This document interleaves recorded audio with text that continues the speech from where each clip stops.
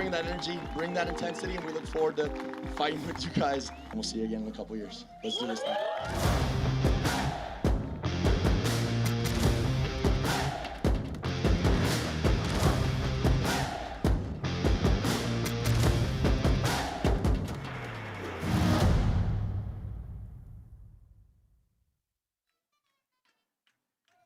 Well, the morning fog is giving way to what should be a fantastic day for Roundnet. Partly cloudy skies here at the beautiful Surrey Sports Park in Guildford, England for day 4 of the Roundnet World Championship. Jonas Willinger here with Henry Pilliard.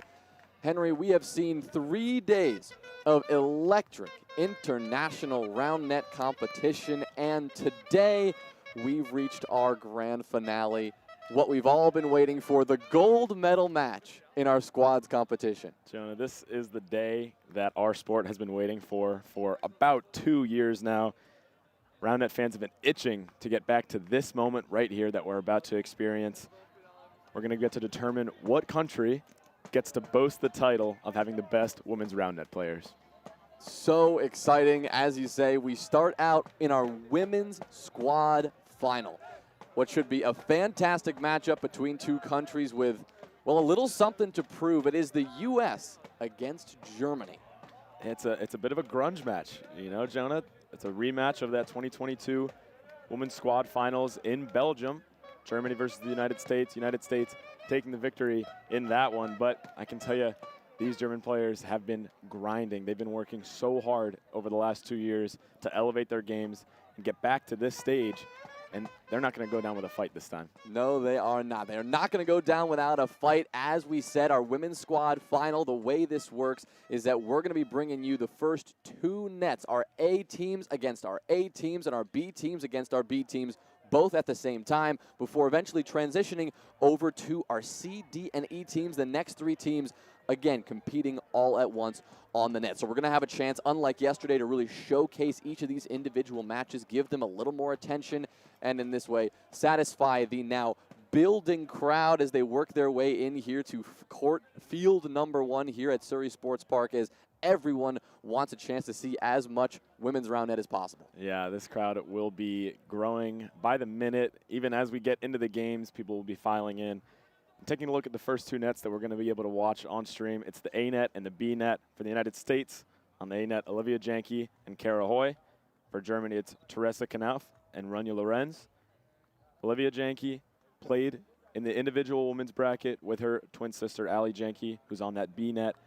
They lost in the quarterfinals to Lou Washburn and Sarah Allen. Lou Washburn, Ali Janke's partner, on the B net for the United States. A lot of inter-country matchups there in the women's bracket. And then for Germany on the B net, it's Julia Stadler and Franzi Stadler, the silver medalist team in the individual women's bracket.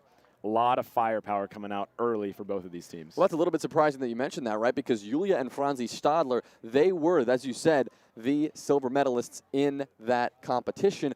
But it is the A team in Teresa Knauf and Rania Lorenz who were expected to be the stronger of the 2. That's why they are at the top of this squad's lineup. That's why they are going to be the ones taking on Olivia Janke and Kara Hoy. But also interesting, right, we're seeing the scramble here on Team US. If you're familiar with women's Roundnet at all, you know the Janke and the Janke pairing. You know the twins not playing together for this squad competition. If you're the US coach here, what's the thought process behind making these pairings and splitting up that world-class team? Well, Olivia and Ali are very similar players in terms of their play style. They're both fantastic setters, fantastic serve receivers, and they both have some solid serves of their own. So I think it makes sense to split them up and put their good setting and their solid play on different nets just to really build up their partners as much as possible. Olivia and Kara is a scary team, Jonah. Those are 2 of the best women's Roundnet players in the world over the last 3 to 4 years. I mean, they have a tough matchup, though. Teresa Knauf and Rania Lorenz, we mentioned. That team from Germany, that A net, they did lose in the quarterfinals of the individual women's bracket, but it was to a very good French team in Pousse and Dives that was playing very well at that time. Right. It was a very good matchup. Went all 3 games. They went the distance, and it was another one of those matches where you're not going to forget. I'd say an atmosphere like that. The French crowd, the German crowd going toe-to-toe. in what was really, really quite a spectacle. But now it is not the story of the French and the Germans. It is once again the Americans and the Germans, but more so, Henry, what has felt like the storyline of this entire World Championship, Europe versus North America. The Germans are going to have most of the crowd on their side today. Yeah, and that might be the part I'm most excited for this morning for this matchup is that German crowd can get rowdy. They have a plethora of chants that I'm excited to hear. Hopefully they pull out some new ones that we haven't gotten to witness yet. But it might be a question of can that American crowd match the energy? German fans, there's definitely more in numbers, but if the American crowd can get rowdy themselves, get some momentum going for their team, that could be huge. Well, for the first time today, as we mentioned, we are staggering these finals. After our women's squad final, we go to our men's squad final. What that means, of course, is that the U.S. men's team will be sitting on the sidelines and can join the otherwise, I would say, smaller U.S. fan base here at the World Championship compared to the European squad supporting this German team. Of course, it's been quite a weekend for Germany. It's been quite a weekend for Europe as a whole. In the individual competition, it was Europe who swept those contests, the mixed division final. It was the Swiss who took the victory. In our women's individual final, it was the Austrians who took the victory, and it was the Germans, the pair of Eisenträger-Siemer, who won the men's individual competition, really just sparking the fire for this Germany team. And I can tell you, Joni, even if, for example, the German men's team winning that individual title, even though this is the women's matchup, I can tell you that the women on the German team seeing that and seeing that their country can win at this World Championship definitely helps their morale and makes them feel like more confident that they can win against anyone in the world. Well, we mentioned the energy. We're going to take a look now at what we see out on the field. The German team getting ready to get things started. Take a listen.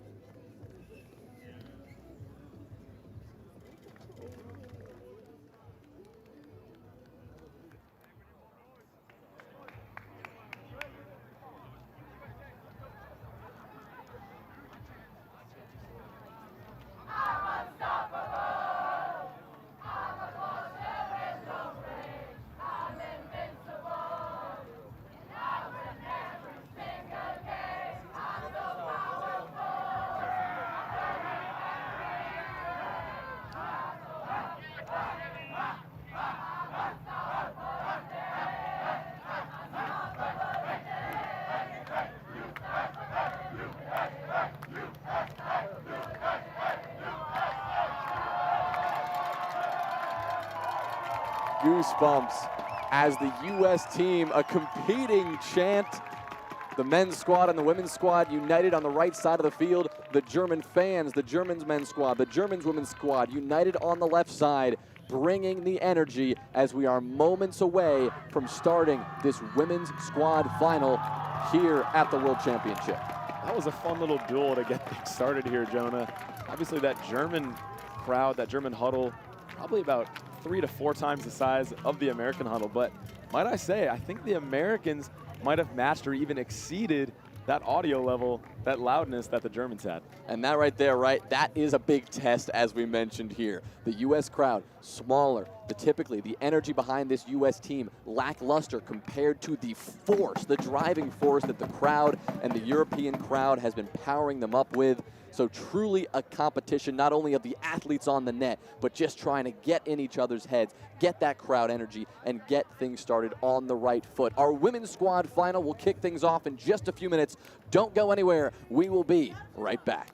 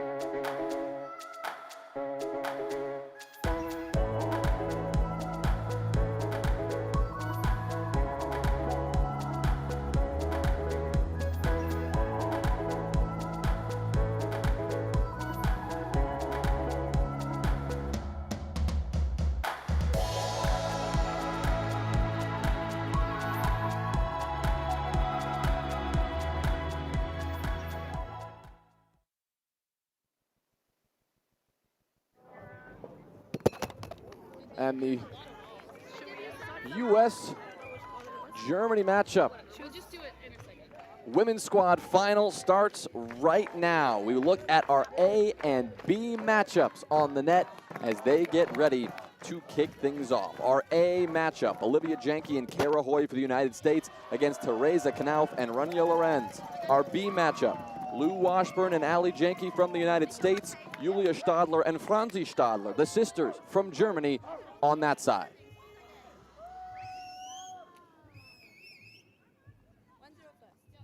You see our teams on the second net getting ready to start as action on our A net kicks off as well. We're going to do our best to jump between A and B today, as well as our next 3 matchups as they take the court after this. Each individual matchup, a best of 3 to decide who wins the point. Out of all 5 teams, out of all 5 matchups, whoever takes 3 of the 5 walk away your world champions.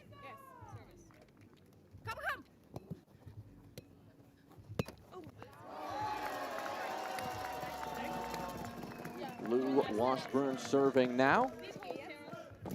A little too high on the first, above the shoulder line of the receiver, Franzi Stadler.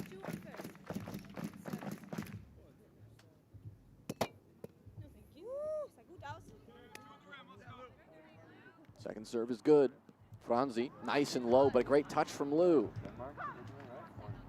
Julia tracks that one down on the defense, has to dive across the no-hit zone to get that one back on, and just comes up short. Already seeing the athleticism to kick things off, Henry. And Jonah, that's a nice defensive conversion for the Americans, but it really starts with the service pressure from Washburn, forcing not the best receive and not the best hit as a result, and Washburn there to get it up. We check in on the action over at our A net. Kara Hoy serving, her partner Olivia Janke next to her. That's well received by Lorenz, and she will get a nice 1-2-3 put away to get Germany the ball back in their hands. And that's what you can expect from the Germans and the Americans really in this matchup, but the Germans really excelling at receiving those difficult serves. They see them all the time in Europe. They're going to be putting those away with somewhat ease, so it's going to be on Hoy and Janke to get into good defensive spots. Tough set here from Hoy, over her shoulder, tough angle, and she cannot make it work. That is a break for the Germans. Yeah, and that's solid serve pressure from Knauf there.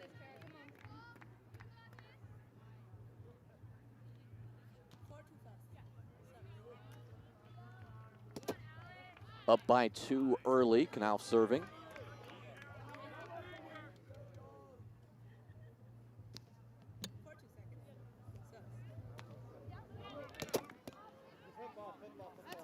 A foot fault called on the serving Teresa Knauf, meaning she picked up her foot, dragged her foot, not staying stable.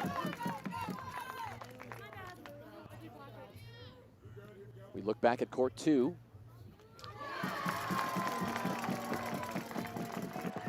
With Franzi Stadler on the serving line.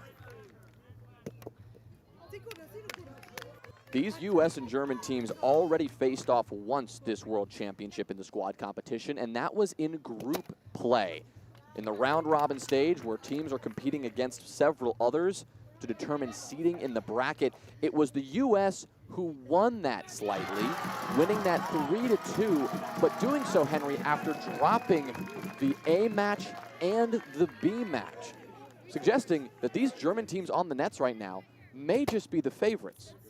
They definitely could be, and you know, it really just shows you win as a squad and you lose as a squad. This is not an individual tournament where it's just you and your partner. You have 5 teams, so you want to format your squad in a way that you want to guarantee at least 3 victories.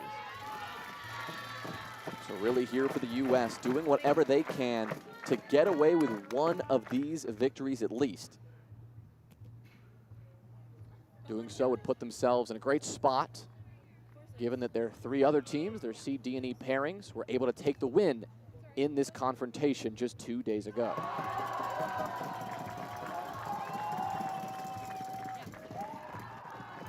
Hoy's second serve is a drop, well received by Lorenz, and she will put that one between the defense for Germany.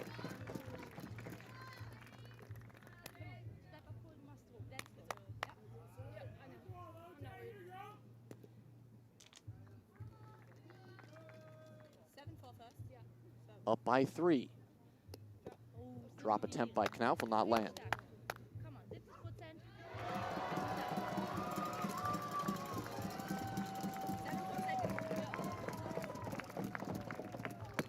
Second serve is good. That's well handled by Janke. Lefty. Defense was not there. Great shot choice from Olivia Janke. Janke's such an ambidextrous hitter. She can work with any set you give her.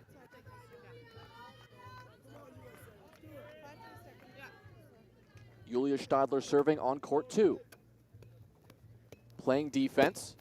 Good hit from Lou, the touch, but no conversion there for Germany. Henry, this is something we saw from the Stadler sisters during the individual competition. On the second serve, rather than forcing something and double faulting, they played defense and just tapped that one off. Yeah, they're just so solid. As we see a crazy cut serve ace from Ali Janke. That one was wide.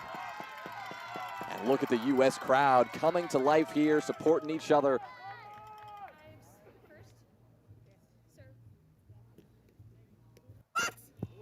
Drop again, this time from Ali Janke, trying to catch Julia off guard. Second serve, little jam. Julia handles it well. Good finding the gap there. Way to work there from the Stadlers. And that jam serve from Ali Janke is one of the scariest serves to receive in all of women's round net. If the Stadler sisters are able to handle that one, that bodes well. Well, a slight deficit for the U.S. on our A-net in game 1. But a great serve from Hoy to bring that gap to just 1. An ace. And now we see the American crowd returning the favor that the German crowd's been presenting them so far this game, getting loud on their own.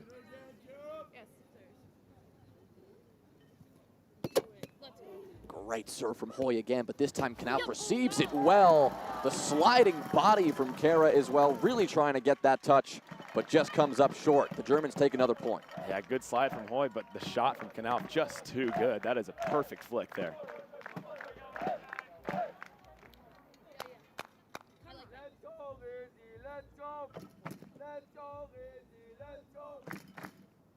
Knauf to serve. Important set here from Olivia, and she makes it work. The Jankeys known for their setting prowess, and right there, Olivia did not disappoint.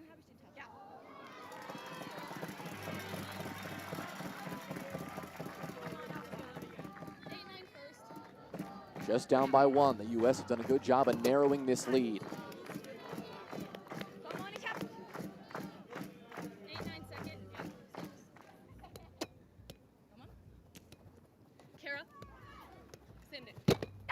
Oh, what a touch for the Germans, but a break for the U.S.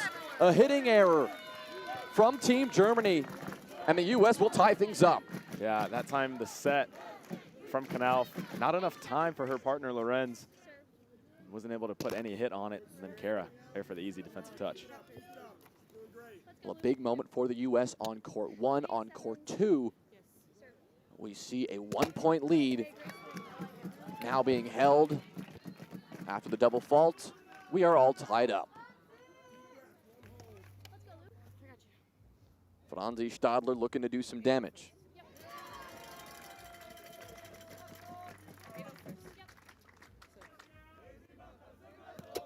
She goes with the left. Janke handles it, but a lipped hit means that Germany is all over this. Julia into the body of Janke, but it hits the rim on the entry. No good for Germany. A break for the U.S. They got away with one. Yeah, I want to take a deep breath if you're an American fan. That was very close to being a defensive break for the Germans. But that lefty cut that we just saw from Franzi Stadler is something that we've seen on display from her all week, and it has been impressively effective. Well, a great serve there from Lou. Yes. Into her body, almost on 1. But it will be Julia who takes the ball back.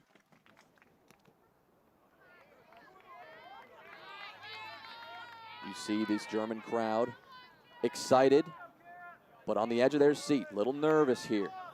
They know how important taking every single one of these victories is.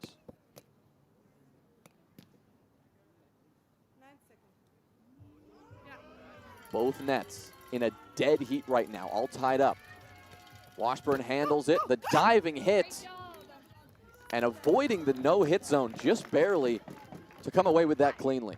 Washburn, another very ambidextrous hitter for the Americans. She's a natural lefty, but we see there a nice diving wrap with the right hand.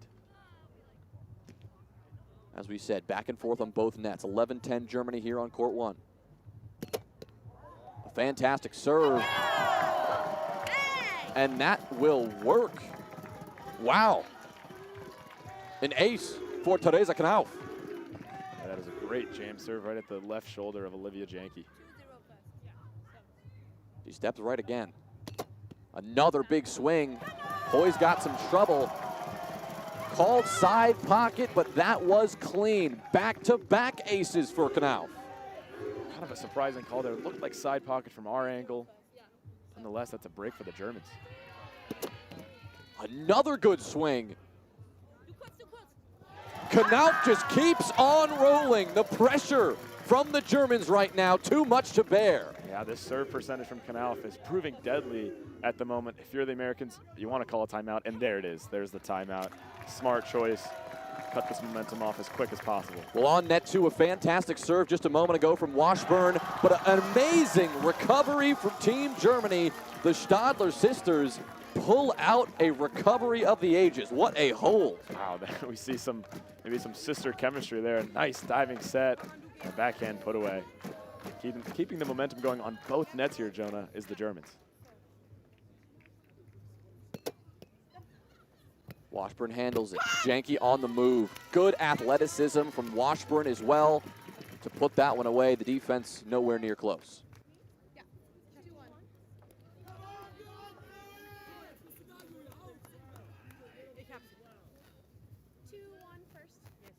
Up by one here. Narrow lead for the U.S. Janke trying to add something, but you just cannot put one by the Stadlers. Franzi handles it very well. Just such a clean team.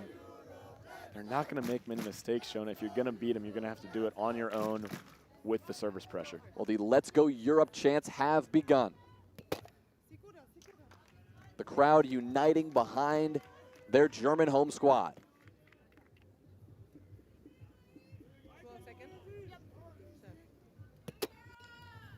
Good serve from Franzi. Push there from Janke. Well done by Ali to make that happen. And that is by far Ali Janke's favorite shot. That righty push. She is just so consistent with it.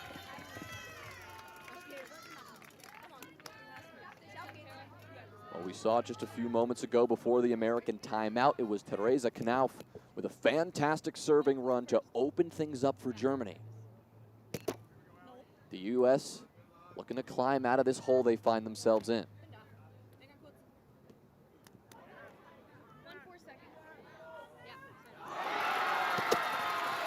Fantastic swing there from Olivia. Kara there on the defense. Hoyt comes back to the net. Big swing, the power, it's enough, and over the head of Lorenz. A break for the U.S., working their way back in this fight. That's perfect defense there. Olivia Janke staying close to the net, getting anything that's short, while Kara Hoyt going long for that deep ball that we saw. And then that set from Olivia Janke, just perfect. The Janke sisters setting, just chef's kiss, Jonah. Every time. What a serve there. The on-two from Lorenz hits the rim.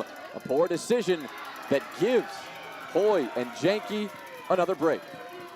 Looks like Ronja Lorenz going to try to go to observers here that her hit was clean. Definitely seemed like rim. Straight into the rim, at least from what we could see and what we could hear. Now the observers discussing.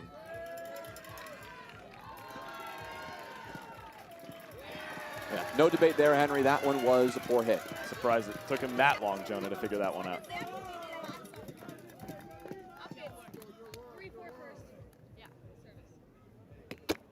Lefty swing here from Olivia Janke. A little too high. The Germans choose not to play it. Still down by one. The drop, the push. What a flick there from Lorenz. You saw both Janke and Hoy recognize that, but just a half a second too late. Yeah, and that's the smart shot, going between the defense. Hoy actually doing an impressive job of sliding in there last second and getting a touch on it, but obviously went too far from the net to get a setback. Lorenz serving now.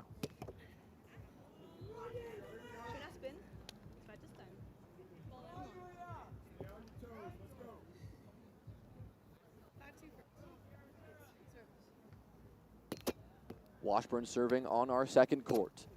Backhand lipped up here from Yulia. But the set from Washburn, not quite on the mark.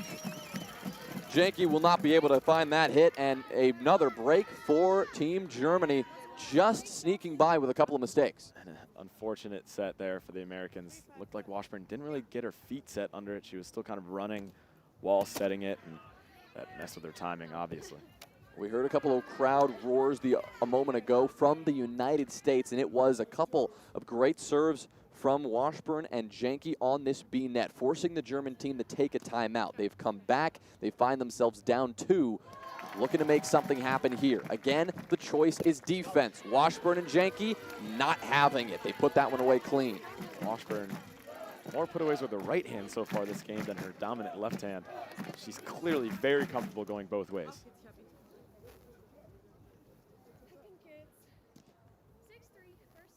16-13.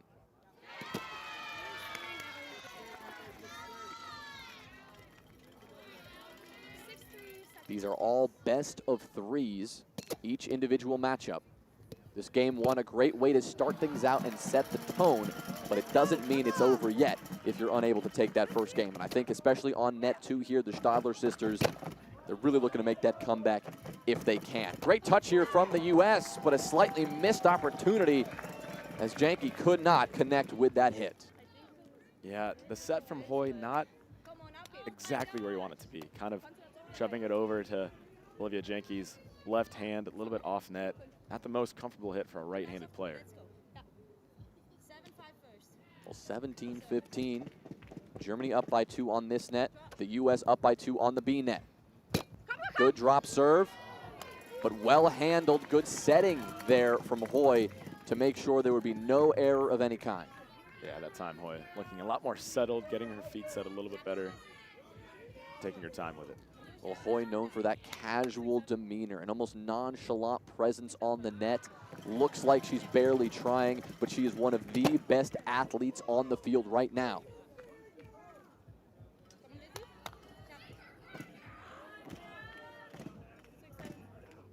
Second serve from Hoy. No good. Still a 2-point lead for Team Germany on the A net. Over on the B net now. Similar story here, but for the U.S. It's Julia Stadler serving. Another drop on. That's the game plan for Germany. Diving hit from Washburn appeared clean. Another athletic play from Liu to keep the lead in the hands of the U.S.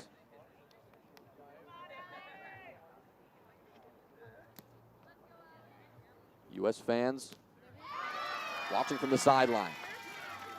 They erupt as a nice hold, rather a 1-2-3 here for the Americans on net 1.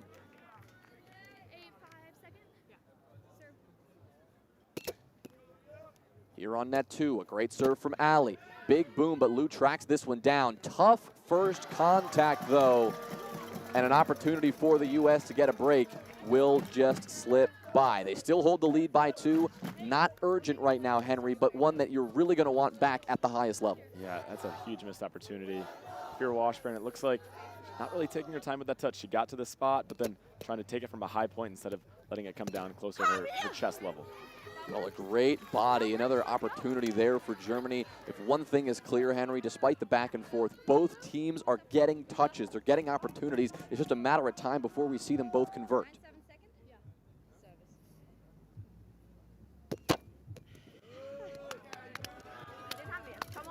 Well, nearing the end of game 1.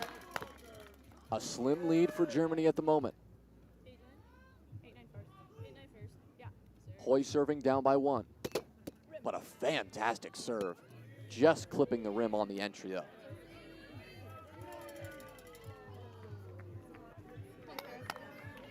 But a big moment for Hoy, who's been known for her clutch power in moments like this. Just too high on that second swing.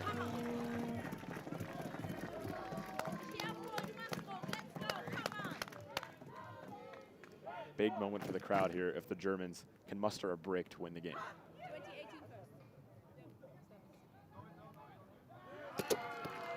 Good swing. But Olivia with the calm set and Hoy with the put away. And guess what, Henry? It is Olivia Janke who gets the ball with a chance to send this one to extras. And Joni, you mentioned the calm demeanor of Cara Hoy. Olivia Janke, pretty calm and collected herself. What a lefty, but handled well by Lorenz.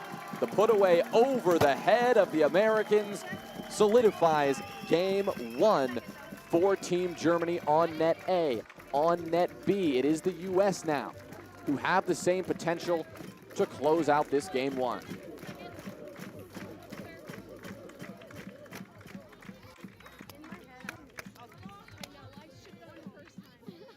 Back-to-back game points now for the US.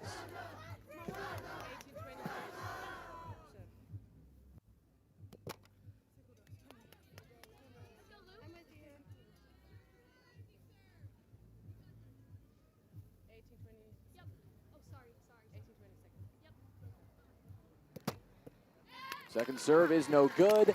Game 1 wrapped up. It is a hot start for the US team on net 2. A hot start for Team Germany on net 1. They split to start. Henry, this is just about as close as we could ever expect. And I'm loving it. And if you're an American fan right now, you're probably pretty content. We mentioned before, these two nets are arguably Germany's best shots whenever they go up against a strong team. The United States, a little bit of a deeper squad. You know, you look at the bottom of the lineup for the United States, Julia Tiemann and Sarah Allen. On that E-net, Julia Tiemann reigning U.S. national champ, Sarah Allen reigning STS co-ed champion. I mean, we could keep going, but we'll save that a little bit for later, you know, when those nets are actually out there. Back at the A and B nets, we see on the A-net Germany getting off to a great start. Knauf, the serve pressure, really the storyline in that first game on the A-net. And on the B-net, great defense from Ali Janke and Lou Wasserman, but the serve percentage, when you put it on as much as they did in that first game, you're going to get some easy touches like we saw. Well, fantastic opportunities for both teams, but as you said, the U.S. looking to do some damage on net 2. We'll find out what happens there and if these are going to go to game 3 when we come back. Stick with us. Welcome to Guildford. Nestled in the Surrey Hills, an area of outstanding natural beauty, Guildford is a diverse riverside town in the heart of Surrey. The town is recognized for its stunning high street with historic sets and iconic 17th century Guildhall clock that transports you back in time. There are over 1,200 listed buildings. The streets and passageways are lined with interesting heritage and historic sites. Guildford is a popular shopping and leisure destination. The 3 shopping centres are filled with fashionable shops and trendy independent stores. Take in a show at one of our bustling theatres or live music venues. Guildford's calendar is full of year-round events and festivals. Guildford has numerous restaurants, cosy cafes, and traditional pubs. Local food and craft markets are held regularly in the town centre. For nature lovers, take a stroll along the towpaths of the River Way. The river flows through the town and is popular with narrowboats and water activities. A short walk away is the North Downs and Surrey Hills. Here you can take in panoramic views over the Surrey countryside and explore the ancient woodland at Chantry Wood. Guildford is well catered for sports enthusiasts. Spectrum Leisure Centre and Surrey Sports Park offer a large variety of sporting... That one's about to start again.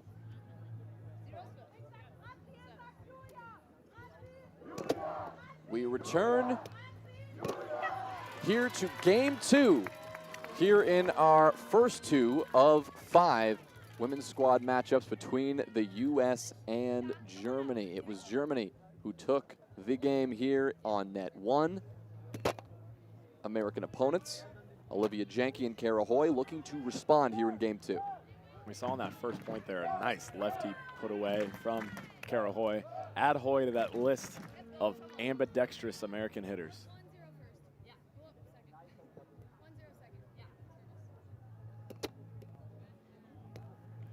Good serve there, but this is the consistency from Knauf and Lorenz that they've been showing all tournament long. Not the result they wanted in the individual division, Henry, but this is why this German squad is so terrifying. They just don't make a lot of mistakes.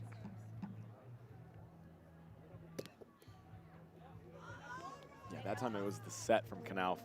right over the middle of the net, giving Lorenz every option possible. And as a defender, that is the most difficult time. Lorenz will double fault after 2 swings, giving the ball to Hoy.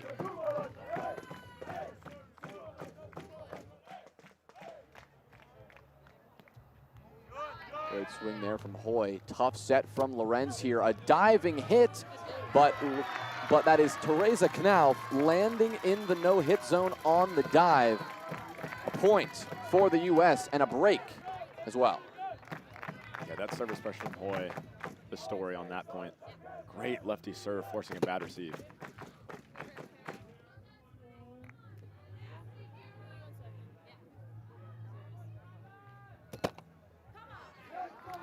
Well, she won't get another one, but a fantastic start to this second game. The exact kind of pressure that these American women were looking to apply.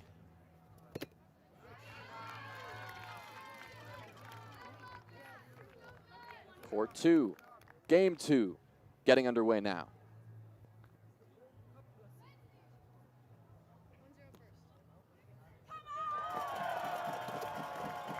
On the second point of the game, Lou Washburn with a big swing. 2 in a row here for the U.S. That's a nasty lefty cut, and she does it on the instep, which as a receiver is one of the more deceiving kinds of serve to receive. It's always hard to judge where the ball's going to go.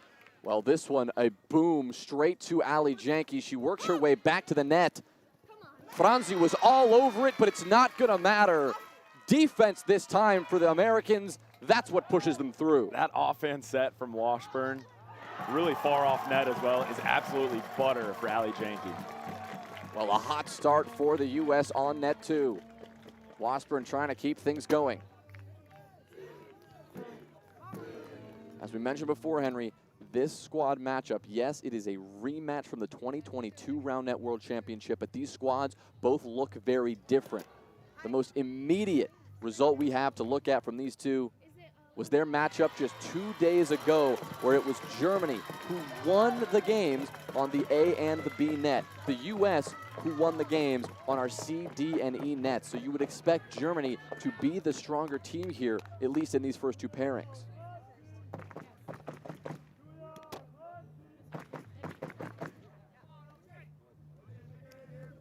Well, a big rally just a moment ago on our A net. The U.S. who come out on top in that rally, keeping this one all square early on.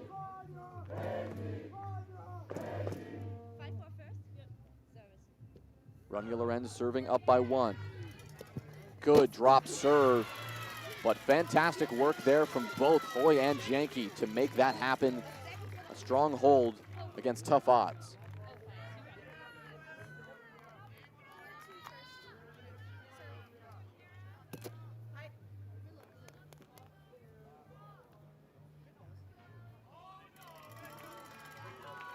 Well, we're going to have to see something big from the Stadlers here on court B.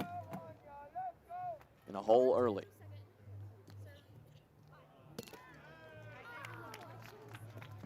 They'll get the ball back with a chance to do some damage on the service line.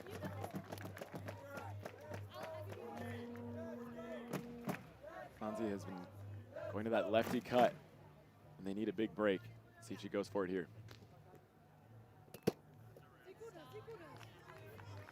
She does, just catches the front rim barely. Well, a silver medal at the World Championship already been placed around the necks of Stadler and Stadler from the women's individual division. But man, would it feel good to walk home with a gold medal as well. A big part of this German team, if they would want to make that happen. Losing 21-19, 21-15, 2 decently close games against the Austrian pair of Laybourne and Cutlets in that individual final. What a rundown here from Ali. Another important set from Washburn. Janke gets it back on. Here's Julia, who secures the put away. Wow, what a rally there. started off with a nice lefty reverse from Lou Washburn, and then the rundown from Ali Janke, and the put on from about 8 feet away, but the Stadler sisters so solid, staying grounded on defense, and a nice righty pull to put that rally away. Back to court A. Deceptive drop there attempted from Olivia Janke. Second serve is perfect. Handled initially by the Germans, but a very tough recovery after some daunting service pressure from Olivia Janke. Well played. The power on that serve. Wasn't the widest serve Olivia's ever hit, but that one had some extra juice on it, really jamming up Rania Lorenz. Well, now the challenge of receiving Olivia Janke, and it is easier said than done. Another fantastic serve and a timeout taken by Germany after the U.S.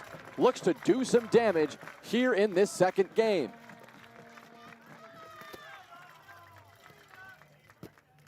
Ali Janke now trying to do some damage over on the B net, but another athletic play from the Stadlers. It is Julia this time with the diving hit to get the hold.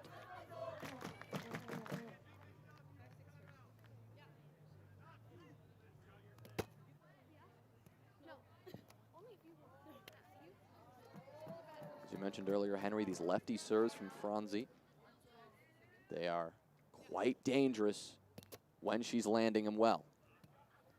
She goes with the righty this time, and it is the flick dive from Washburn. We're seeing that athleticism on full display again.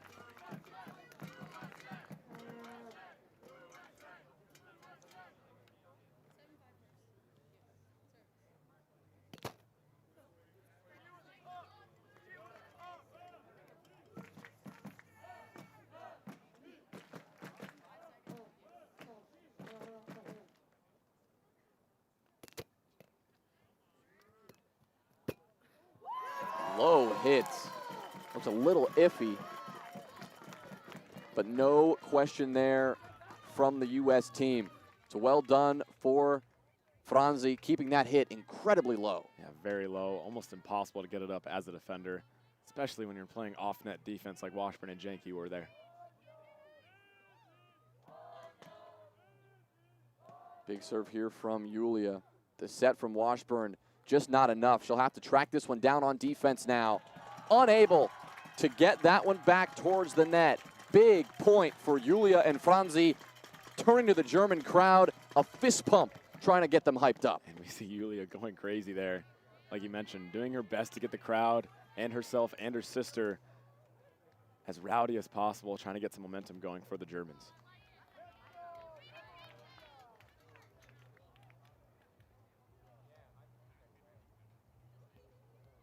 Good swing here from Julia. There's that dive again from Washburn. I believe we are going to see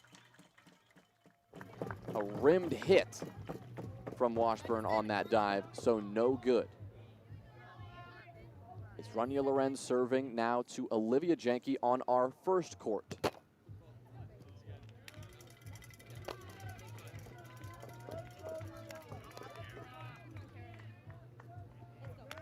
Now it's Kara Hoy with the ball.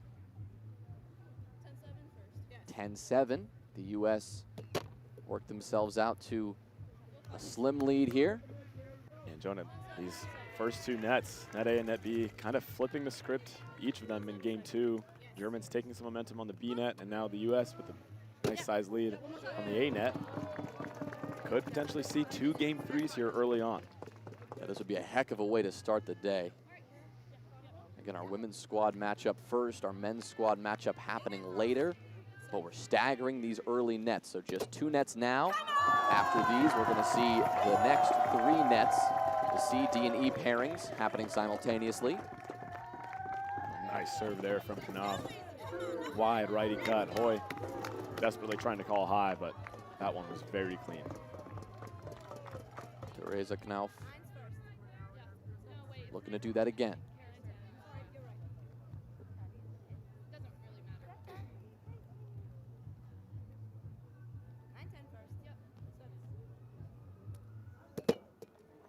It was Knopf who put on the majority of the serving pressure in the first game that gave the Americans trouble.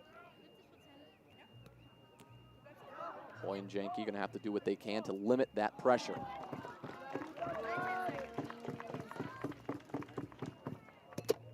But another great swing from Knauf. The recovery set from Hoy, though. Masterclass of how to clutch up for your partner. Wow, that is unreal from Hoy. Not only the coordination to put a good set on that, but the athleticism to even get to that ball in the first place is ridiculous. Well, another roar from the German crowd as you see a point taken by the Stadler sisters on court 2.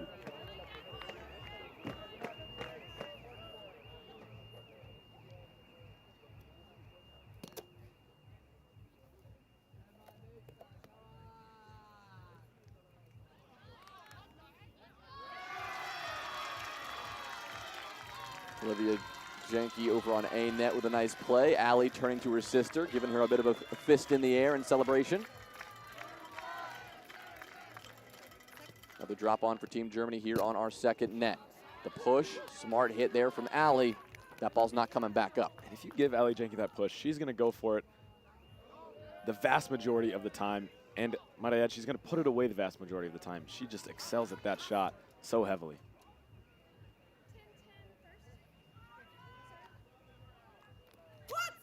In-step drop, tricky, but well received by Julia. You saw Washburn there in the right position, just not quite, maybe an arm's length away from getting that touch to her partner. Yeah, that's good defensive spots for the Americans there, but that put away just a little bit too clean from the Stadlers.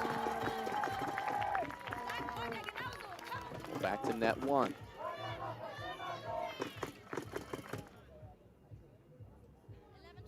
A 1-point lead for the U.S., 11-12.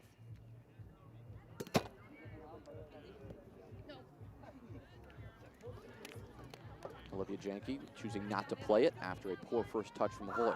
Yeah, Hoy and Janke kind of laughing that one off, but usually would be a very easy touch for Hoy. The German crowd erupts again as they take a point on our second net, continuing to flip the script here. Net 2 feels like Germany right now. Net 1 after that masterful hit from Hoy. You can see the U.S. feeling good about their chances here. The dexterity to take that shot for Hoy. Oh my gosh. She had about 1 or 2 squares on the net in that angle, but executed it perfectly.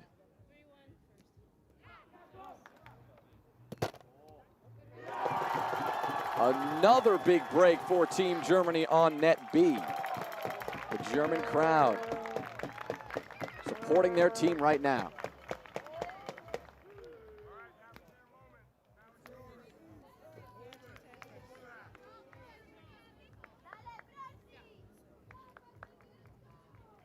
(13-10). Make it 14. This time it is Franzi Stadler on the service line who gets the damage done. And that's a great example of how some momentum on your own side can lead to not even your best serve having enough pressure to create a break. When the other team is starting to buckle a little bit, it can be easy to miss some easy touches. That was a time where Washburn should have gotten that serve up, but failed to. Well, a timeout taken by the Americans on court 2 after the momentum from Germany seems to be firmly in their hands. We move back to court A.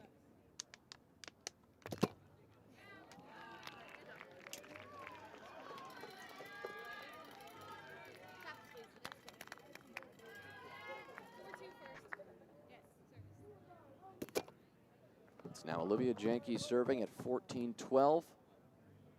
Teresa Knauf back to receive.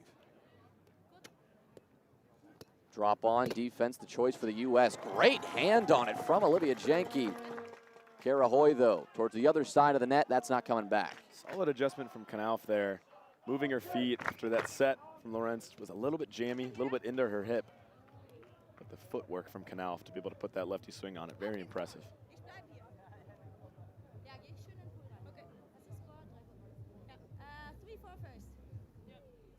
Just down by 1. Neither team comfortable right now. Big moment here for Germany. Set from Knauf is good, and the put away is even better from Lorenz. The Germans tie it up. Wow. That's solid from Germany to convert on that. That hit from Hoy an unfortunate lip. That's one you really want to put away after a nice set from Janke. Well, back from the timeout, Washburn, her first serve, lipped up. The Stadlers play it, and the energy here from the Stadler sisters, Henry, really feeding off the crowd right now, and it's working very well for them. Yeah, completely different story from game one, where it was Washburn and Janke taking control pretty much the whole way. Another dive here from Washburn. Lefty push, excellently executed. Yeah, and the choice there, the shot selection, perfection.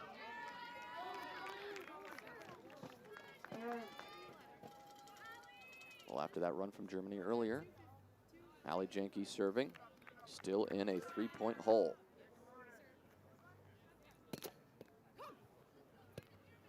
Great serve, though. But Franzi Stadler, one of the best holds we've seen today. Yeah, that was a phenomenal receive. Looks like Janke got a touch on it on defense, but she's not feeling 100%. She's dealing with a minor injury. Like she just couldn't accelerate enough to get to that set. We just saw Runja Lorenz, arms up, turning towards the German home crowd. A good sign for Germany here on net one. This thing is all tied up at 15.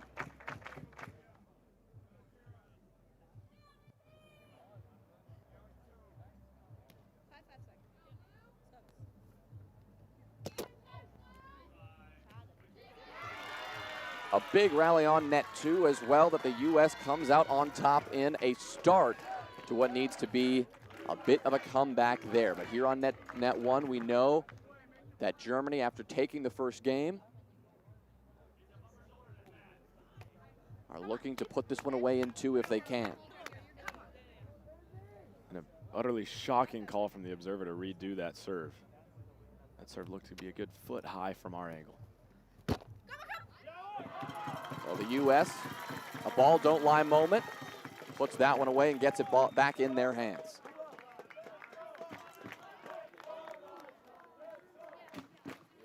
An important moment for the U.S. on court two. They need to stop the bleeding now because Germany is very close to securing it. Another good serve from Julia. Boom here from Ali Janke. That ball is not coming back. We see the power from Janke on full display. Yeah, the shot selection from the Americans on this second net here has been very ideal in this game too. Just not creating enough service pressure to generate breaks. Well, we're going to bring you the action from court one again in just a moment.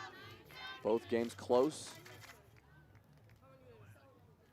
But the U.S. need a little bit more than we're seeing right now on court two.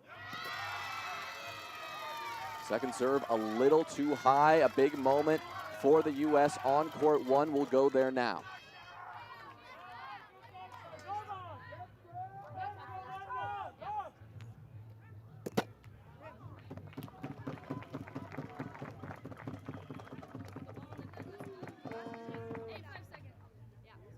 Yeah. 18-15. That's two breaks in a row for the U.S. here.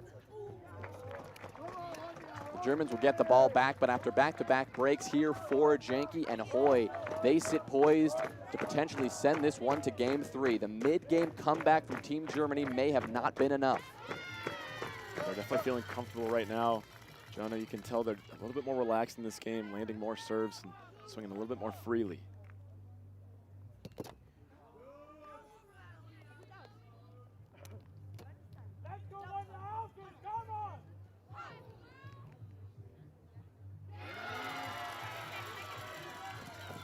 Lorenz now. Double faults. On court B just a moment ago, a serving break for Washburn and Janke.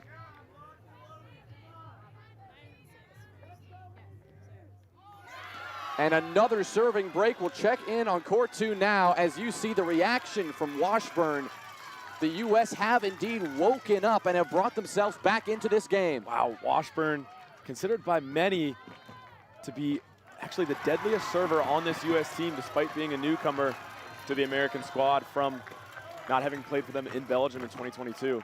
Well, as the timeout is taken on court 2, the final point as the U.S. get the hold they needed to close out game 2 against Team Germany on our A net. As the sun comes out and continues to shine here on the beautiful Surrey Park, man, we have quite a series on our hands. We're going to game 3 on net 1, and it feels like we could be seeing a U.S. comeback on net 2 that might just put that one out of reach for Germany. Yeah, this is starting to get pretty electric. Momentum starting to shift back and forth, which is exactly what you want to see in a squad finals. You want to see those crowds going back and forth. That's what makes this type of environment and this type of format so exciting, Jonah. Man, everyone now going to turn their attention to court 2 as we're going to see the final few points conclude there just a moment before this game 3 gets started over on court 1. We see the Germans. They were the ones who took the timeout, trying to stop the bleeding after quite a run there from the U.S. team to bring themselves back into it. We'll go to court 2 now.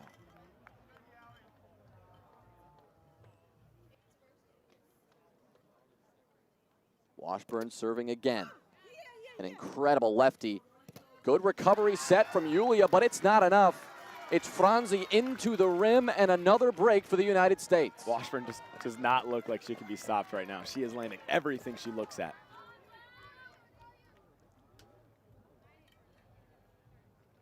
The confidence as well. You're seeing her vary up the stance a little bit. She's feeling hot.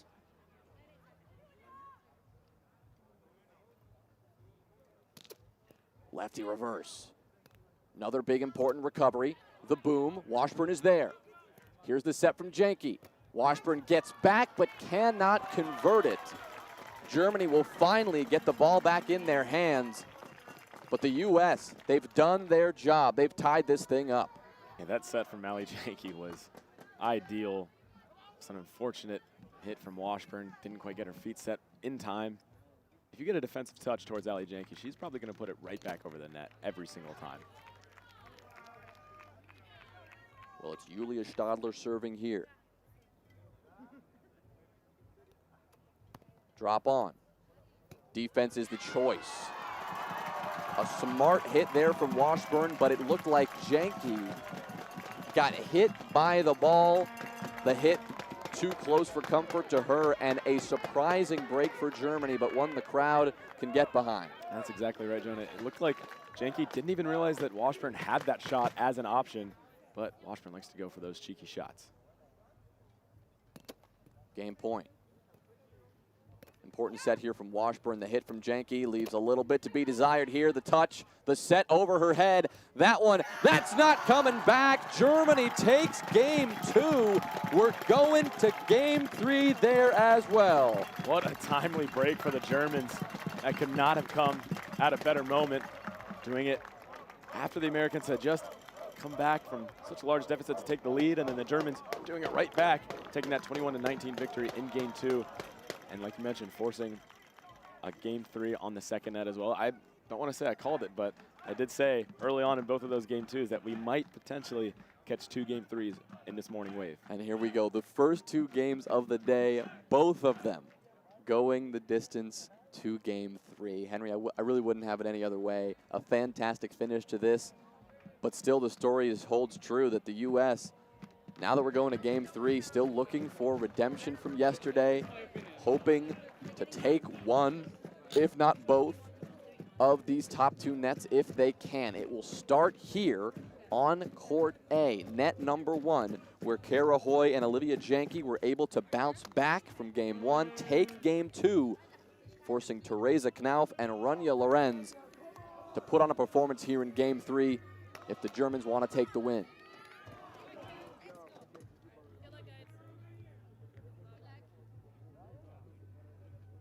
Game 3 getting underway now.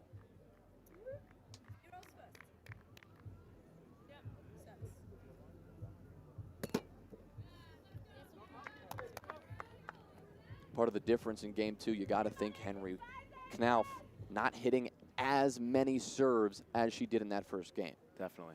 And the service pressure from the Americans on the other side, forcing some easy defensive touches and conversions. That serve looked like it might have been a little too high, but too close to call. The U.S. will choose to play through, and that one, a little too much trouble. Speak of the devil, Knauf makes it work. That serving pressure from Knauf, huge there. Really, really nice athletic diving set from Janke, but Hoy not quite able to react as it came at her a little fast. All right, a much cleaner hit that time. No problem there from Janke on the 1-2-3 put away. Nice backhand hit. Yeah, that's a very impressive low flick. When it's that low and fast as a defender, you have to be there before the shot's taken, otherwise you're never going to get there in time. Well, early game here, good pressure from Knauf to get at least the mini break back towards their side here, but it is no problem as we have a lot of round net to play in this third game. A short set from Lorenz, though, will get the break back for the U.S., so no harm, no foul as far as Janke and Hoy are concerned. Yeah, Janke is going to take that stress-free break all day, no doubt.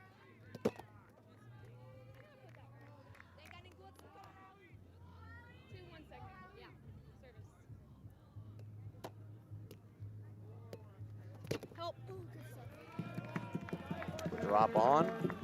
Lorenz and Knauf handle it well. Like that drop from Janke was solidly into the back rim, but the Germans playing it safe, deciding to play through it anyway. What a dive from Franzi Stadler.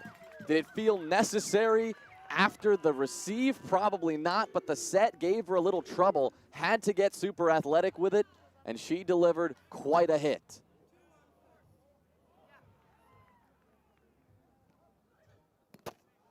A huge rally on court A right now. We're about 3-4 possession changes deep. And Hoy just missing the hit. Back on court 2. Washburn into the gap. Nice choice there. Get the point for the U.S. Yeah, that's kind of been the main storyline for the Americans receiving right now on this second net is the shot selection from both Janke and Washburn. It's been really, really nice. What a serve. Called bad there by Julia.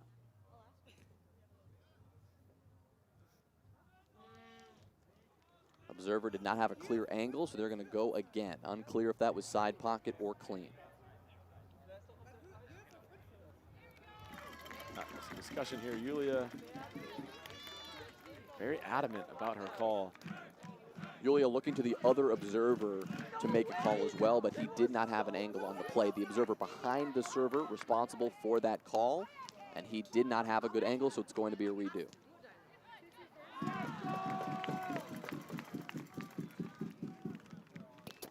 Washburn continues to fake, and she lays down a fantastic serve called clean.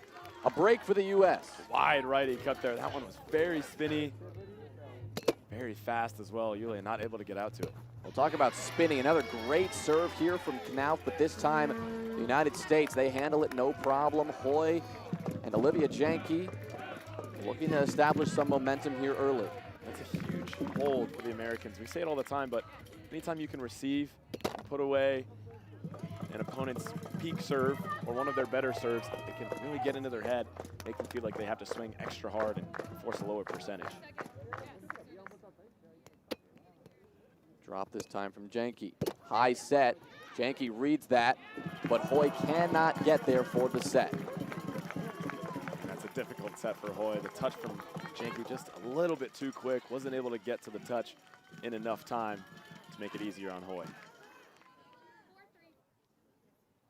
Checking in again. On Janke serving to Julia Stadler.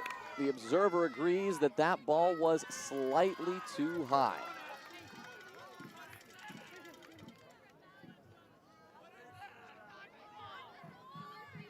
So second serve for Ali Janke. Too high as well. The first serve was real close, Henry. It was right at that shoulder line. We couldn't quite tell from here, but it looked like Julia Stadler may have ducked a bit on that receive. Yeah, it seemed high from our angle, but we are pretty far away.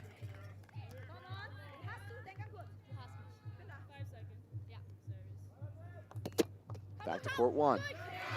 Big diving recovery needed there, but it was the jam serve from Hoy that secured the break for the United States. And that's perfect from Hoy. She loves to mix in that cut and jam combo. really taking the opponent, catching them off guard, rather.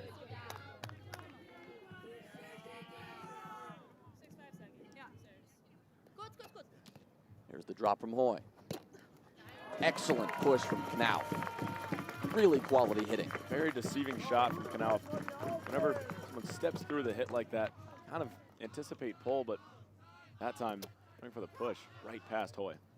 Great serve there from Washburn. She slides for the touch, but that ball just out of the reach of Ali Janke after the defensive touch.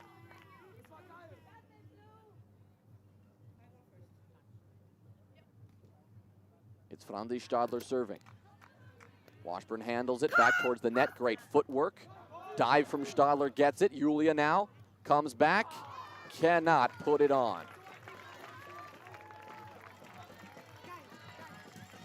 So the back and forth continues on both nets now. Neither United States nor Germany out to much of a lead in either game.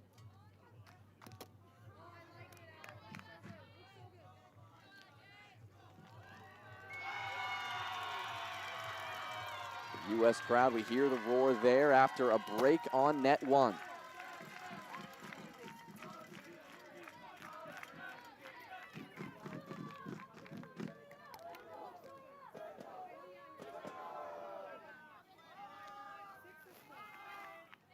Julia looking for something on B net.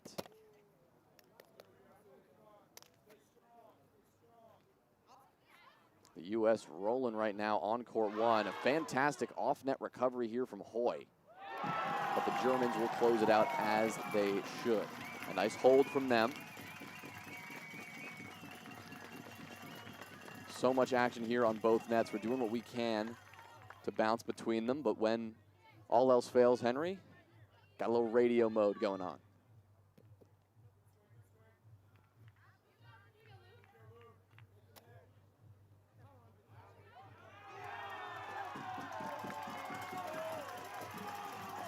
We'll check in on court one in a moment. Right now it's Washburn serving to Franzi. Great serve. Washburn is there, gets the touch to Ali. Over her shoulder. Dive from Washburn. What a conversion for the U.S. Jonah. Wow. First off, the serve from Washburn. That lefty cut so spinny. Then the rundown. And another buttery set from Ali Janke. What else do you expect? And then a nice diving put away from Washburn to conclude it. Second serve for Lorenz. No good. A dead heat here in game one, rather game three on net one, excuse me. Up by one, 9-8 serving Hoy.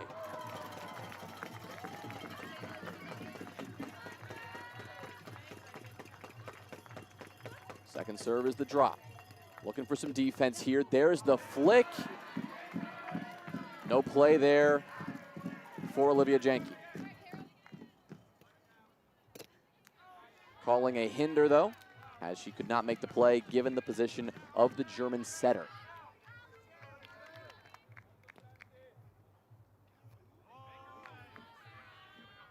Ali Janke serving now on court B. A big swing, but a little too high.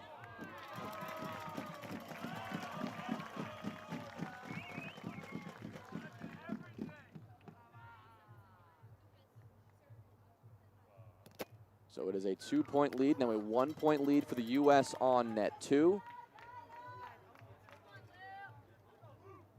Net one, we see Knauf serving, all tied up.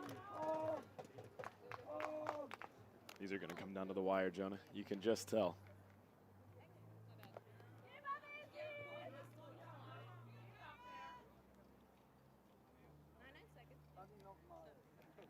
Second serve for Teresa. No good.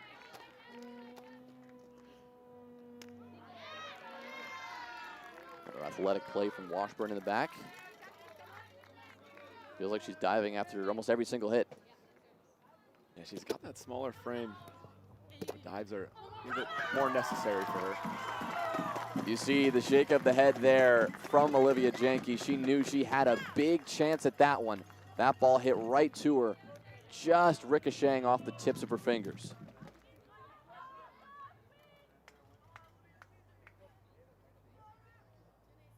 It's Washburn serving to Julia Stadler.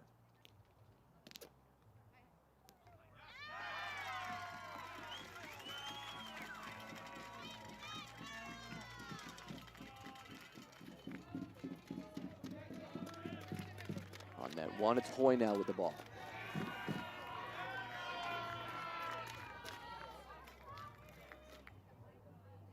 She'll step left and swing right. No good on the first.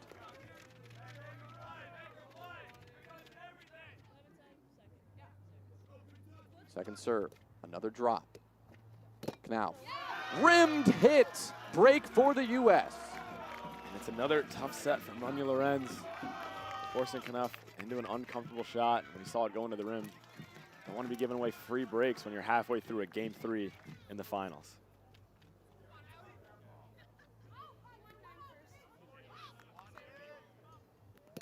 Court 2, Janke serving.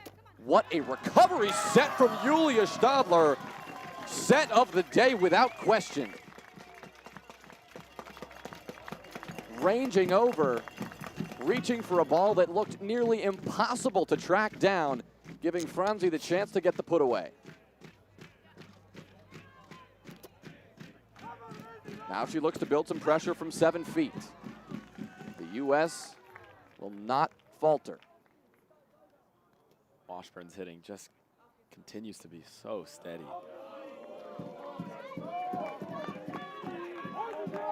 Back on net one.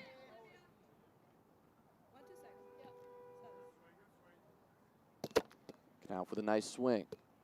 The space for Olivia to find that flick. She takes advantage.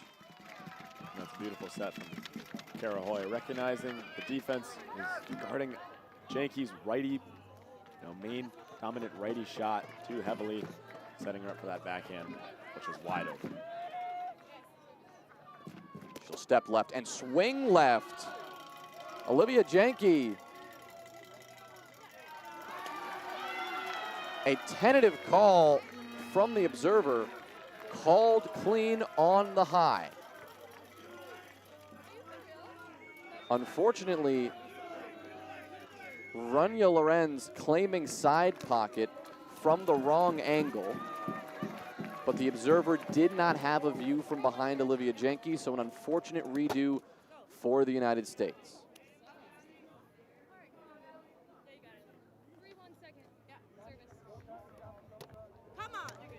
What should have been a break for the U.S. comes back, as Janke will not be able to get that serving pressure going again. Lorenz will serve on net one as we look in on net two. As the back and forth continues, the United States up by a single point at 3-2. We just saw a nice high lefty shot from Washburn to put that ball away. Continues to hold very, very well.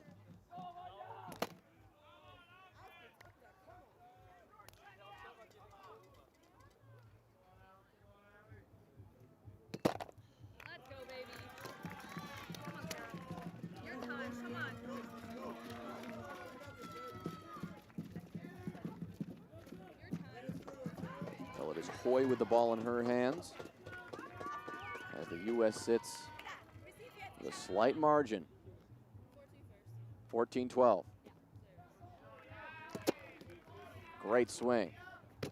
Dive from Lorenz. Soft touch Hoy. This one's coming back for Germany. The backhand. What a hit there from Knauf. Despite the defense from the U.S., Lorenz and Knauf hang in there. Really impressive reflexes by Hoy on that soft touch, but then that hit from Knauf is unreal. Way off net, goes with a reaching righty backhand and pulls it across her body.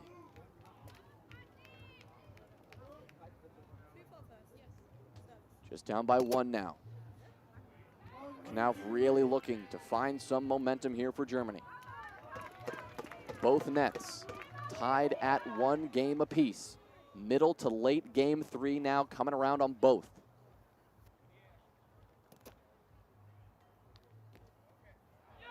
But a big swing from Knauf will tie things up at 14. Wow, huge cut serve there. That one was wide, and even the long reach of Janke unable to get there. May have missed that as we were looking in on court 2.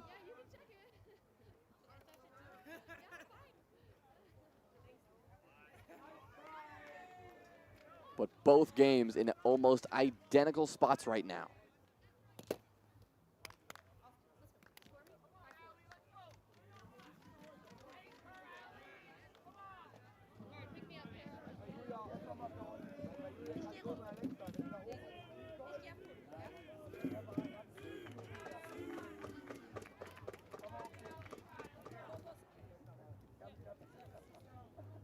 Knauf will step right and swing again.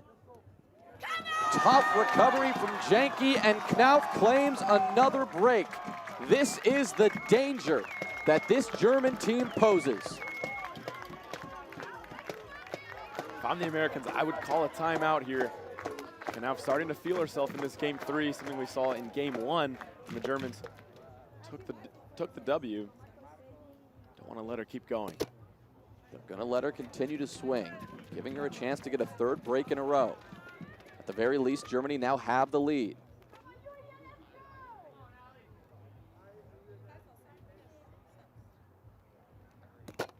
Second serve won't do it. So no timeout necessary. The U.S. will stop the bleeding for now and get the ball back in their hands. All tied up. We look in again on net 2. Just as Olivia Janke secures an ace for the U.S. to take the lead back on court 1. Washburn serving on our B net.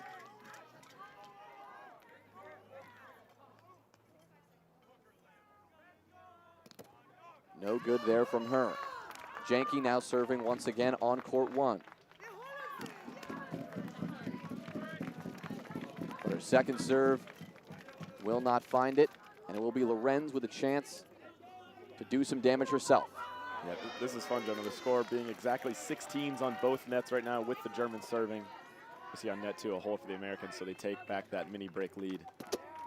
A very good serve, Lorenz, her best of the day, but it just doesn't matter as Olivia Janke and Kara Hoy with a good hold to keep it in their hands. That is a nice quick set from Hoy there. After Janke's receive is a little bit low near the net, Hoy able to get athletic and get low to get that set up. Well, it is 17-16 now. The U.S. just up by 1, but this is going to continue to go back and forth. We're checking again on net 2 as the ball goes around to Julia Stadler. Tied at 17.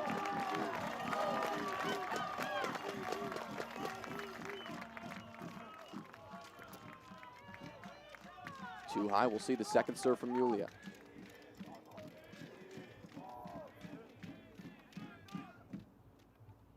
Drop on. Defense is the choice for Germany.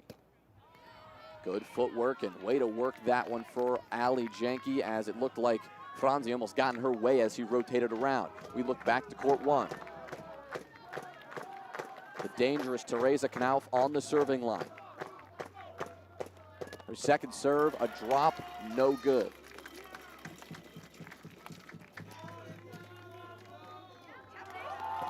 It's Olivia Janke now looking to do some more damage. She's been successful so far this game.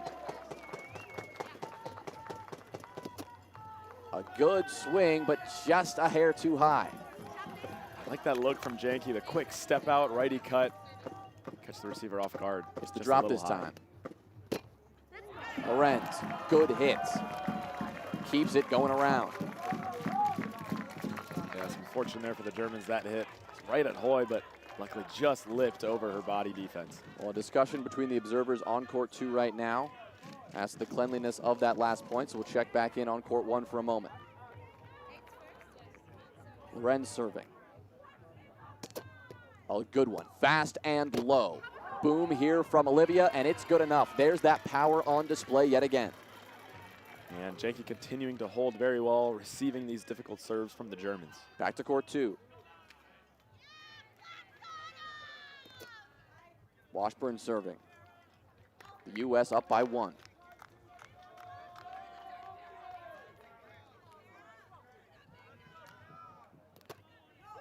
No good on the second serve, and a big celebration from the Stadlers as they are more than happy to get the ball back in their hands, tied at 18. We look back, late game 3, back on net 1. Drop here from Hoy. The set from Knauf. Hoy is there, but that touch does not come up. Yeah, nice powerful hit from Knauf there. Looking for that right choices. Hoy guarding the pole, goes for that push shot and puts enough power on it so that Hoy can't get it up. 19-19, a dead heat here on net 1 as well. The last time Knauf will get to serve in regulation. An important moment for her and Team Germany.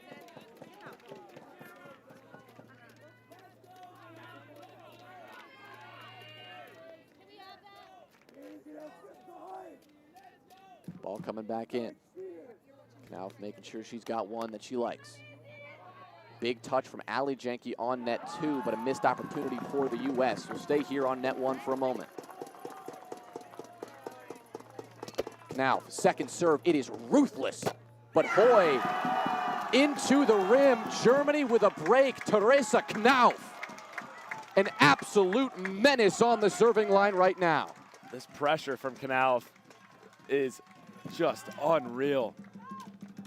Not only are the serves fantastic, but the percentage is high right now. Americans need to hold quickly if they want a chance to take this game 3.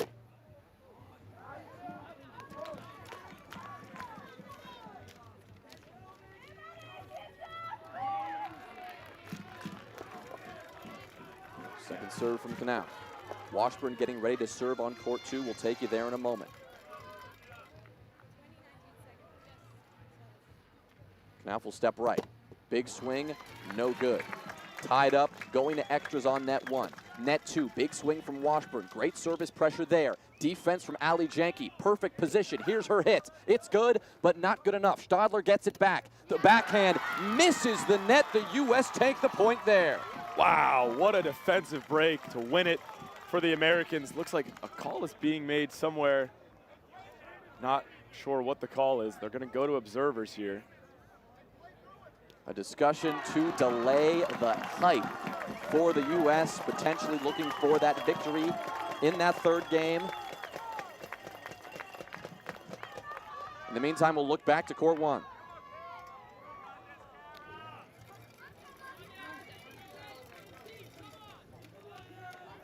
(21-20). Thanks to Knauf's break a few points ago, they only need one more to close this one out. Still discussion on the second net about that call. I'll let you know as soon as the observers decide anything. Swing from Lorenz, a very good jam. Hoy, lefty, good power. Knauf with the dive, will not get it back. Looks like we'll see a redo on the second net from that, what we thought was a break for the Americans to win it. It'll be Washburn serving again. Coach Buddy Hammond needing to be held back, having some words with an observer after a disastrous, long discussion and an unclear resolution. Low set. What a dive from Washburn. Can she get up in time? She does, but Franzi makes it work for Germany. They stay alive. Wherewithal on defense from the Stadlers to be on the lookout for that Washburn drop after she got that nice defensive touch. And then a smart shot right into the body of Washburn to put it away. So Franzi serving on net 2. Net 1, we still see the back and forth continuing. Knauf getting ready to serve. On court 2, Franzi, double fault. A huge serve from Knauf on court 1. And game 3 will go to Germany, the first point of this final. The German celebration starts there, but the focus remains on court 2. A great jam from Ali Janke. Backhand recovery here from Julia, but it's the United States with a big opportunity. A missed shot from Franzi, and the U.S. will close it out in 3. It took them a moment, and maybe a call delayed the inevitable, but they will be all tied up after our first two nets conclude. It's a big moment for the Americans, getting it done on defense again on that second net. That's kind of the story for JK and Washburn, is capitalizing on those easy touches that they were generating thanks to their higher serve percentage than the Stadler sisters there. And on the first net, to win it, we saw that righty, a powerful righty cut from Canal. Wasn't beating them wide too often, but it was the combination of the spin and the speed and how low they were that was really generating the poor touches from Janke and Hoy. Well, I'm sure in a moment when we get a chance to hear from Coach Buddy Hammond, we will get maybe a word as to what happened there on net 2 that resulted in that additional few points, the missed call potentially that he felt was incorrect. We didn't quite have an angle to see what even the call was about. We saw Julia Stadler gesturing that something may have happened. But either way, the victory for the U.S. on court 2, a victory for Germany on court 1. Already, I think, for the U.S., what they were looking to do. Take one of these two games that Germany was able to secure in their matchup 2 days ago. Yeah, the Americans definitely feel very confident about their C, D, and E nets. You know, sweeping these first two would have just been a cherry on top, but grabbing one, I'm sure they'll be content with. And it looks like we do have Tops with Buddy ready to go for this interview. Yeah, Tops, we're going to send things over to you. Coach Buddy Hammond standing by. Let's hear from him. Guys? I'm once more here with Buddy Hammond. Buddy, it is 1-1. What's your thoughts about this? It's not the result we wanted. We put our best teams out there. We expected to go 2-0 to start this, but we have a lot of depth on our team. We trust in the girls. We're still going to come out with the gold. We're going to pick each other up. And, yeah, really looking forward to these next three, but we got to turn it on a little bit. So in preparation for the next games, what do you say to the girls? Trust their game, right? I tell them if we play clean, we win. Right, there's been a lot of errors, a lot of nerves early. You got to get those first jitters out of the way. We saw a lot of that in game 1. We've been playing better as the day's been going on, so we just got to keep them motivated, keep them playing clean, and we have no problems beating these girls. We've already proven that we can beat them as a squad, so we just got to do that again. I love also that your voice is already gone, but you are really in the supporting game there. You say already gone, but I've been screaming for 4 days straight. I lost it in the first huddle of day 1, and it's been hanging on by a thread ever since. But I'm going to give it everything I have as a coach and support these girls. I love the energy, man. Keep it going. Let's go. All right, thank you so much. We're gonna go over to the boys and for a quick intersection. Thank you, Tops. Good to hear from Coach Buddy Hammond there. I'm surprised to hear him say it's not the result they wanted. Obviously, you want to come out with every single point possible, but looking at the match history between these two teams, I thought that was a favorable result for the United States. Yeah, I think that's just Coach Hammond being a little bit optimistic going into this matchup. Obviously, like you mentioned, you want to take the sweep, but I'm sure deep down, he's not feeling too bad. All right, they're in a pretty good position as we move into the next 3 games. We brought you simultaneous coverage of nets 1 and 2. Now we see nets 3, 4, and 5, the C, D, and E. That is coming up in just a few minutes. Our players now taking the court, getting warmed up, and we will step away for a moment. But when we come back, this thrilling women's squad final will continue.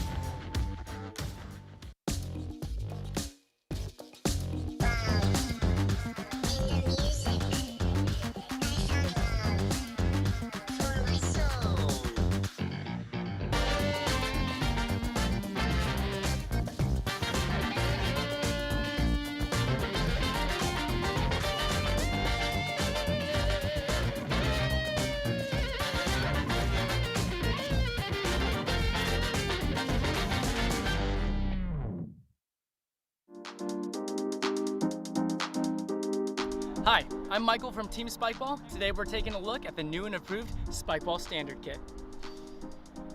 Alright, first things first. Just by looking at it, you can tell that it's sturdier than the OG Standard Kit. The rims are a little bit wider, and they also come with these yellow tabs to make setup even easier.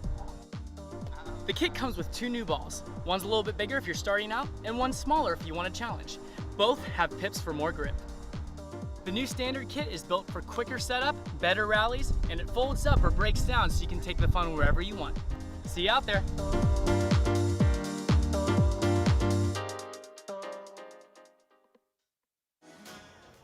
So with me now, Sascha and Rosa, you guys are German coaches. What do you say to the first game?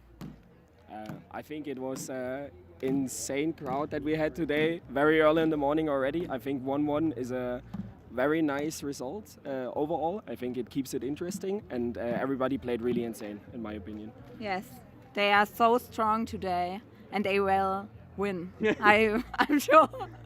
I love the energy. So you guys did a lot of preparation for your team. What will have been the steps to bring this team here? Oh, I think the journey has been quite long for Germany this year. So we had many camps and training sessions together with the team to select the team, and also we had a lot of analysis going into Worlds. So we were prepared to face whoever and whichever matchup. There was quite a lot of preparation going on. I don't know if you want to add something. Yeah, and a lot of bonding between the women and the men, Yeah, like Clash of Clans, for example. Great game, guys. Download Clash of Clans. Use the creator code. Follow the app. Follow the other Clash of Clans. No, it has been great, really. The team vibe is unmatched, I think, this year. I think you can see it. Everybody's together. It's not two separated teams. It's just one big group, and I think the crowd even matches our energy so well. I think you can feel it also as a crowd. One more question. And you're going now to the 3, 4, and 5 seats. Sorry. What is your coaching there? What do you say to your female players now? I think we tell them to kind of go 2-0 here and just win it 4-1. I think I think that's the idea here. But overall, I think USA tends to boomball quite a lot. I think this is where we really have to adjust. It's quite different to Europe, I would say, more technical in Europe, the hitting. But I think we are very well prepared for that. So I think we're looking good on 3, 4, and 5. Yes. That's perfect. I also gotta say, like, the German team putting out a show, like, also, like, you have so many people here, you have your own trainers and everything. I think you were very well prepared, and you show how a professional sport, like, looks like. And I'm very proud of your achievements around Germany. Let's go. Thank you so much. We're gonna go back to the break. Thank you. Bye, guys. Have fun.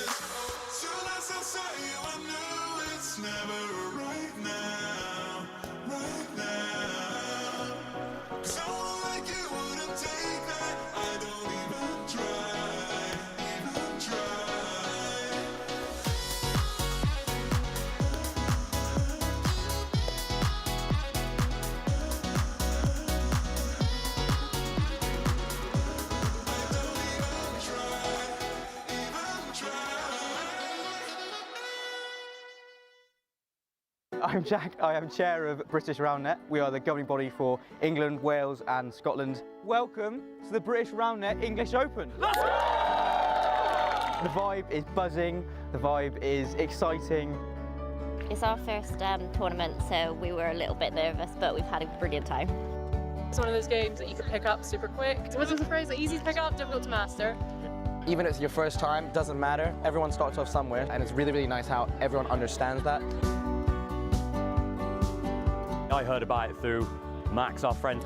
I saw 4 guys playing. My partner then heard about it. Her parents heard about it, who have bought a net. Her cousins have heard about it, and it's just nice to see how it expands. In 3 words to describe British Roundnet, I would say competitive, fun, and friendly, for sure. Unique, open-minded, lovable characters. Friendly is number 1. Welcoming is number 2. I'd say inclusive. It's like a community as well. Like everyone's just so kind and lovely. get everyone involved is brilliant. Yeah. Fun That may have been more than one word. Fun fit community.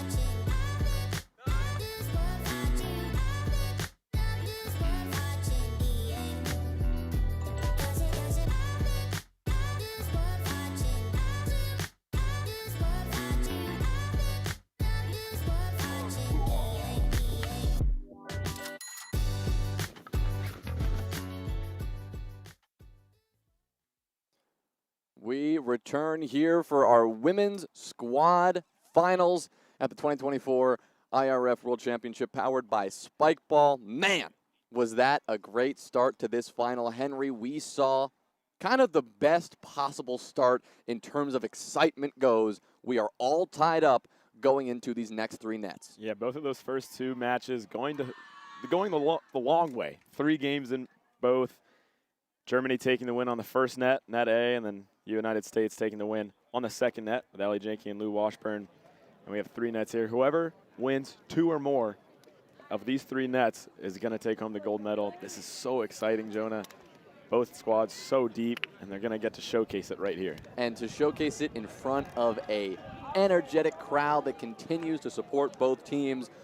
3 nets simultaneously, all of whom are eager and ready to get started. We start things off taking a look at our second net here. You see Katie Pearson and Kathleen Fan for the United States getting ready against Julia Grobe and Alexa Poish. On net 3, we also get to see Julia Tiemann and Sarah Allen taking on Clara Bauer and Sophia Walter. Henry, we know a bit about both of these teams. I know we've been spending a lot of time watching both of these squads competing over the last few days. As we look in on Fan serving here on net 2 and starting things off with a big one. I mean, what's the secret here for Grobe and Poish to keep themselves in this game? Well, you know, they rely a lot on their power and their strength. It's going to come down to if they can set the ball well, give themselves the easy shots, because both of these players, when given a nice set, are going to put the ball away just about every single time. Oh, Fan with an ace to start things off. She'll go again. It's another good swing. But a diving hit there from Grobe and an athletic start as we get this game 1 underway. Checking in on net 3, as I said before, this is Julia Tiemann and Sarah Allen for the U.S. A 2-0 start as Clara Bauer and Sophia Walter look to make something happen for the Germany side. Tiemann and Allen is such a fun combo of serving and defense. Julia Tiemann, one of the best servers on the United States squad. Sarah Allen, such a steady player. Is always going to be in the right spot on defense. We saw some finger guns from Alexa Poish on net 2 as it was Grobe who gets something done from the service line there. Net 1, our first look at our C teams from the U.S. and Germany. Kaylin Morgan and Kayla Fleming against Tina Goulden and Nora Haas. Yeah, Kaylin Morgan and Kayla Fleming, otherwise known as Thus Fair Bataille, 2023 U.S. national champs. Look at that drop from Kayla Fleming. Oh my goodness, that deception. Haas froze it in place. That was absolutely perfect, right off that near net with a bunch of backspin. Fleming again. What a serve! Back-to-back breaks for the U.S. And this is Kayla Fleming's game. She's partially known for her scrappiness, the ability to get to many defensive touches, but also her serving. So much firepower.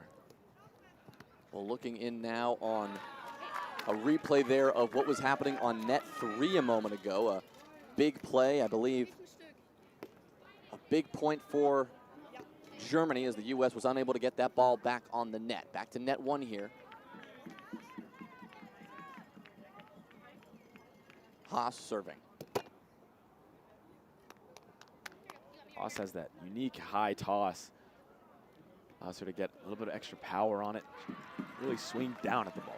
It's something that Haas has been working on for the better part of a year or 2 now, that high toss. Talking about deception, that's not going to really be your strong suit here. Telegraphing where that shot is going to be relatively early. But it does allow you to get that power. It does allow you to utilize that strength.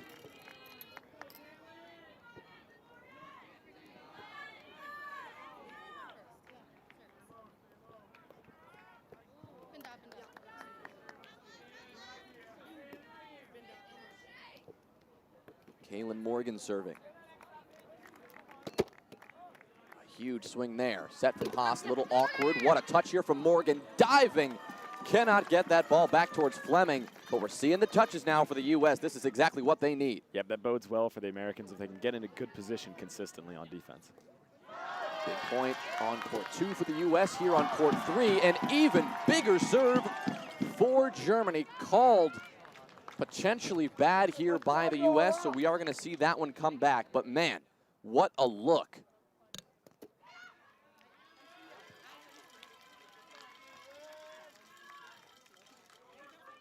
On court 2 now. It's Fan with the ball again. She started this game off strong. Serving to Grobe. Julia receives it with her left. Poish, the set, but look at the defense here from the U.S. Pearson, excellent hit, and the energy from Team USA as they continue to thrive on net 2. Pearson and Fan fired up right now. Pearson and Fan, a very young team, 19 and 20. Kathleen Fan being 19 years old and Katie Pearson 20. If they can get fired up early, get that energy going, it's going to get this crowd going as well. Great serve here from Fleming on net 1. Kaylin Morgan, a missed opportunity there on the touch, but man, are the U.S. coming close to several breaks in a row here. Good lead for the U.S. on our C net.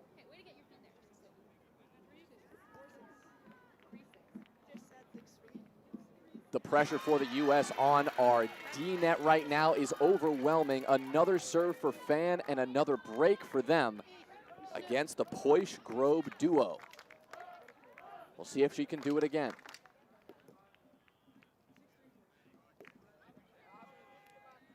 Steps left, in step, looks for the cut, can't find it there.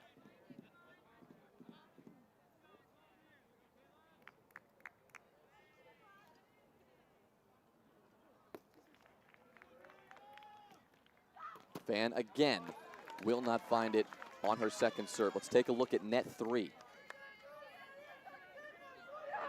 We've got Tiemann serving, a big one.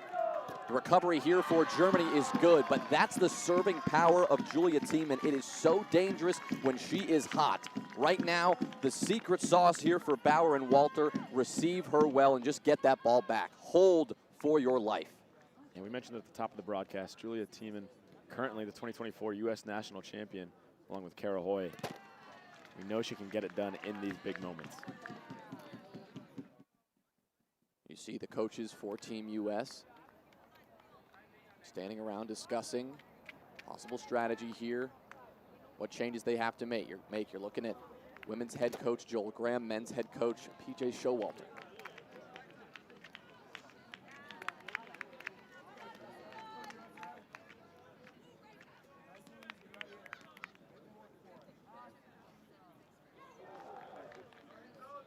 Allen serving. You see the green band on her left arm, captain of this U.S. team. We check in now on court 2. Pearson serving to Grobe.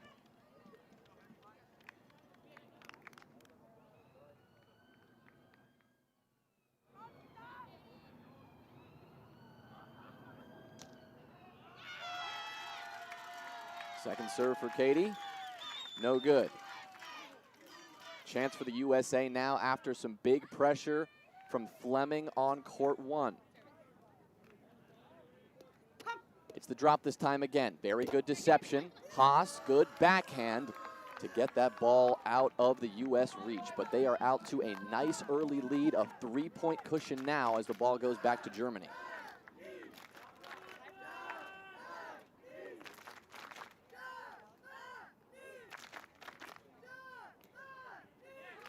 Five serving 8. Haas on the line.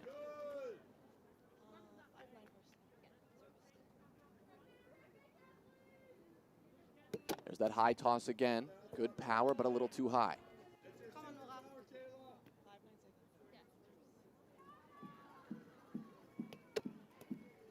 Drop on here. It's defense for Germany. Big touch dive from Haas. Goulden would have had to pull off quite a miracle there, leaping over Nora on the ground to get that ball back. Would have been impressive, but not going to happen. Probably best to keep the safety alive for her partner. Well, we look in on Poish and Grobe. It's Julia Grobe serving on court 2. The U.S., a nice early lead here as well.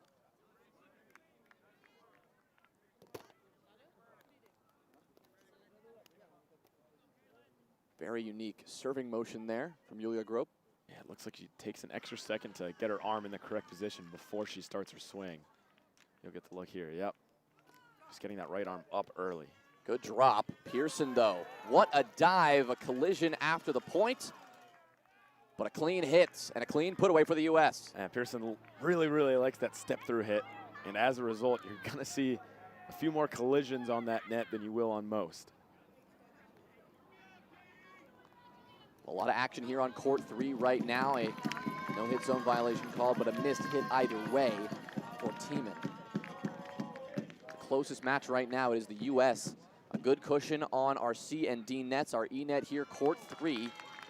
It's just a 1-point margin. All tied up, in fact, at 9. Nice backhand there from Allen. Coming off that, though, holding her shoulder. Hope she's all right. Definitely something to keep an eye on. She continues to stretch it, move it around, nods her head as if she's feeling okay. Sarah Allen, a teacher back home in the U.S. Her class has been watching her matches on the projector in the classroom over the last few days. It's a little early right now in the States for that, but you imagine they'll tune into this at some point. Let's go, let's go. Court 2 now. Poised serving. An incredible serving threat when she gets going. She tries for the backhand there, Alexa does. Those are always difficult to receive out of that stance from Poish. Those backhands sort of stay so low, always kind of come at your hip in an awkward way. Well, her righty cut, definitely her strength. You see her try it there. She will not find it, so the ball goes back to Fan to see if she can continue to put on this pressure.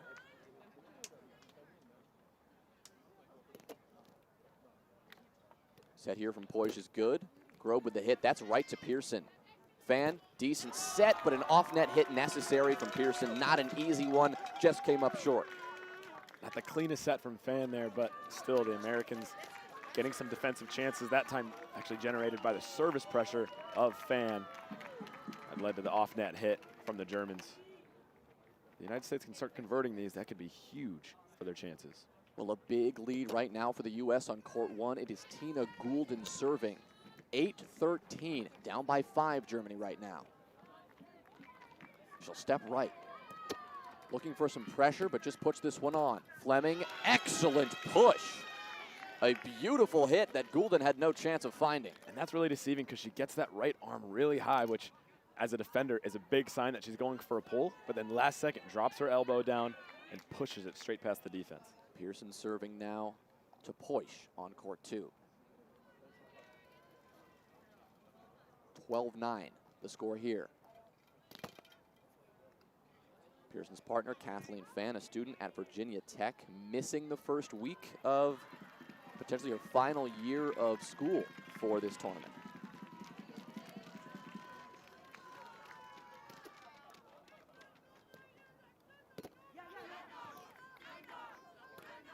Big recovery here. Pearson able to sneak that one back on. Rimmed hit, unfortunately. Correction on that, I think Kathleen, 19, so still a little bit to go in college, but definitely missing the first week of school, I can tell you that much.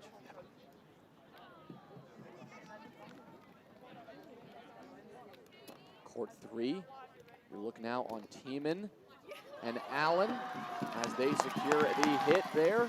Good footwork there for Tiemann, but a body on one, is that possible for Germany? Yeah, it looks like it. I believe Tiemann and Allen thinking that they were in the no-hit zone, but observer ruling clean. That is a successful body on one for the German team. Huge break to knot things back up. Well, a big moment under the watchful eye of the German coach now. Allen receiving. Great swing there. Attempted by Sophia Walter. Walter goes for her second serve. This game all square, 12 apiece. Slow serve, but a lot of movement on it. Gives Allen trouble, but well handled. That was shocking. Looked like she barely even swung at that ball, and it was jumping nearly 45 degrees off the net. Once again, these are all best of 3 games. We're on the first game on all nets. The first team to take 2 of 3 of these matches will walk home the world champions. Saw a ruling there from the observers on this first court. Fleming's hit, catching Nothing but rim on that, so that's a break for the Germans. Well, looking in now on Tina Goulden. 4 points down. Looking to get some momentum going for Germany. Goulden likes to mix in these fakes here. Keep the receiver on their toes. Another slower swing, off speed here from Goulden. Tough set from Fleming, but well handled by Morgan. Yeah, that's good reflexes by Morgan there to recognize that set from Fleming's coming in really low into her left side, so she quickly gets that backhand flick onto the net.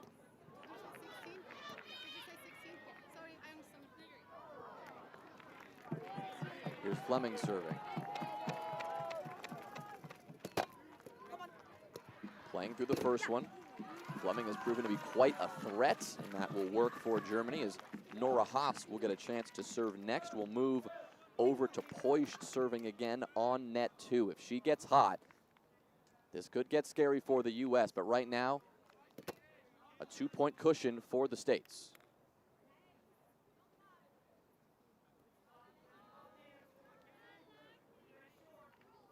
Second serve for Poischt. It's good. Pearson handles it. A body up from Poischt. What a touch. She'll put this one back on and secure it for Germany. What a point. That is unreal from Poischt there. What a slide into that shot from Pearson. Gets it up with her body. And then that set from Grobe, also perfect. Wow, what a defensive conversion. Well, we know that Poischt and Grobe, when we talked to them earlier, they said they were all about the power. But the defense there is what shines through. Poischt now again. A big swing gives Fan a little trouble, but there's the backhand and an excellent put away to stem the bleeding there. No more damage done by Team Germany.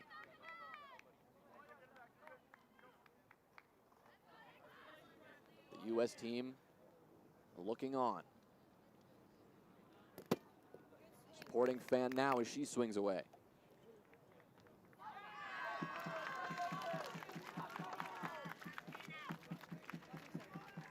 Right now, net 2, net 3, our closest contest. It's the U.S. in firm control on our C net, net number 1. A no-hit zone violation signaled there on net 2. An unfortunate break for the Germans as the U.S. continue to put on the pressure. Here back again on court 1. Little pressure here mounting by Goulden. And what a serve, but more importantly, the recovery from Team USA. Yeah, that's a nice recovery set from Morgan, but that hit from Fleming is so clutch. The non-dominant off-net hit with her left hand, getting enough power on it to force a bad touch from Goulden. Fleming to serve.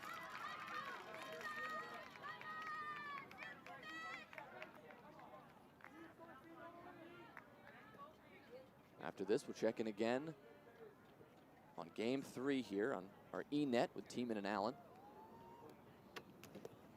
Good serve here from Fleming, but the on-2 from Haas gets it done. We'll take a look again at court 3. This is Bauer and Walter. That's Tiemann and Allen. It's close.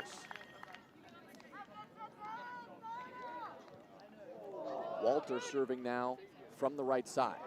16-17.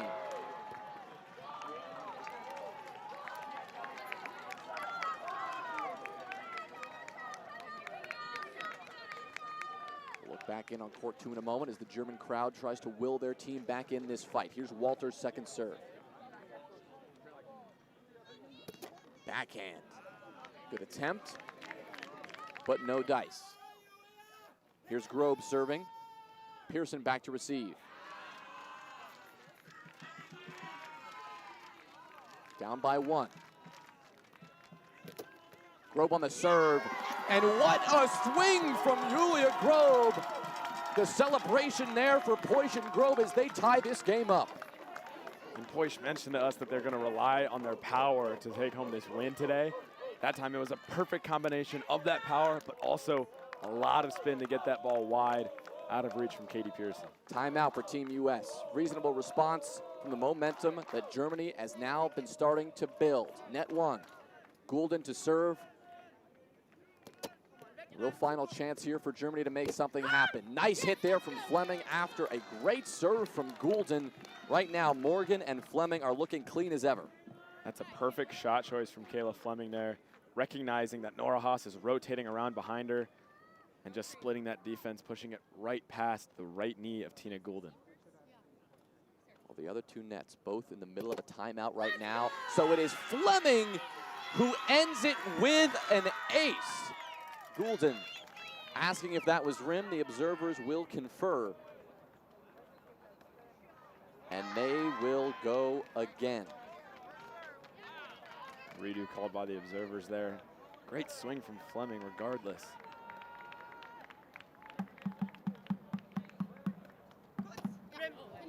So much power on the first one, goes for the finesse, the drop on the second attempt here. Now we'll see her true second serve.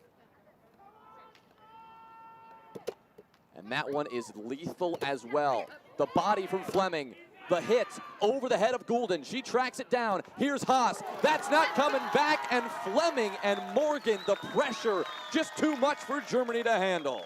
Fleming flexing every part of her game on that point. The great serve, a lot of power, and then getting her body in front of that hit from Goulden. The set for Morgan, and then Fleming ripping that one away, out of reach for the Germans. Well, late game here in game one in both nets. 2 and 3 right now are D and E pairings. You've got Julia Grobe looking to continue her serving momentum from earlier. Tied at 16, swings away, first serve is too high. We go to net 3.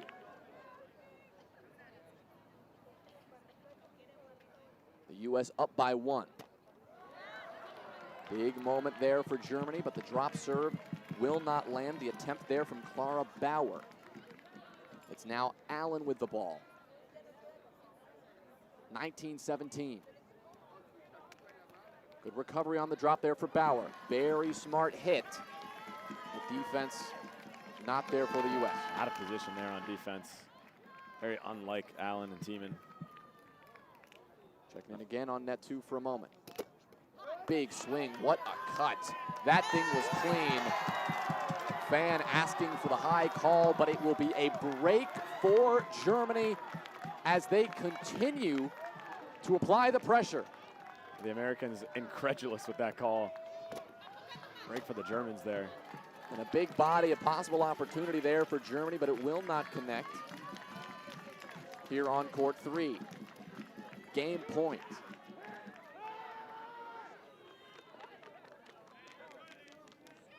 Tiemann serving.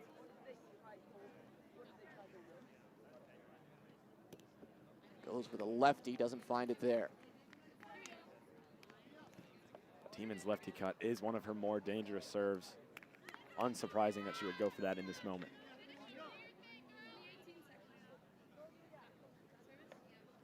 Here's Tiemann again. No good there. Germany will have a chance with the ball in their hands to send it to extras.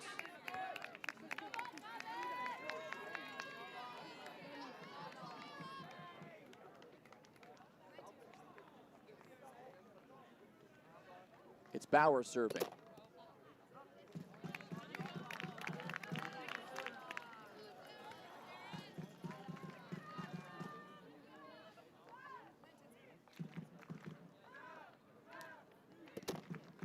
Second serve is a little too high. And that is game 1 for Tiemann and Allen. The U.S.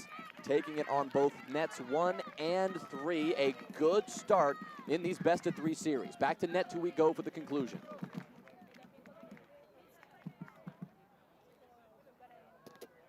Good serve there for Pearson. Handled well by Poish. The set from Grobe is nowhere close. A break for Pearson and Fan, and a big one at that. Pearson amped up now. You know she was unhappy with that last high call on her partner Fan. If they can pull out this win, I imagine Pearson and Fan are going to be feeling very good going into game 2. Well, this would be huge for the U.S. taking the first game in all 3 nets. The U.S. team gathered around. They know how important this is. It's a great serve from Pearson. The set from Poish is good. And Grobe will put that one out of the defensive reach. Huge hit from Grobe there, putting that one out of the stratosphere. know power is their strength, debuting it, rather showing it to us there. Poish on the serving line.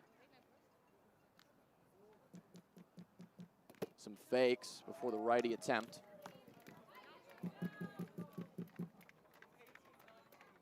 Let's see what she can do for her second serve.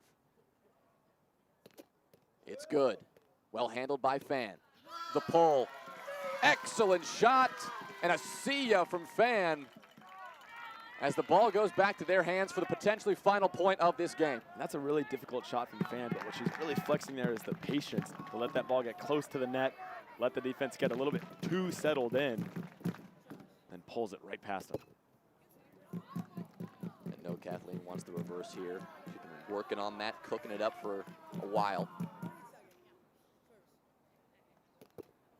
She'll go with the cut on that second serve, just looking to put it on, and it will not find the net. Germany have a chance here. It was Julia Groh who made the serving pressure in the middle of this game work for Team Germany. She needs to do it again. 19-20.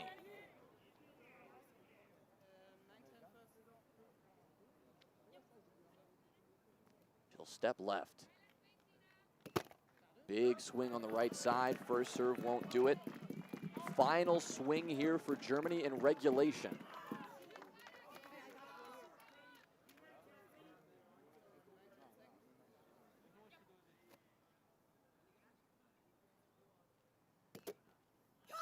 Too high.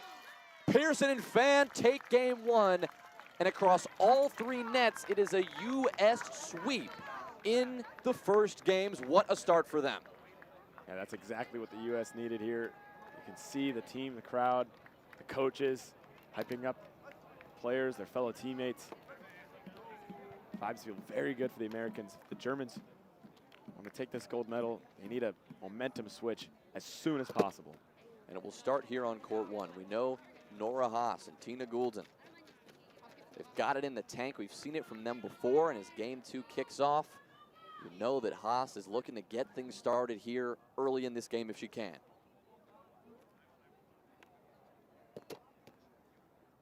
It's a good swing.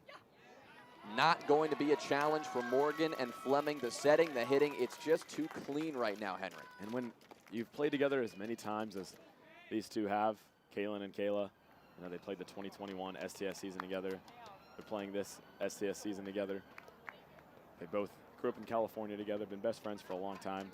Those kind of plays where it just comes down to team chemistry just comes so naturally at that point. We saw there the German women's players from that opening round sitting on the sidelines, cheering on their team. What a dive there from Haas. Goulden and Haas with a great conversion, but it was Nora who saved the day after a set that she had to reach for. Haas showing off the athleticism on that play. The ability to not only put that ball in the net, but to stay out of the no-hit zone there, Jonah. Very, very unique.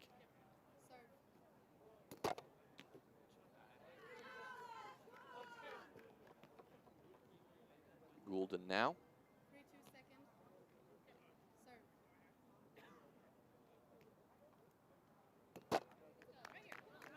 The defense, one of the bigger strengths for Tina Goulden. We'll hopefully get to see a little bit more of that through the remainder of this game. That's the real difference here. That's the real difference maker possibly for Germany.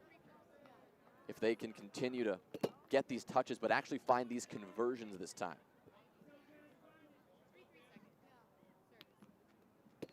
Here's Morgan. A big swing and a big ace for the U.S. It's a great mix-up from Kaylin Morgan there. She likes to swing righty cut. That time throwing in the jam off of 1 foot. That one had some extra juice on it as well. Well, game two starting here on our third net. Tiemann on the line. Great swing here. But what a dive there from Walter. Sophia Walter keeping Germany in this, already establishing some control right away. Yeah, Walter going deep in the back for that hit. The diving wrap backhand hit. Not a shot many people have, but Walter making it look easy that time. Well, Bauer and Walter playing together all season long under the team name Slay. got that team chemistry they've been building over the entire season, now showcasing it on the international stage. Tiemann steps back, receives it. Backhand flick outside of the German range. Yeah, Julia Tiemann, another U.S. player that tends to stay very cool, calm, and collected on the net. No matter where the momentum's at, she always has that same facial expression, staying in the moment. Checking in here on court 2 as we begin game 2 now. Once again, Germany need wins on all 3 nets to force game 3.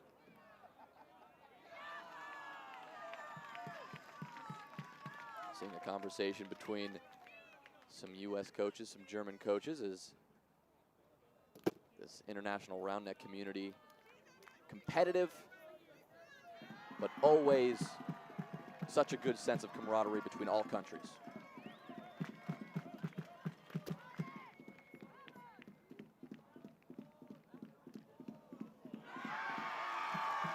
The German crowd erupting on net 1 after finally Gulden and Haas make it work.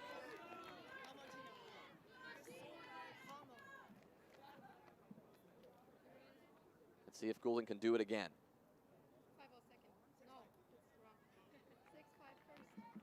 Up by 1. 6-5, Gulden swings the left. No dice there.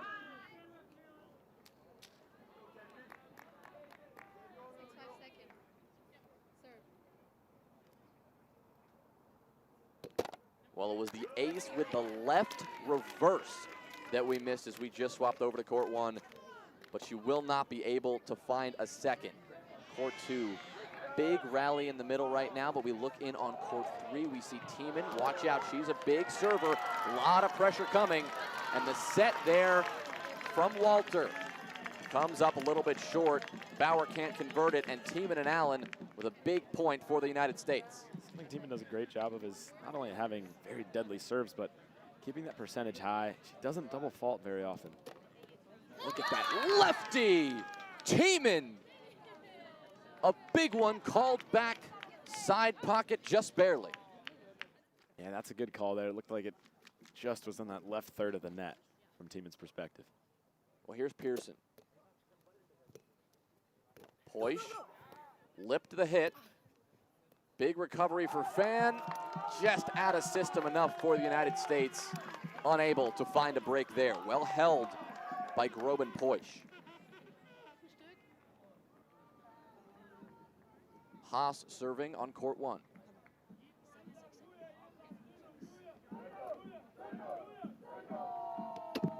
Good swing, but Fleming's all over it.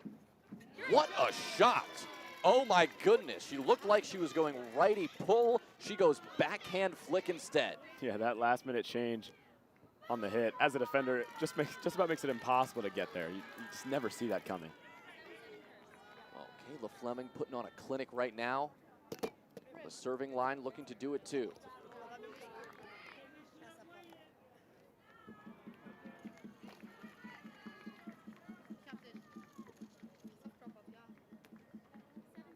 Seven. Second serve looked pretty good, but just a tiny bit too high.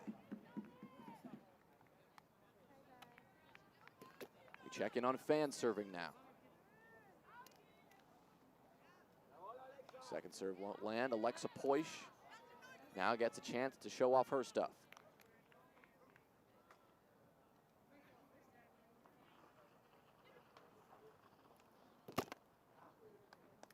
You see how much power she's got behind that swing, putting her whole body into that motion. That's exactly right, Jonah. She's not just using her arms or her body, she's getting her legs, even turning her feet, getting it torqued from as low as possible to put extra power on it.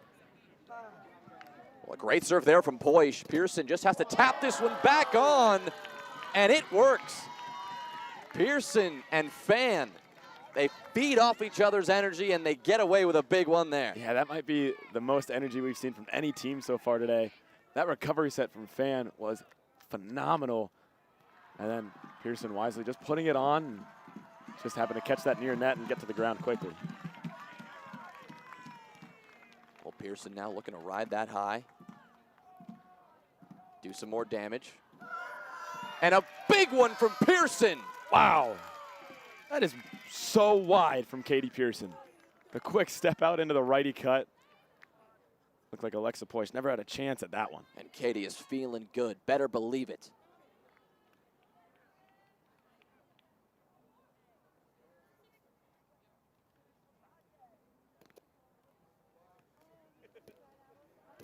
Grobe, diving pull. A great shot to ensure the defense could not get that touch, but what a run there from Katie. Great serve to give US a nice little cushion there. 1 point lead right now. Big difference here in this second game. It is Germany very much in this fight on our first court here. Our C team matchup.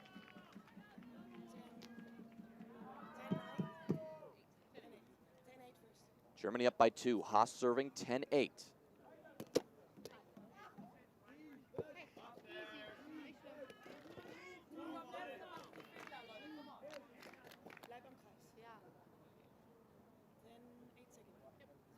Haas starts in a split stance, moves right.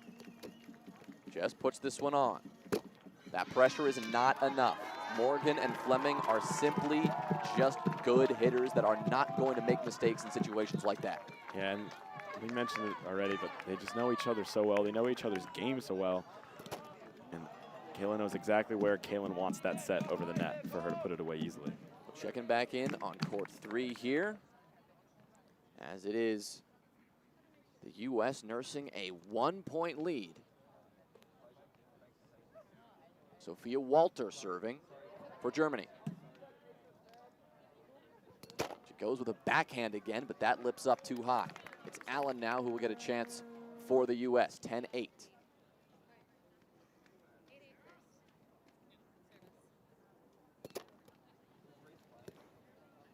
Recovery there. Julia over her head. An excellent recovery from Bauer and Walter. That's a great lefty boom from Walter there. Off net, her non-dominant hand. Just puts some extra oomph in it. Gets it over Tieman's head. Back to court 2. We see Fan with a good serve. Played here by Grove. Pearson, she's there. Fan, the dive, lips on. This one's still in play, but it will be Julia Grobe who secures it. Had the space, had a little more time, and finally got back in system. And there's a great example of how important setting is for this team on the German side between Grobe and Poish. We both know how strong of hitters they are, but without a good set, not really able to showcase that as much.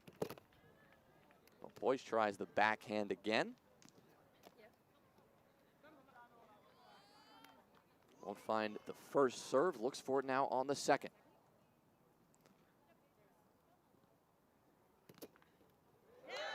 And she gets it done with an ace. Big pressure now for Alexa Poish.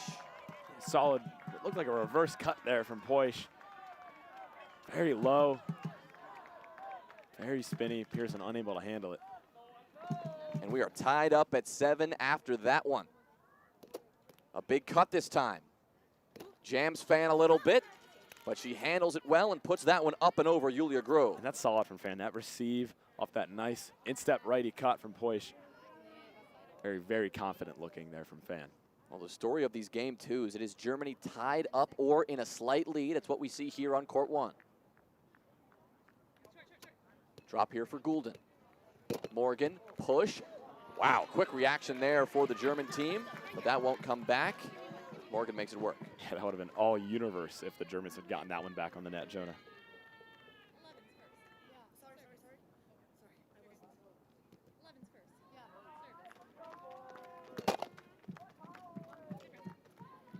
Eleven.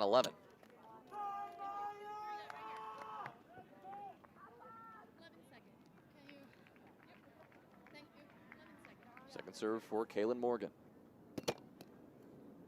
Goulden handles it. The dive. Oh, Fleming a little close to the net there to grab that one just a bit above her head. That's a good hitting choice from Goulden there. Knowing that Fleming's going to come into that net a little bit closer than normal. Goes high. Doesn't let Fleming run it down.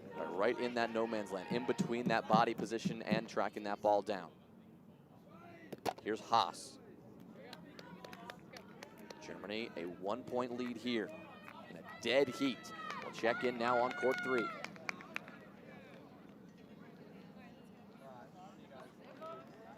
Similar story here, a very close game. The U.S. up by 1, 13-11 with Tiemann serving.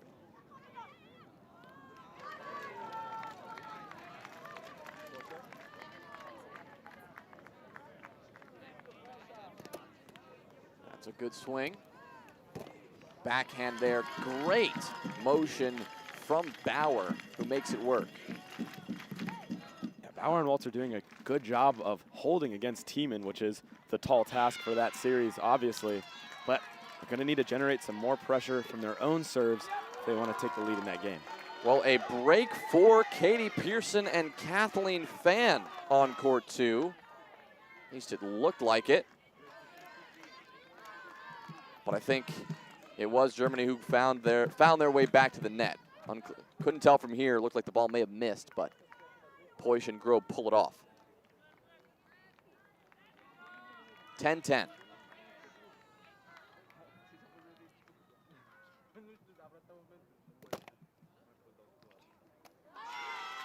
Grobe, the big difference on the service line in that first game. Wasn't enough, but here in game 2, closely contested. A big serve here, certainly swing the momentum in their favor.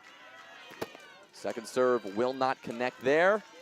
As we heard the U.S. crowd come to life, a big serve from Kayla Fleming on court 1 as we see Germany step away and take a timeout after the momentum falls firmly in the United States grasp. We'll check in on court 3 in the meantime here as we see Germany. Bauer serving to Tiemann.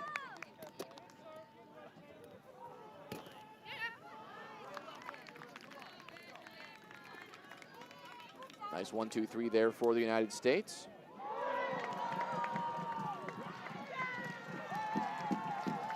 As the German crowd seemed to indicate that we just saw a break for Germany on court 2. The score right now on net 3, it is 15-13. Tiemann serving from the left side.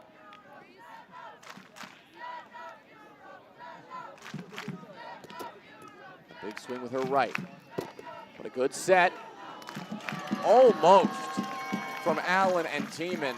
The ball quickly shooting Allen's way, but she couldn't quite get that one back towards Julia. What a last-minute adjustment from Tiemann there on defense to get that body up just a little bit too fast at Allen's body for her to set it. Oh, we'll stick here on court 2 for a moment because we've seen back-to-back eruptions from the crowd here as it is Germany who take the momentum enough to force a timeout for Pearson and Fan. Henry, hard to believe, but the storyline here on 2 of these nets again, we're seeing Germany putting on some pressure right now. Yeah, and this is the exact change of momentum we talked about before game 2 started. You can hear the crowd now, not only the Germans, but a lot of the European crowd rooting for Germany right now.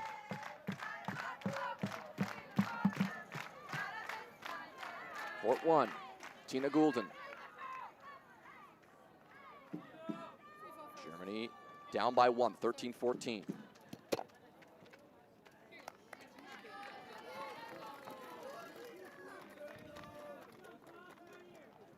Brief conversation from Haas.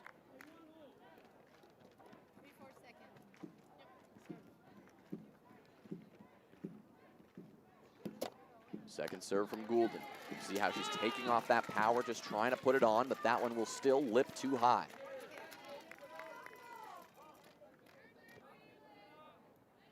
Kaylin Morgan. 15-13. Big swing. Haas is there on the recovery, and Goulden and Haas pull off a very nice hold under pressure from Morgan.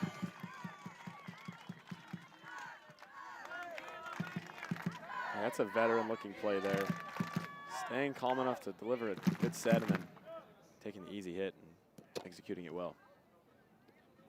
Well, the Germans still on timeout on court 3, court 2, just returning to action in a moment.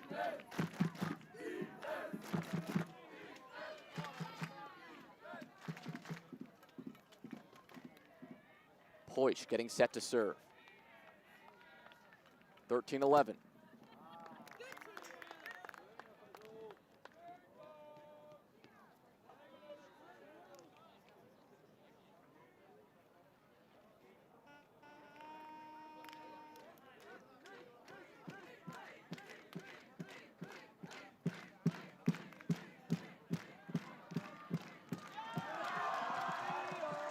Pearson serving now.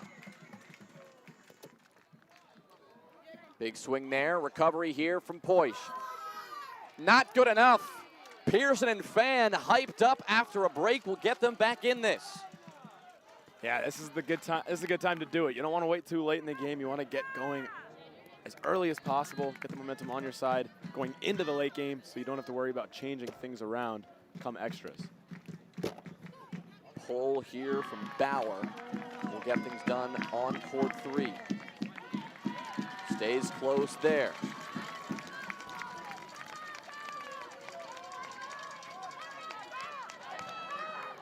Let's check out the action on court 2.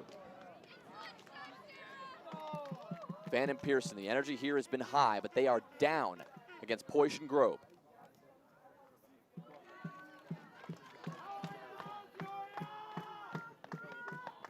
It's Julia Grobe now to serve. Very unique motion. She'll step out right and look for it. Just a hair high.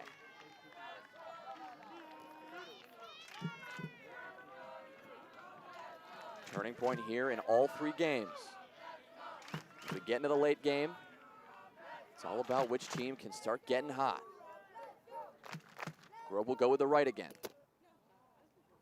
No dice. Court 1 is close as well. You see Goulden going to her second serve now, as this game is completely square at 16.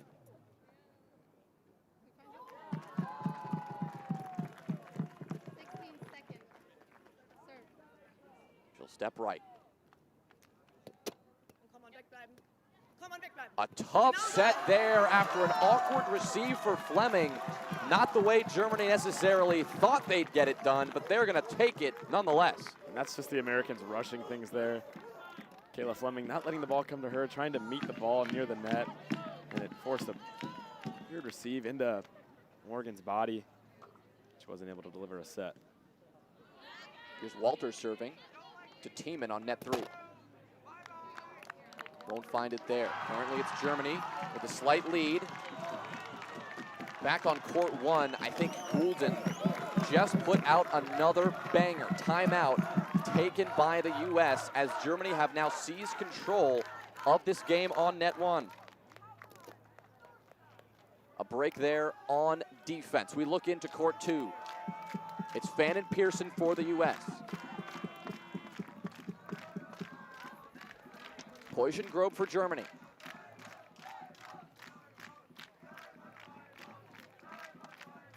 Tied at 15. Good swing for Pearson. Poish has to dive for it after the set from Grobe. And another roar for Pearson and Fan. And that service pressure from Pearson is really, really solid.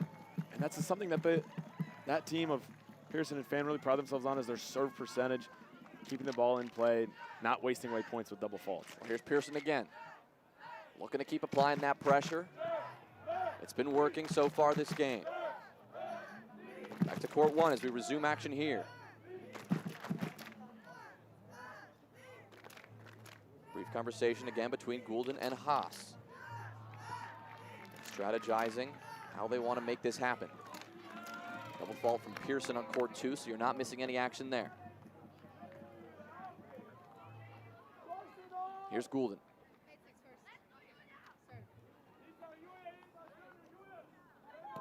Up by 2 right now, Germany here. A break for the U.S. on court 3 will solidify their lead there right now. Stay here on court 1, rather court 3. Looking at that now, you see their reaction.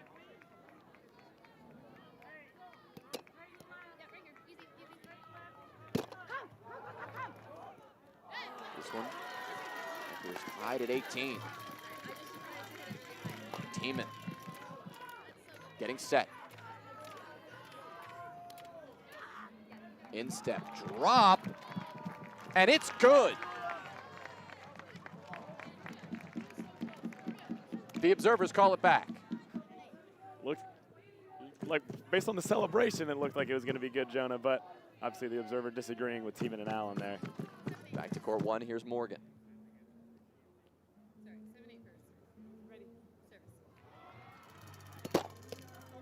First serve, not going to work. A break for the U.S. on court three gives them a 1-point lead.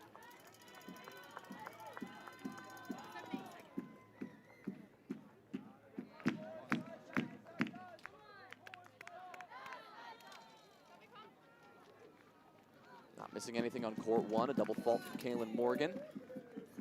Court two, a player is taking a discussion there as potentially an injury timeout as Poish heads to the sideline. We'll stick here on court one with you for now.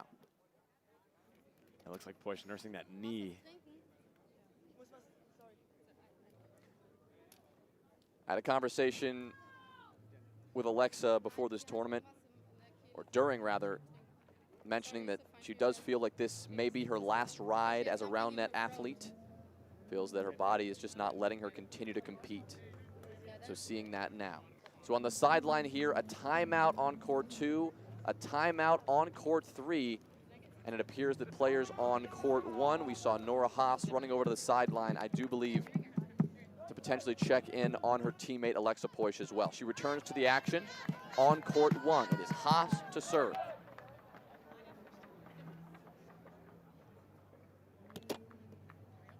Here's Fleming, important set. Morgan, big hit.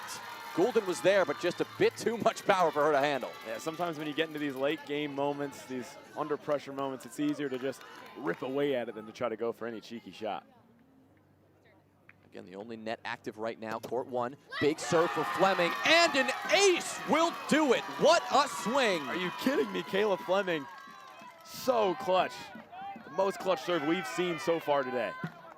Again, it is Germany who need this second game if they want to force game three. Fleming not having any of that.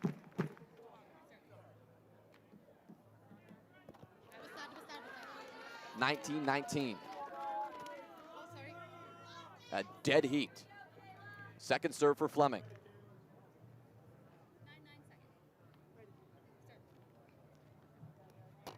She goes for the drop again, does not find it. Game point now for Germany, and will stay here as Goulden looks to do it herself.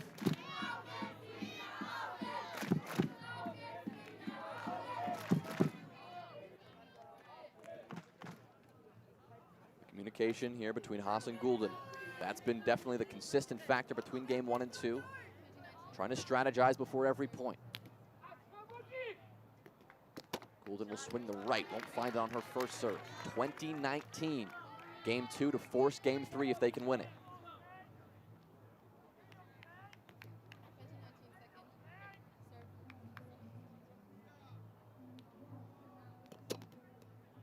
That's not gonna work. Side pocket, let's check in on court three.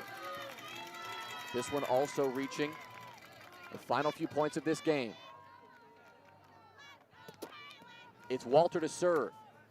Well handled by Tiemann. There's the lefty and a reaching Walter.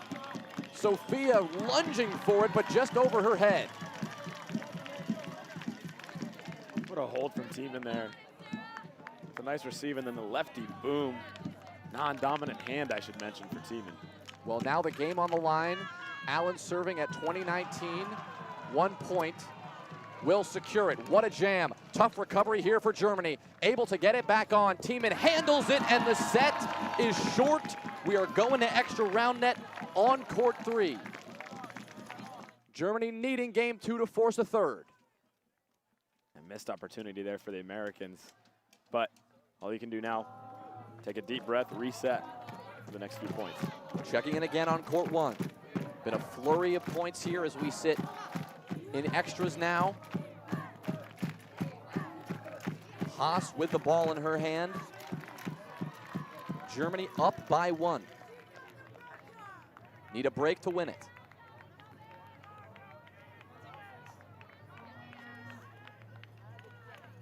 She'll step right and swing. Little high, but the U.S. chooses to play. Beautiful hit from Fleming. Back to court 3 we go. Teeman with the ball. 21-20. Big swing. It's good. It's great. And the U.S. will secure a point here. 2-1 overall in the series. Talk about clutch from Julia Teeman. With the wide step out to the right, just put a little bit too much pace on it for the German team to handle it. Gives them the point. Great time for that ace. Well, big moment now on court 1 with Fleming serving. Double fault there will give Germany the ball back and will give them a chance, if they can secure a break, to put this one to a game 3.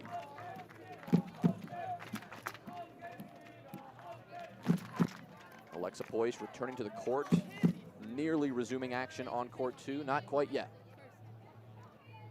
Here's Goulden. A little high on the first.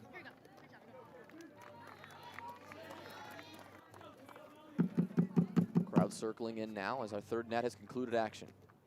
Goulden's gone for this soft reverse on second quite a few times. There it is. Gentle serve. Here's Morgan. Great shot. We continue to move around. Morgan just so solid with that big, low righty hit underneath the hand from the body defense of Tina Goulden. Well, just quickly checking in on court 2 as the crowd circles in on the now resumed match. Alexa Poysch, after nursing that injury, has returned to the pitch. Back on the court to swing away. A good one. Tough recovery for Fan, but side pocket called on the serve.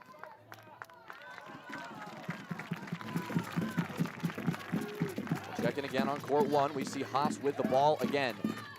Game point, a chance to close this one out for Germany. 23-22.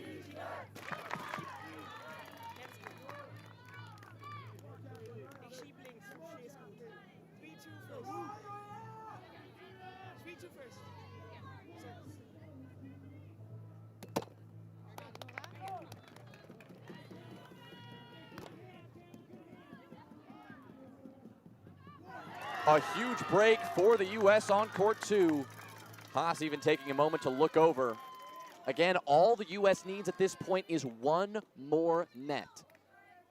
And on court 2, on game point, they have a chance to win this one here.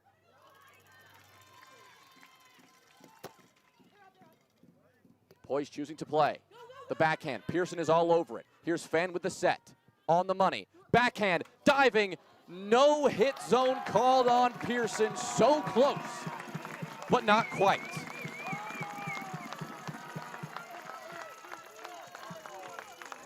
Gold medal point for the U.S.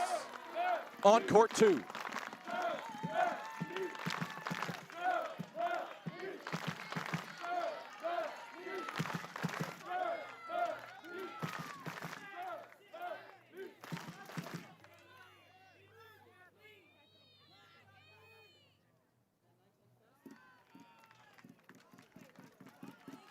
Julia Grove from 7 feet.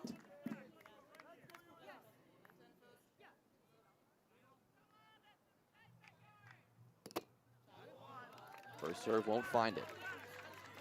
Needs to find it on this second, or the U.S. squad will take home the gold.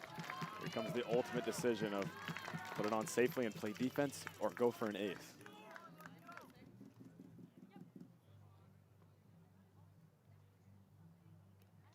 She puts it on. Fan with the set. Here's Pearson. Up and away. The U.S. women's squad are your world champions here in Guildford.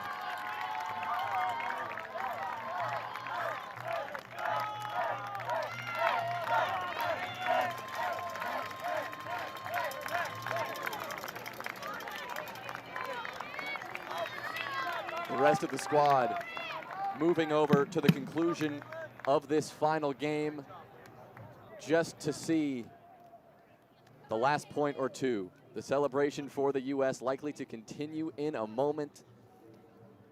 Again, the world title goes to the United States in our women's squads. But we will see the conclusion of this game, as who doesn't want to watch some more Roundnet? For the integrity of the sport, some may say.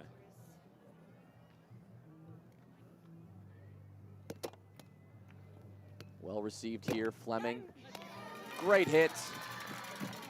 We go around the horn.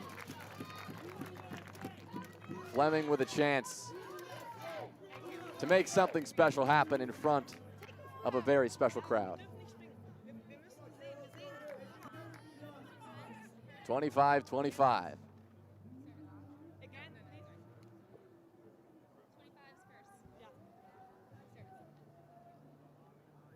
In step, big swing from Fleming.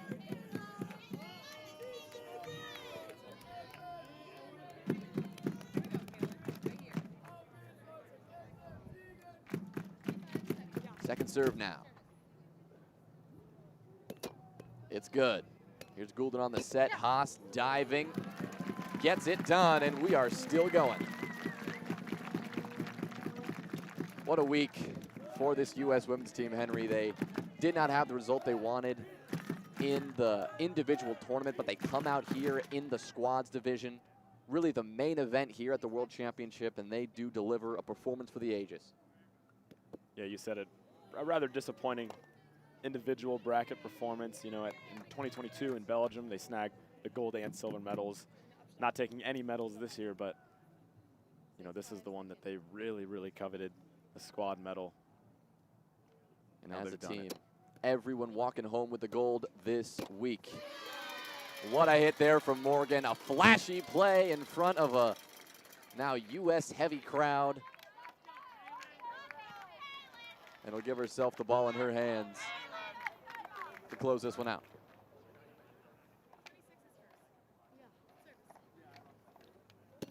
Great swing from Kaylin. A lot of pressure here. Goulden lift hit. Big choice for the U.S. There's Morgan with the hit. And a big break for the U.S. now. Wow, what a diving pull from Morgan. Didn't even know she had that angle from where we're sitting, Jonah. That was phenomenal. I didn't even know she had that left in the tank after a full week of play, still showing that they have come to play these world-class athletes, showcasing just about every little thing they've got in their tank.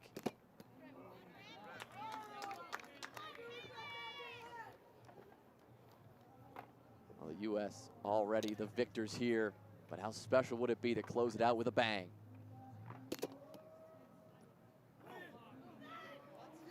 Side pocket high on the serve. So it will pass back to Germany.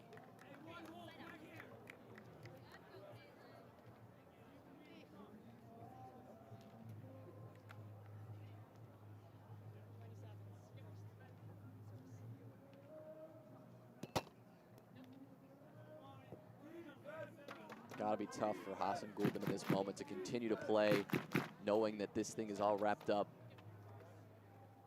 But everyone on the same page here just wants a fun finish to what has been a fantastic final. There's Morgan with the hits. And Kayla Fleming, she's put on a serving clinic in this final, and she'll have a chance to close this one out herself. Part of it is a sense of pride for these players. You know, they've battled for a very long 2 games here on this net. And to just stop playing while you're already in extras of a game 2 just doesn't feel right. Goes for the drop on the first serve there. That deception we've seen from her. Not fooling Goulden that time. Her second serve is perfect. Kayla Fleming closes it out with an ace. And the United States women's squad walk home your gold medal winners at the 2024 Roundnet World Championship.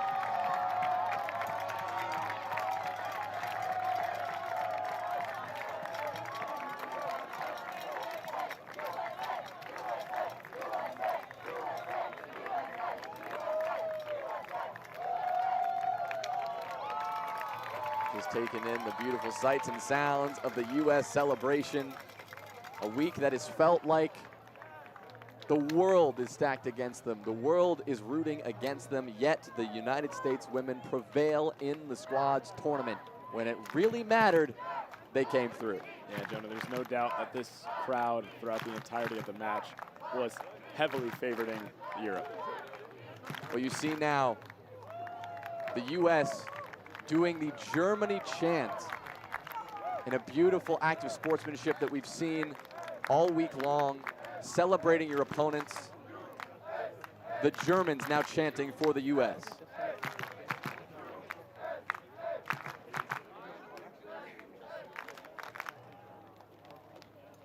That's beautiful, Jonah. It's beautiful. Hugs and tears all around as these players celebrate a victory, but more importantly, celebrate this moment in the Roundnet community and how special this is for everyone to be a part of, Henry. It's just so big for the sport to be able to get to the biggest tournament, the biggest stage in our sport, and still have so much respect and sportsmanship for the other teams to be able to do something like that. Just shows that the people of the sport care more about the growth of the sport than they do about personal winnings. Yeah. The gold medal's nice. Certainly for the U.S., and you know they are going to be celebrating that. We see them now circled up, celebrating that win. The U.S. women, your gold medal winners in the women's squad division. The Germany team taking home the silver, a truly amazing accomplishment. And last night we saw in the bronze medal match, it was the Austrian team who walked home with the bronze. So our podium decided, and what a week it has been for our women's squad division. Our men's final, of course, coming up just around the corner, but for now, we throw it down to the field where Tops Roundnet is standing by with an interview. Tops?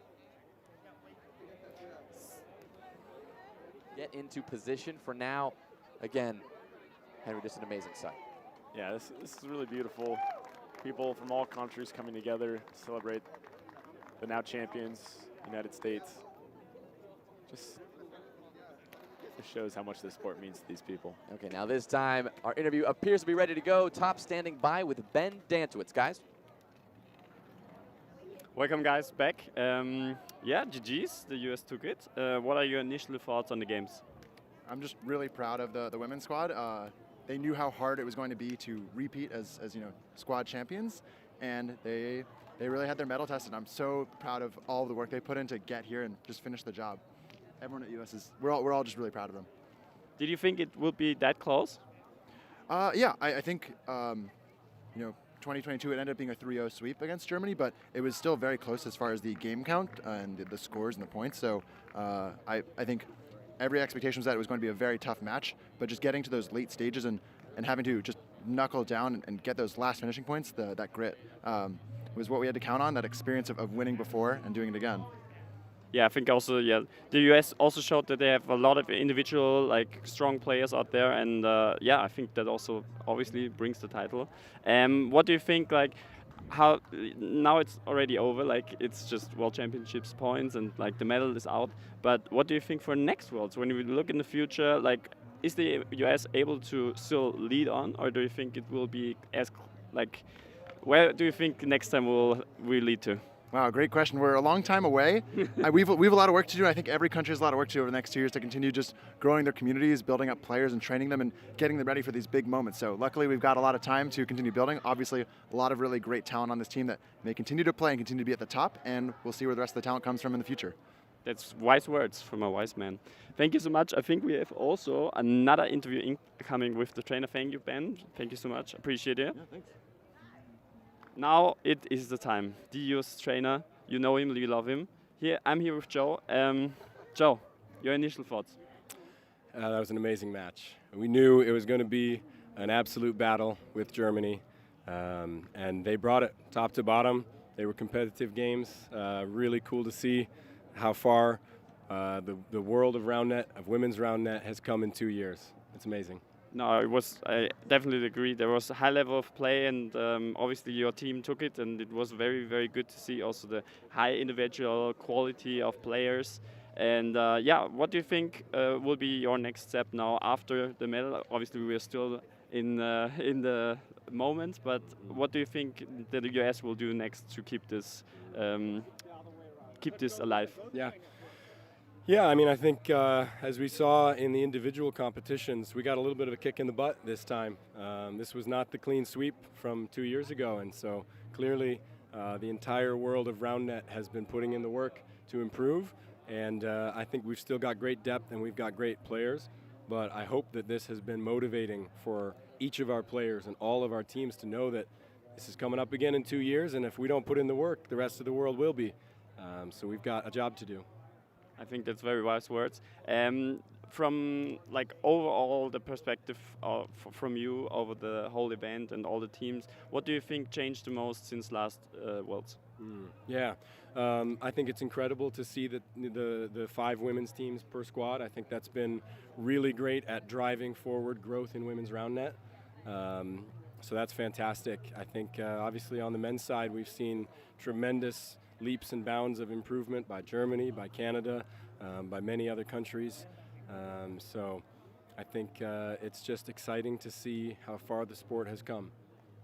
Very well said. Thank you so much. We're going to see, we have also the players over here, obviously right from the motions. Thank you, Joe, for your wise words. Absolutely. Yes, proud to be able to coach such fantastic players. These 2 captains have been amazing leaders on the team, amazing leaders on the court, and yeah, glad to be able to have the opportunity. Thank you so much. All right, next up, world champions over here. Welcome. Congratulations, first of all. Thank you. Yeah. Sorry, no. You did great. Just tell me what's in your head now. I'm so proud of everyone. We have been through the ringer this year as far as injuries, personal issues. We lost Allie Foster this year. We all felt that the whole weekend, the whole year. And this was very, very hard to do for her, but we needed to do it for her. And we came out and we did it. We took care of each other. We had to take care of each other, and we did. That's what a team is all about. She said it. She said it. It's beautiful said. I think we don't have to add up to something like that. Beautiful. What do you think will be your next steps for the women's squad to compete again for the next World Championships? What are your steps now? Our steps, personally, I don't think we know that yet. I will say that this tournament has been amazing in every way possible. A lot of us have gotten excited about Roundnet again, which is something that we all have not felt in a while. So we are very happy to have shared this experience with our best friends and our teammates. And thank you, Europe, for being such great hosts and helping us love Roundnet again. Yeah. We try our best. Guys, thank you so much. It's like, obviously, you're now world champions. I think that has to sit down a little bit with you guys. And I'm very happy you earned it. And Europe also says thank you for showing amazing plays, showing amazing performances. And I don't know what to add to this. So if you have anything that you want to say now, maybe it's the time. Thank you to everyone who supported us, has sent kind words about anything. This is a team of incredible women, incredible players, but I'm prouder to know them as people.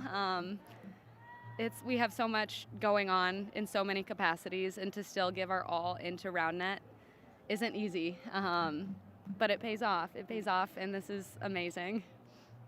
Thank you so much. That's beautiful. I think we're gonna switch over to the commentators. Thank you so much. It's been great, and congratulations. Thank you. Thank you, Tops, Sarah, and Kayla. An incredible win, and as Sarah mentioned, right, this entire year, the U.S. community, the entire global community mourning the loss of our good friend Allie Foster, who competed on the World Championship 2 years ago, went home with a gold medal like the rest of this U.S. team, and it's been with a heavy heart, I think, that everyone has competed here, but have done it with her in mind and for her in a way, as we heard from Sarah. Yeah, I agree. Yeah. Choked up here, so we'll leave it at that. An incredible win for the U.S., a somber moment for them, a celebratory moment for them as they go back-to-back as your world champions in the women's squad division. Such a special moment for everybody, and as Sarah, I think, so aptly put, it's a lot different being a Roundnet world athlete than, say, an Olympian, because your full focus is not on Roundnet. You are a teacher, you are a student, you are a wife, a husband, a mother, a father. There are so many people in this community whose primary existence is not Roundnet. Yet to commit to come to the World Championship, to put all that on hold for a moment, and to pour everything they've got into a world title, to come out with the gold medal, is really just comes full circle. Yeah, I think it adds a pretty unique perspective to the sport when, every time you meet someone playing Roundnet, you know that it's someone unique. It's someone that when you talk to them, they're going to be able to offer you a perspective that you're not familiar with, and it's something that just adds to the beauty of the sport. An incredible moment for the team as they celebrate this victory and shift to supporting the next round of play, our men's finals coming up in just a bit. We thank you for tuning in for this morning's session, but we promise that the best has yet to come. We still, of course, have our men's final up ahead. You will not want to miss that, as we're going to start to get things set up, our teams to take the field and get warmed back up. We'll come back with an update and hopefully be able to get things started shortly. So get ready, because we are going to go to that men's final in just a bit.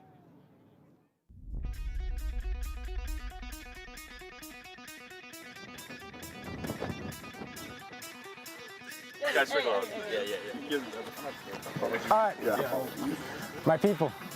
My people. This is where we're gonna win right here. C games, B games, let's win. Women's games, let's win. A games, steal us some games. We need those, all right? We are the best school in the nation at Roundnet. Shake off those nerves right now, okay? We're ready for this.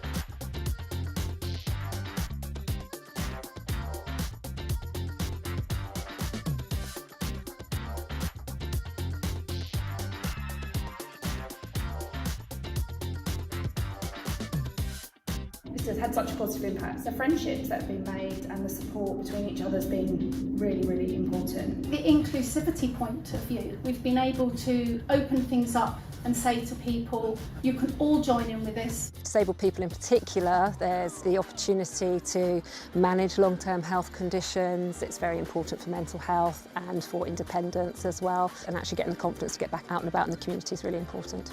When we think about health, it is so all-encompassing. It's about your connectivity, it's about your mental well-being, your physical well-being. With these projects that we do, they're building all of these new skills, wrapped in empathy and understanding and mutual respect and awareness for their community and individually. And I think, it's a really special mechanism that we've been able to build. It's been wonderful, really wonderful.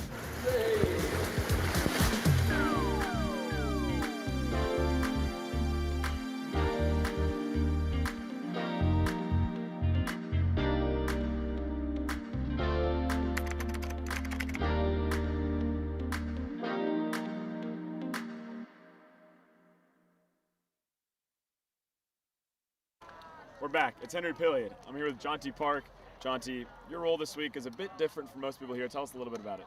Yeah, firstly, my first and main role is that I'm the manager of GB, but better than that is I'm the manager of the Ultras, so trying to get the GB squad out here, GB Massive, and support the boys and girls. That's awesome. So, as someone who's mostly watching this tournament, obviously giving advice to players and whatnot, but someone who's kind of on the sidelines, what's their favorite part about watching this tournament compared to other tournaments? This one is just the fact there's the amount of nations, there's so many people here, and really well organised, and just the vibe is just immaculate. I mean, it's so good. You'll hear like cheering over there. You'll go join it, no matter what country it is, and it's just super fun. Yeah. Yeah, that's awesome. Can you tell us a little bit about what hosting this tournament means for British Roundnet? Oh, it's brilliant. Honestly, it's top class. I really hope people see content coming out and just want to get involved. We've seen like some random people just walk up here and was like, oh, we heard this was on, and we just wanted to see what it's about. So already it's growing the sport in Britain, and I hope it does so. Yeah.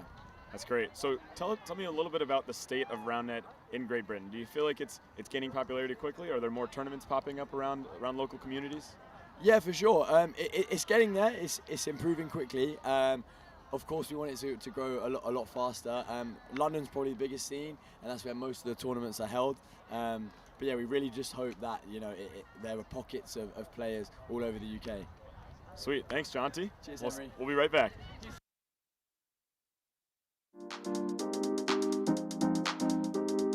Hi, I'm Michael from Team Spikeball. Today we're taking a look at the new and improved Spikeball Standard Kit. Alright, first things first. Just by looking at it, you can tell that it's sturdier than the OG Standard Kit. The rims are a little bit wider, and they also come with these yellow tabs to make setup even easier. The kit comes with 2 new balls. One's a little bit bigger if you're starting out, and one's smaller if you want a challenge. Both have pips for more grip. The new Standard Kit is built for quicker setup, better rallies, and it folds up or breaks down so you can take the fun wherever you want. See you out there.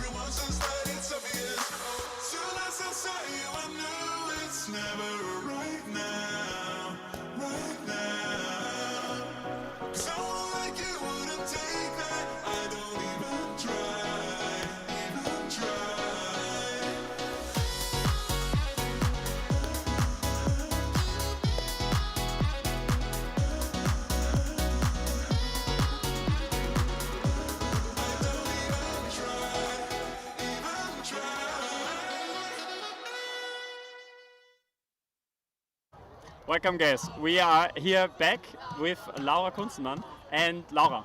I first of all want to congratulate you for the first place here. It was an amazing fight and I'm very happy that you did it.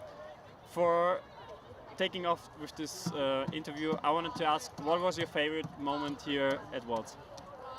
Well, for me personally, it was definitely winning the mixed world championship, I guess, because I think it just meant a lot to me because like 2 years ago we were in the finals, we didn't win, so now it was really like the goal to get as far as possible, and making the final was already like great, and then like yeah, playing and winning it was like crazy, and with like all the Swiss crowd and all the people being so close and so loud, it was like yeah, one of the best experiences ever. Yeah. That's good to hear. I know that you put a lot of effort in your preparation here and you took a lot of training. Can you talk a little bit about like what you've been through with training and all? Yeah, so actually my life is like a lot about Roundnet, so I really invest a lot of time for like practice and like everything, like obviously playing a lot of tournaments, so it takes a lot of time and sometimes the balance is a bit off, so I actually realized it a little bit and I took a bit like time off and didn't play as much, and then like before Worlds it got like really better, I like felt really motivated again, and then like leading up to Worlds I just like felt really good again, and then yeah, it was just yeah, really good. I wanted to say a little bit less means like for a normal human being is like okay, a few months off or something. For you it was actually not that much, and also Laura played on every weekend another tournament, so I think you deserve the rest. And I think it's a real thing to have like kind of this thing that you're oversaturated with Roundnet, and I think you've been through that. And I think it's also good that you talk about this because it's a big topic too. Yeah, I think so too. I mean, a lot of the people here are investing so much time and effort and free time to just do this, and of course it takes a lot of like energy and everything, resources. So yeah, we shouldn't forget that it takes a lot, and sometimes it can get a bit hard. Yeah. But yeah, like right now at this tournament, I forget about it all, and it's just fun, and like everybody's having a good time, so that's just great. How was it for you also to compete in squats with your female players here for Switzerland? That was really fun. I really like our squad. Really like became one big team like throughout the preparation to this tournament, and it was like just so much fun to be part of it and actually like see everybody like competing at a very high level and like competing much better than some of them like actually expected. Like we had the 4th overall seed after the pools, and we were very happy with that. So very hyped. Yeah, it was just a lot of fun. Yeah. And I want to say thank you so much. You're like the best female player out there, and I appreciate it a lot. You're very, not only from a player's perspective, but from a friendship perspective, really one kind person, and happy to know you. And yeah, I say thank you for the time. I know you're very uncomfortable with interviews, so I'm very happy that you did it. And I say back to the stream, thank you so much.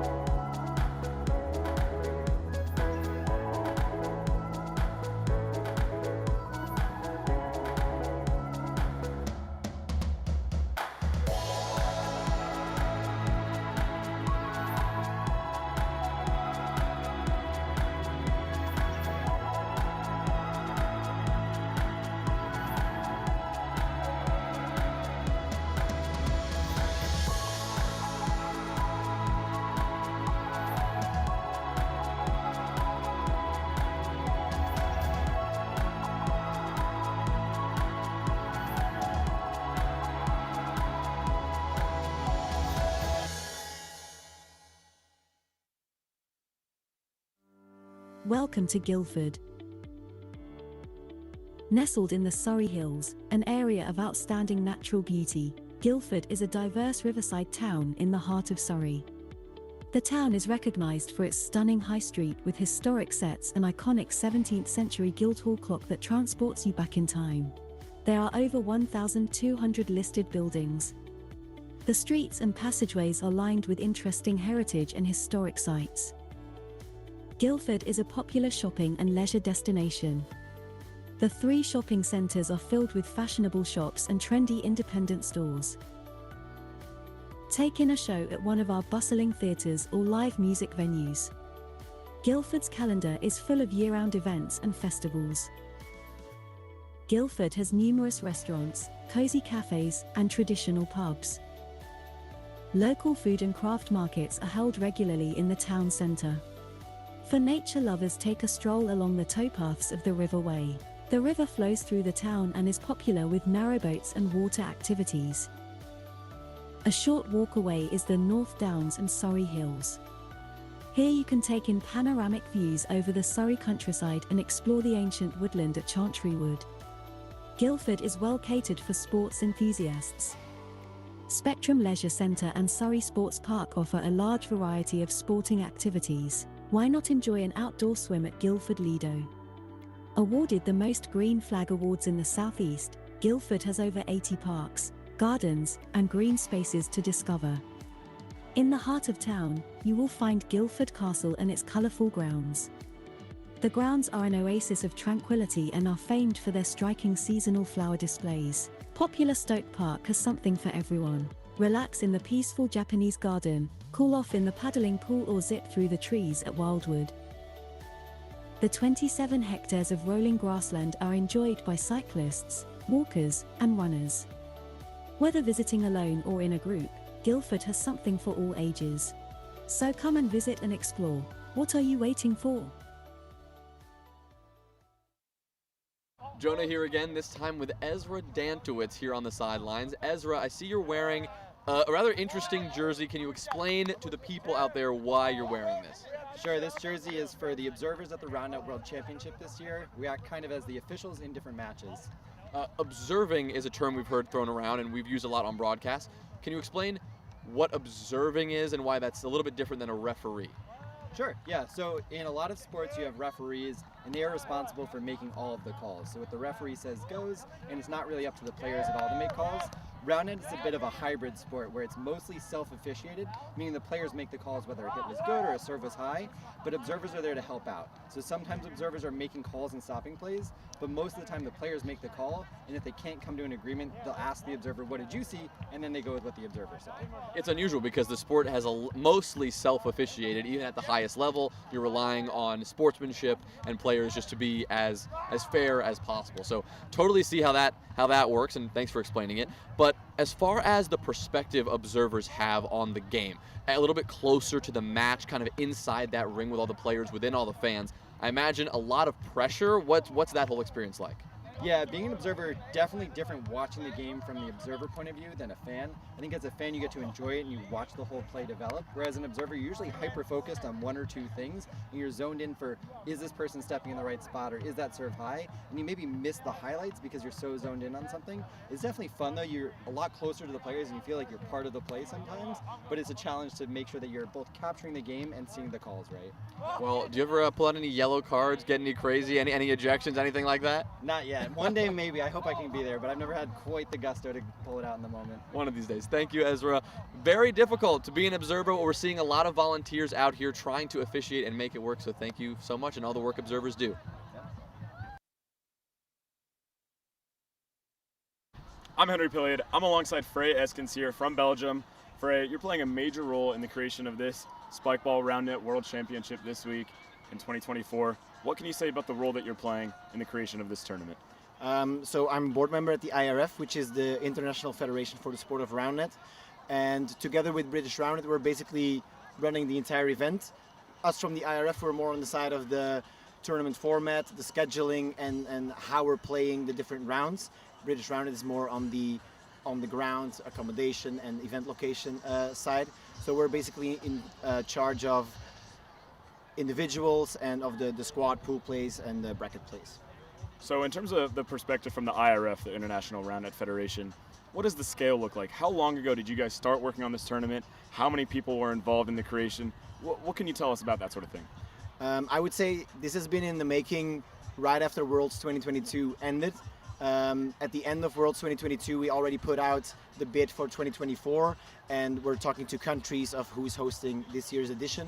And ever since, we've been working with British Roundnet in picking a good location to host the event, thinking about how we're going to do the format different from last year, and just working with a lot of people on British Roundnet side all year round basically to put up this event. And can you give us something from your personal standpoint, maybe something that is your own favorite part about putting a tournament together like this? It's like any tournament director will know, it's a lot of work and a lot of thankless work, but for me, the favorite part of the entire World Championship, and as it was last time, is just the squad competition and seeing different countries playing each other.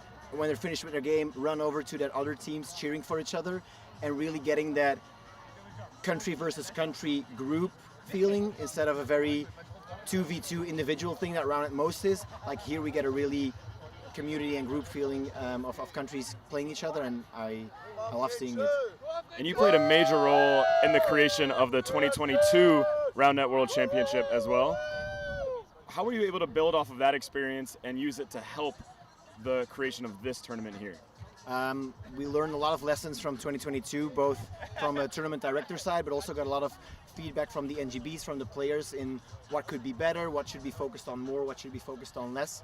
In 2022, I also had like a double role, being IRF board member, also being a Roundnet Belgium member. and which was a very tough job to do. We split it up now more that British Roundnet and us are taking shared responsibility. And I think the biggest thing we've changed is focus on squads more and focus on individual less. We're at 1 day of individual this event and 3 days of squads in comparison to 2022 where we had 2 days of individual and 2 days of squads. Awesome. Well, thank you so much, Frey, for your time. Thank you for all the work you've put into this tournament and everything you do for the sport of Roundnet. We really, really appreciate it. We'll be right back.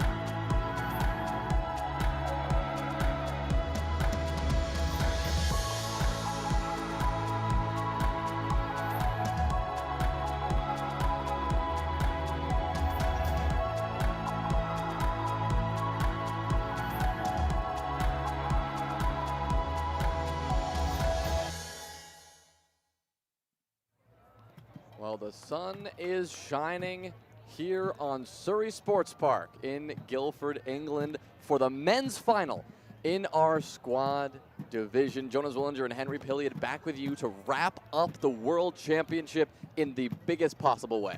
Yeah, this is exciting. We got to watch the U.S. women just win a gold medal. Have to think that for the U.S. men, maybe feeling a little bit of momentum, a little bit of home country pride from that. Going to take that good morale into this series against Canada, which we mentioned, the women's was a rematch of the 2022 finals. This men's squad final, also a rematch from Belgium 2 years ago. The U.S. and Canada squared off. U.S. taking that one 3-2. Very close match, came down to the last net. It was a very intense conclusion, but the reigning world champions take on the reigning runner-up here in the men's squad final. We're not wasting any time, diving right into it. We're bringing you nets 1 and 2, teams A and B, these matchups first, and then just like the women's squad final, we will then bring you the next 3 nets simultaneously, bouncing between them to give you as much coverage as possible. The crowd continuing to filter in, everyone grabbing some lunch, getting refreshed after our amazing women's final, and now we tune in to net number 1, the A net here. It's Kingdom Come versus In System. It's Matt Cole and Grant Clapwick against Etienne Cote and Blake Bozak.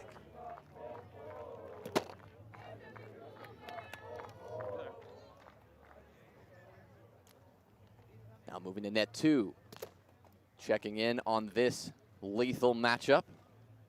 On one hand, you have Jay Gagnon and Emerson Dean for Team Canada, Will Piccone and Gabe Funaki for the U.S. Yeah, a lot of mixtures of serving and defense on this net.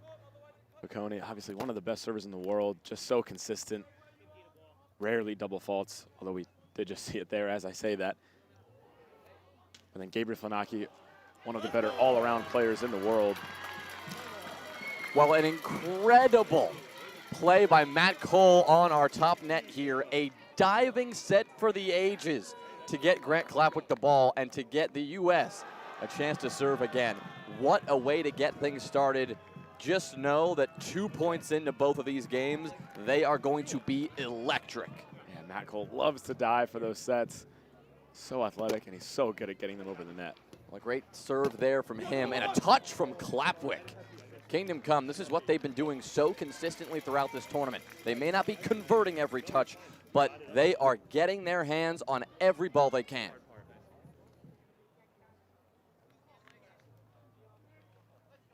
Net 2, Funaki serving to Dean. A big one, but a recovery from Dean puts that ball past Piccone. Emerson Dean is such a wall on serve receive. Just always seems to get to every ball no matter how wide. Well, it's Jay Gagnon serving for Canada on our second net.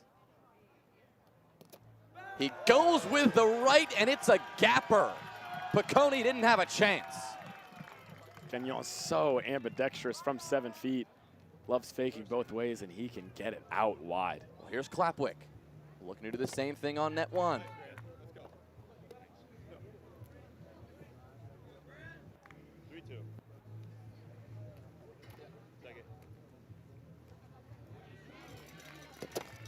A reverse cut for the ages again.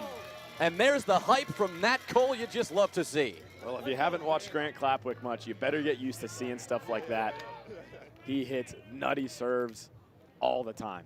Well, the reigning STS champions, the Spikeball Tour Series champions, and they were for, well, that is one of several reasons. Grant Clapwick serving. When he gets hot, there is nothing like it. Another reverse. This one at least touched by Bozak, but it's not going to matter. And Matt Cole getting loud. It's not uncommon to see him energetic after a Clapwick serve, but I don't know if I've ever heard him get this loud. Doing whatever he can to bring that energy here into this final. He knows how important this is.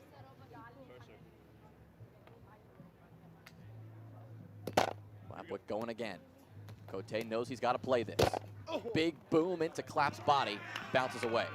And Jonah, you mentioned Matt Cole knowing how important this game is. In system, now the silver medalists this week in the individual bracket, if Matt Cole and Grant Clapwick are able to snag this first net, that is absolutely massive for the United States.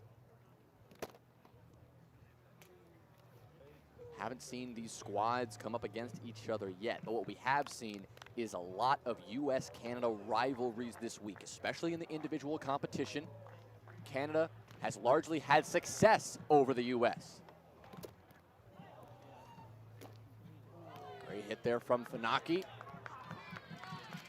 to keep things going on net 2.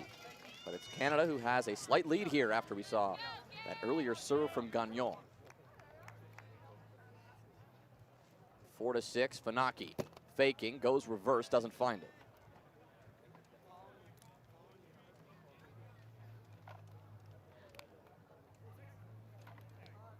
Gabe again. Goes reverse again, and that one is clean. No touch ace for Funaki. Well, the commentator jinx holds true. Just talked about how good Emerson Dean's serve receive is. And if anything, that just highlights how phenomenal that serve from Funaki was. Back on court 1, the dive from Bozak. Athleticism on full display. Matt Cole asking for the observers to call simul, meaning he contacted the ball and the net at the same time. Not a call we see very often.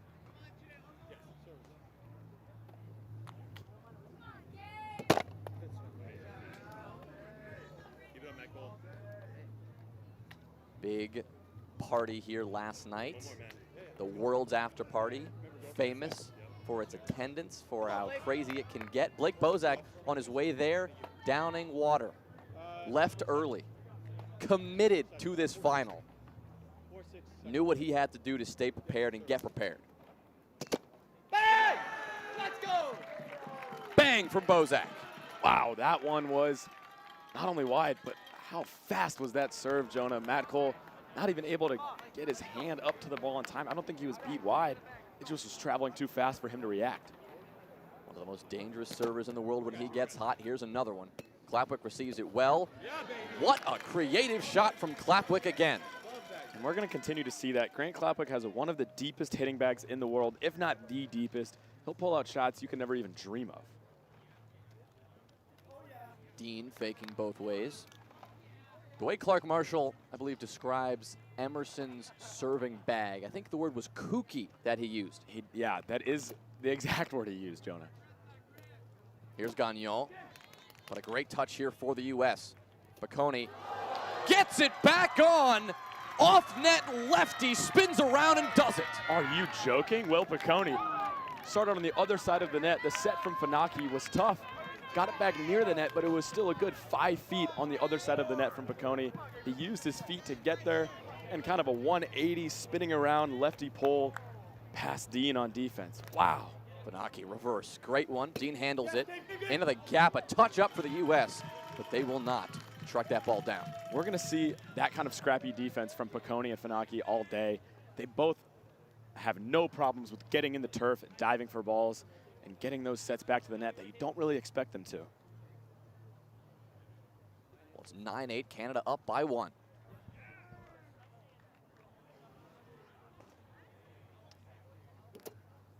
Great swing there from Gagnon. It's the lefty, and that's a break for Canada. Yeah, Gagnon got Piccone with the right offhand serve earlier.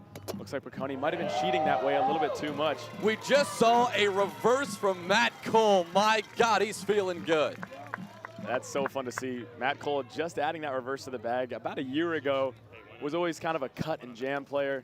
Started throwing that reverse in, and it's been getting better quickly. Well, the energy out here from Canada-US right now so far, these two games have been electric. Just saw another good play on court 2 from Gagnon.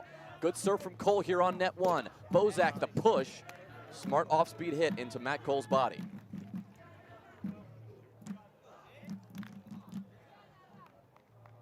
Gagnon serving again. Nice lead now for Canada. Fakes left a couple times, ends up with the right, finds the front rim.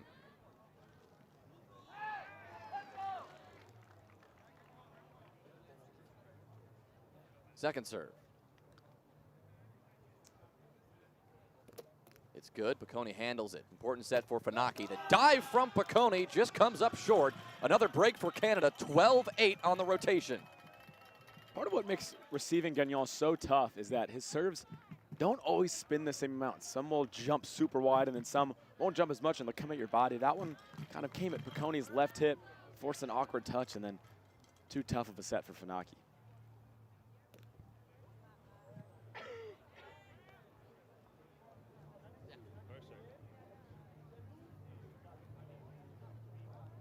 Clapwick serving on court 1. Right now, the U.S. small lead here. 10-7.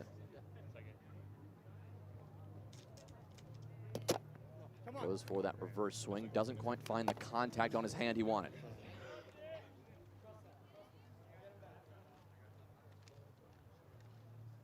Gagnon serving again on court 2. Funaki moving, jammed up, but handles it. Great hit, off the body and out of play. And that's another one from Gagnon that doesn't cut as much and jams the receiver up, but this time Funaki read it a little better, able to get a good touch on it. Well, just a chip up and over the shoulders of Cote there. Bozak will handle it. Great touch from Clapp. Here's Matt Cole, but he just hits it into the rim. Always the sportsman, Matt Cole calling that hit on himself. No debate there. And that's so unfortunate. What a phenomenal reflexive soft touch from Grant Clapwick there. But Canada, too solid getting that point.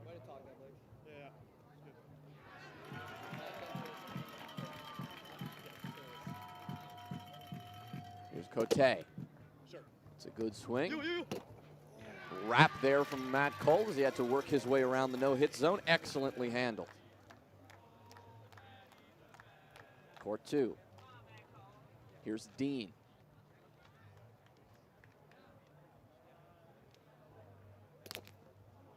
Wow, what a serve there. Funaki over his shoulder. That one was tough. We saw that conversion earlier, but it's not the kind of thing that you're going to see happen more than once. Piccone not really getting beat on serve receive wide in any way. He's just not getting the cleanest touches, and it's forcing these off-net sets from Funaki that just aren't as crisp as you'd want them to be. Well, Canada in control on the B net. The U.S. slight lead on the A net. Let's go, Blake. Each match a best of 3. Game 1 right now on both. Great swing from Blake Bozak, who does it. What a serve from him. Great cut. And again, it's the pace from Bozak. Clapwick looked to be there in terms of getting out to the cut, but just too fast for him to get his hand in front of the ball in time. That's the thing with this matchup between In-System and Kingdom Come.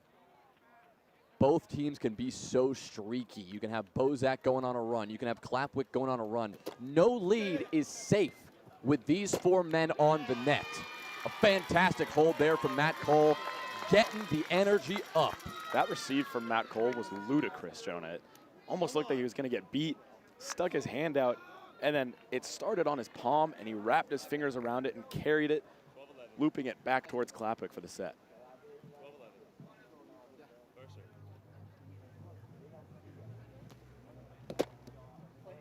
Playing through the rim, Cote.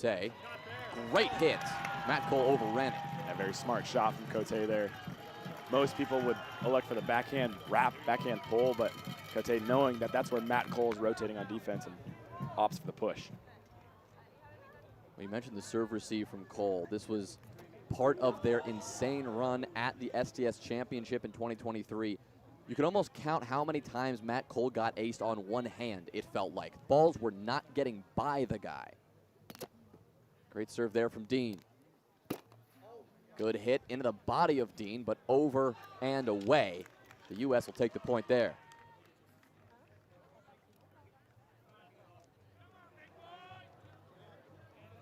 Here's Cote on court 1 getting ready, while on court 2, we see Funaki to serve.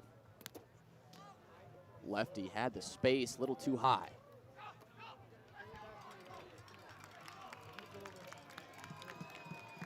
Well, Canada still up by 5 now on court 2.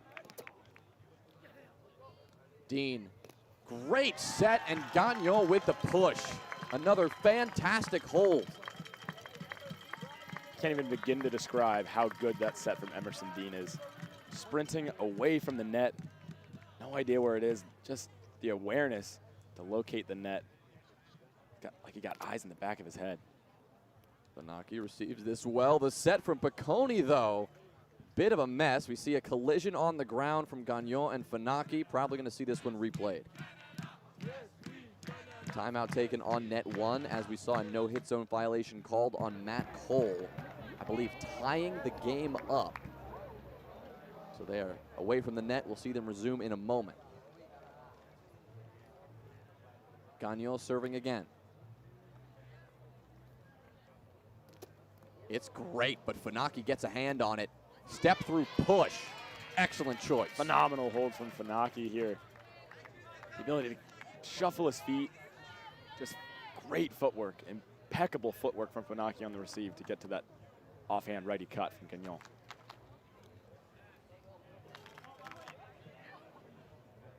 Well, Piccone now getting dry, readying himself for this serve. Meanwhile, check out court 1. Here's Cote. Good swing there. Klapwick, deceptive. The dive from Cote. You know he wanted a chance at that one, and really he did. That's the athleticism you're going to get from Etienne. Just when it looks like he's got no chance, he's popping up and making it work.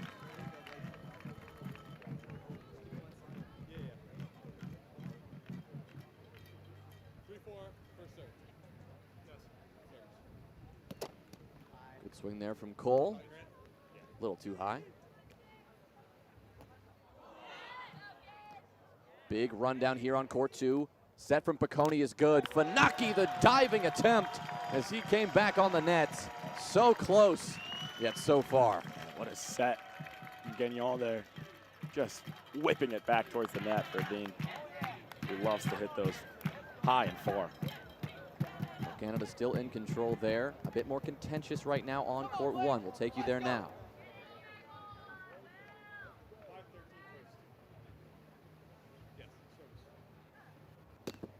Wow, that power from Bozak. You can hear it.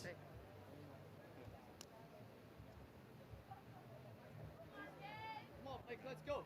5-3, 15-13.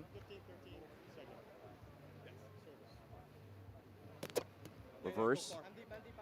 Cole with his body. Klapwick cannot convert the set. Canada continue to move on here. It's another instance of serve not beating someone wide, but just jumping not as much as the receiver expects and jamming them up at their hit. Let's go, Blake, right away. Bang, bang, come on. Well, 16-13 now. If Blake can find another, let's go! Called clean. Now it's looking great for Team Canada right now. This is not the man you want to see get hot if you're on the side of the USA. Blake Bozak one of the streakier but deadlier servers in the world.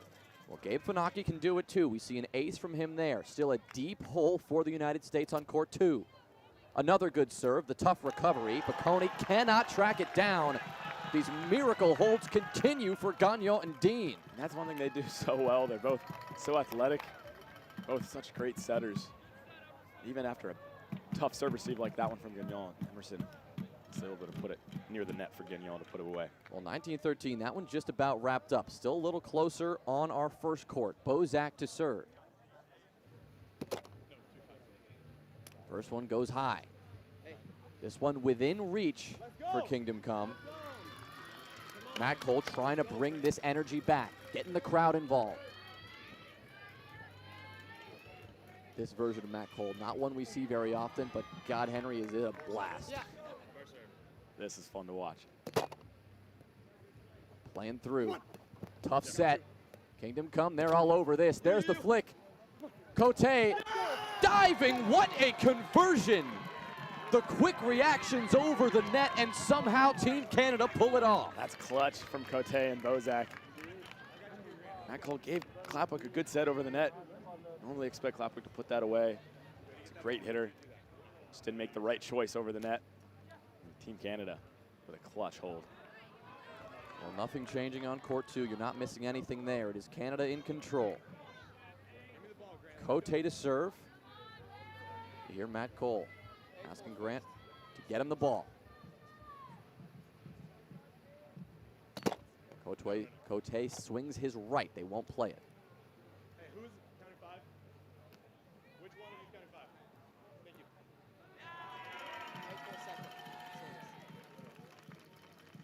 you. Goes left this time, no good. Matt Cole will get the ball now with a chance to bring the U.S. back into this fight. Court 2 now, game point for Canada.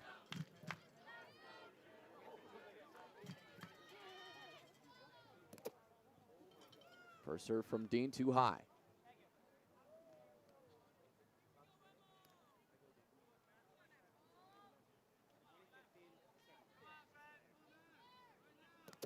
Second serve from Dean is also a little high. Need a big run for Funaki here. And we know Funaki can shine in these moments. He's so experienced on the big stage. Matt Cole double faulting on our first net. You're not missing any action there. Funaki will stay here. Going for his second serve now, needs it if the U.S. want to take this first game or have a chance. Again, these best of 3 matches. Taking game 1, so important. Good reverse. Dean handles it, a bomb. Piccone cannot track it down. Canada takes game 1 in that matchup. Meanwhile, net 1, huge run down from Cote. Gets it back in an awkward pocket. Matt Cole's going to call it bad, and they'll turn to the observers as that hit was straight into the rim, but had that awkward bounce right back the other way that it's hard to tell sometimes if it caught the net or the rim. I expect this to be called rim. Matt Cole trying to make a play on it.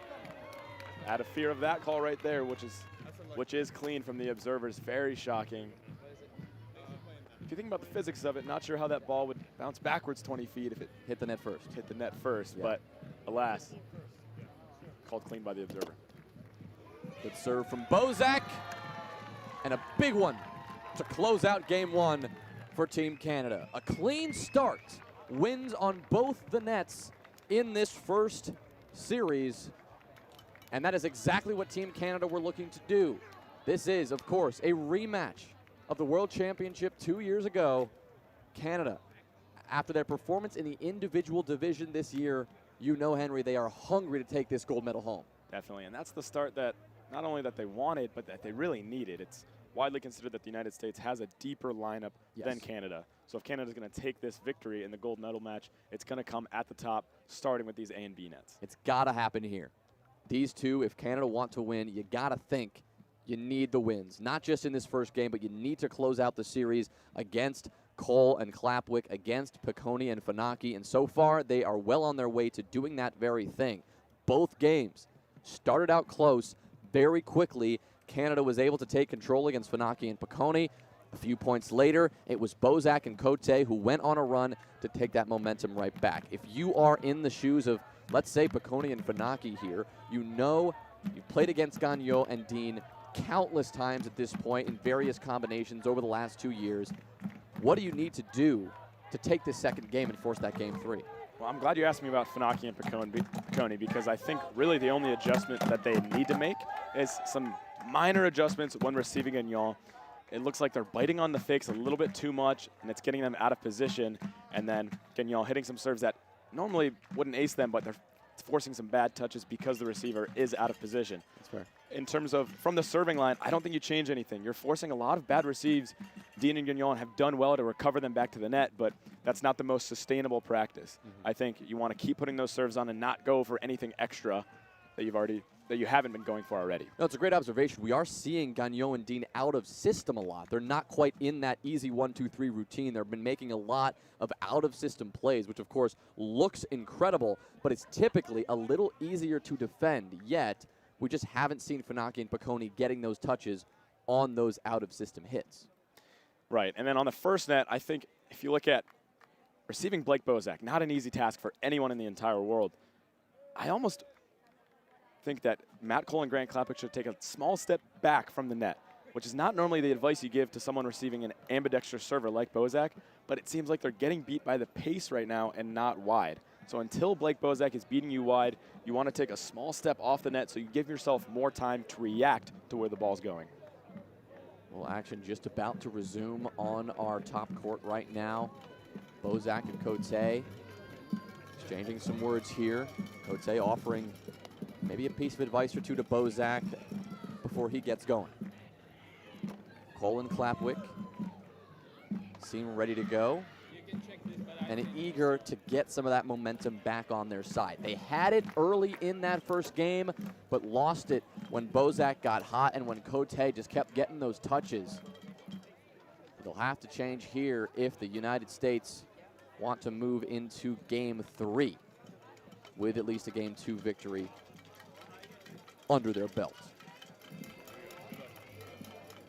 Big moment here for Funaki and Piccone as well. Piccone hasn't had the best luck of the draw when it's coming to calls against him this week. From talking to him, it sounds like he feels that just about every possible thing has gone against him.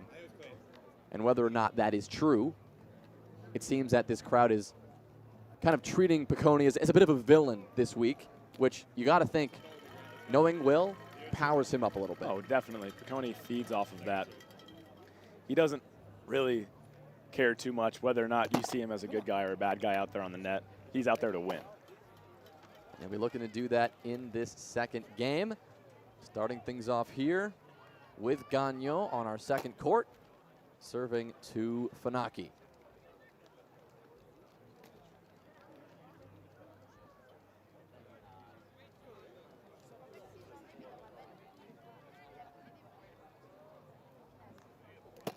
Gagnon will swing away on his second serve, but will not connect.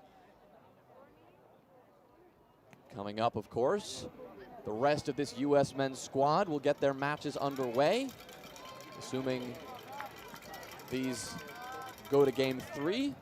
Then they'll be waiting a little longer to get that done, but yet to see what kind of U.S. team we're going to see emerge here on these second games. First net as well, just getting started. We see Matt Cole with the ball on his second serve.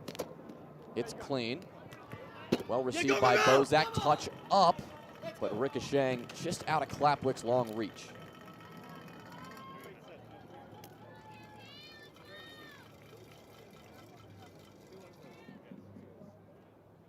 Now it's Cote.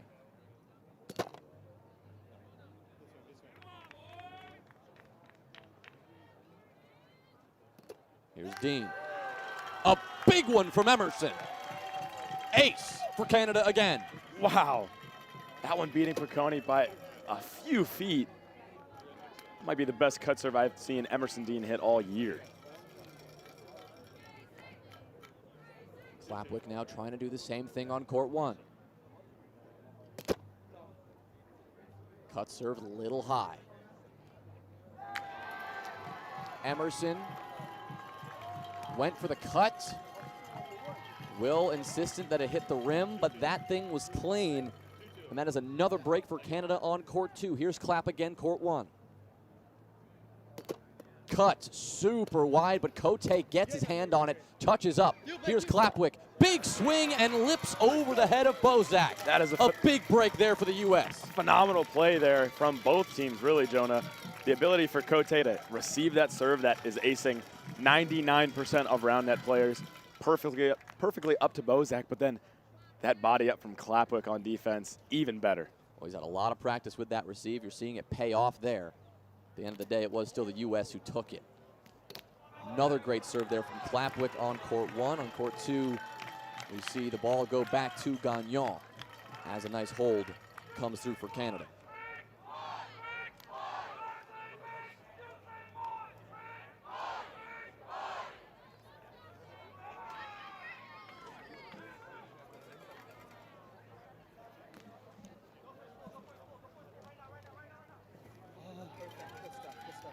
We're hearing the communication from Etienne to Blake over on court 1. They got the touch, but that ball not popping up.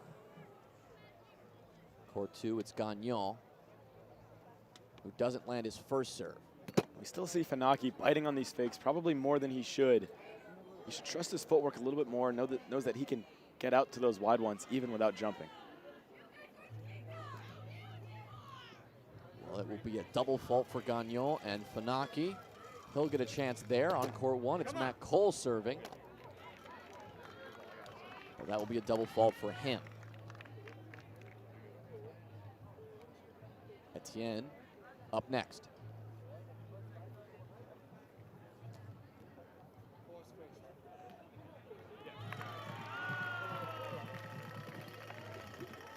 Ball from the Canadian hold works its way over to court 1. Etienne serving. No dice. Great serve from Dean, but well handled by Bocconi. And now he'll get the ball back after that 1-2-3.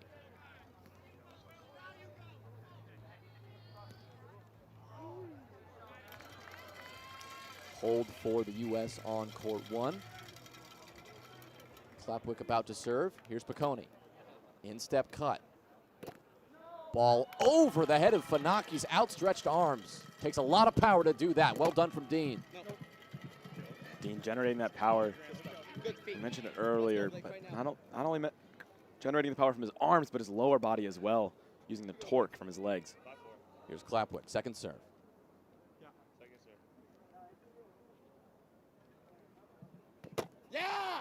Wow, he had the space, swung the righty, but shorted it. Gagnon serving.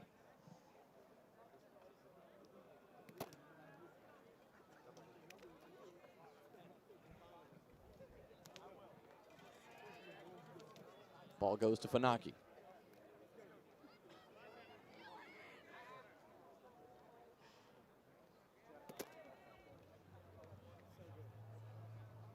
A lot of side spin there from Funaki, but the top spin just not quite there yet. Yeah, and with how much angle he's taking on the net there, it's hard to hit it with so much pace and keep it low enough.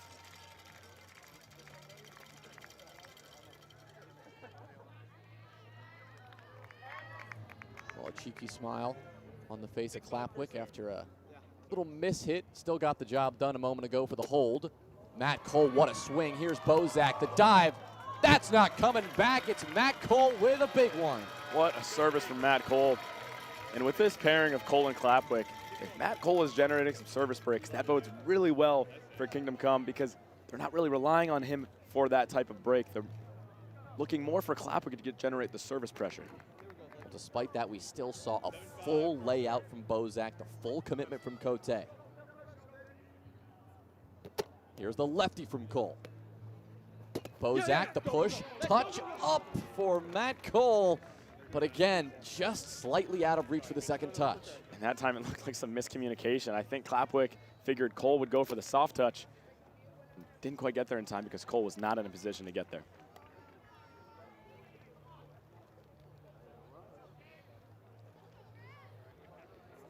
(9-6), Canada leads on court 2. Serve from Gagnon is high.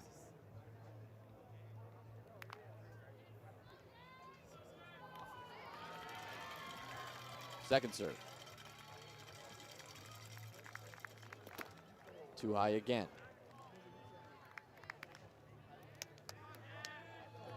At 7-9, Funaki gets the ball. We move to court 1. Clapwick. A cut that jams up Etienne. Great shot choice. Took the one-on-one with the defender. As a hitter, you're going to win that pretty much every time. Right.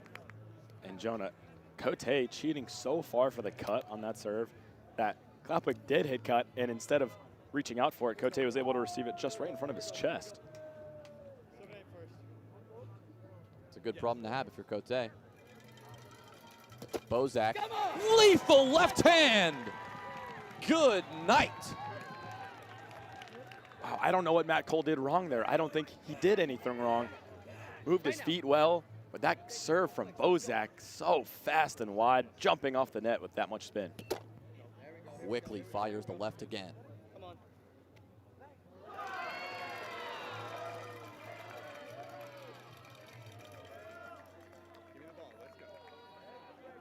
Heard a come on from Will Piccone across the pitch. Know that he got a lefty cut to secure the break. Bozak!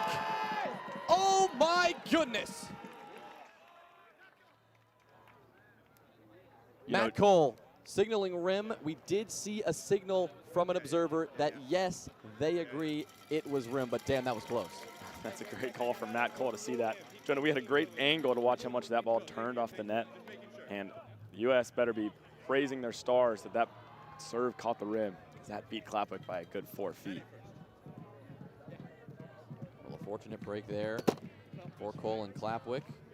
Just saw a rundown from Piccone on court 2. Slipped on his way back, so he could not convert on that defensive touch from Funaki. It's Gagnon serving now. 11-9 Canada. What a diving attempt from Piccone, but again, it's the fakes that seem to be doing the job for Gagnon. Yeah, I mentioned it before game 2 started, Jonah. For Piccone and Funaki, it's a matter of not jumping on those fakes, not biting on them as much as it feels like you want to, and that time we saw Piccone fighting too hard for the left. Well, a rally there. Canada taking it after a lipped hit there from Matt Cole. Cote slides into position, gets the touch, and Canada take the point there. A big one that puts them up 10-9. 10-9 first.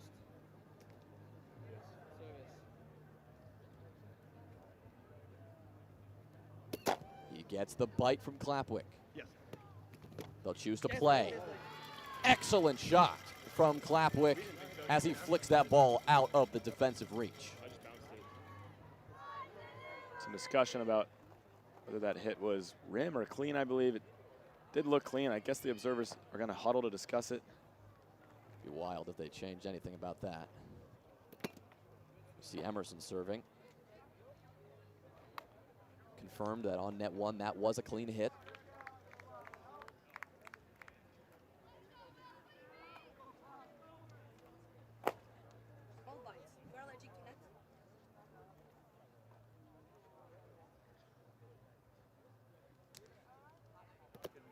Grid swing there from Emerson. The dive from Gabe is good, but Dean tracks it down. Here's the set. Off the mark, Piccone's there. Recovery out of position from Funaki. A big rally that puts Team Canada on top.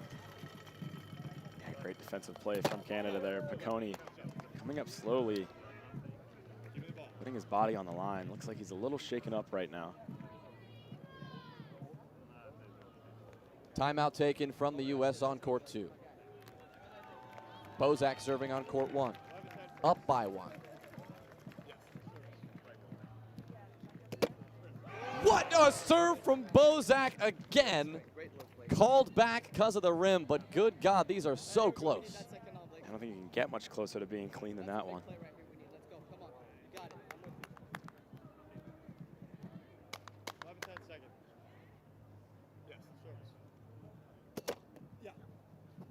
On 2 from Clapwick.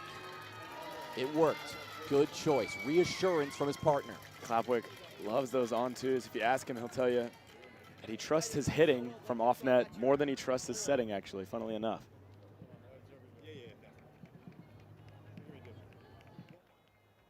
(11-11). Good swing from Cole, but Bozak slides to it beautifully. Boom ball. See you later.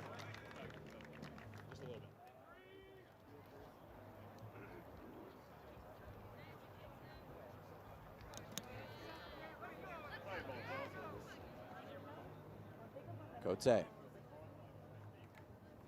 looks for the left. Misses short.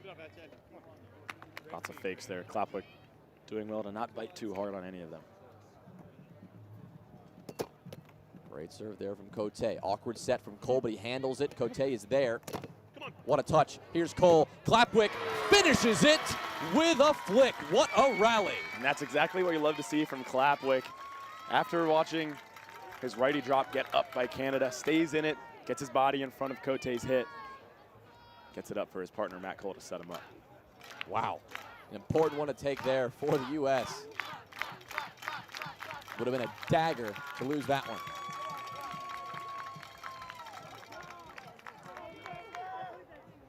Clapwick getting set.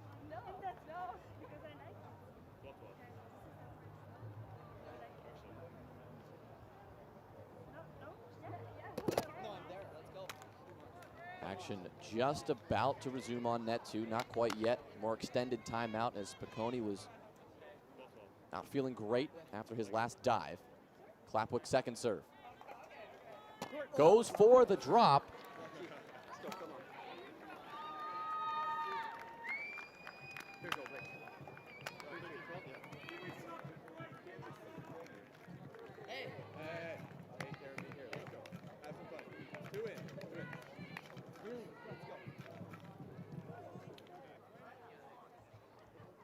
Here's Bozak. Moving to court 2. We see Dean getting ready to rip. Goes with the lefty. What a creative serve here. Piccone, great set, but Dean's all over it. He dives. He puts it back on the net, and Team Canada just can't do any wrong right now. Wow, what a diving wrap from Dean there. Looked like Piccone and Funaki might have been in good spots, but then Dean finding an angle that no one else on the net saw. Incredible. Canada in control again.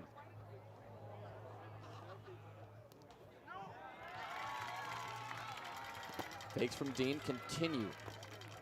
Piccone not phased that time. But a 4-point lead, rather a 5-point lead for Team Canada against Piccone and Funaki.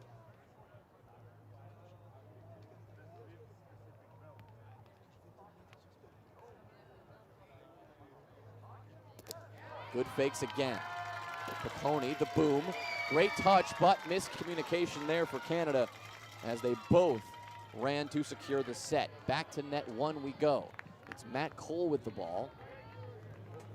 14's first. All tied up at 14.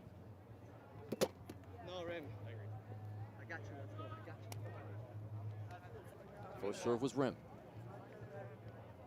14, second.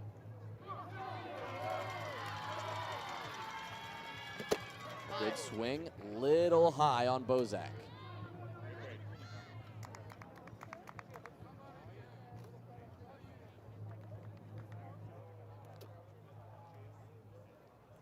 Canada once more victorious in both game 1s.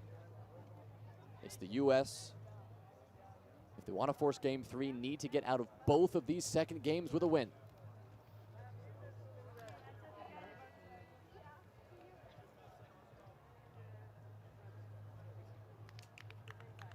Piccone to serve. Effective fakes, but can't land it.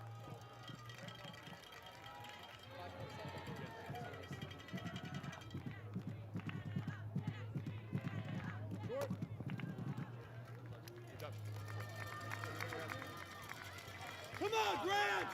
Let's go!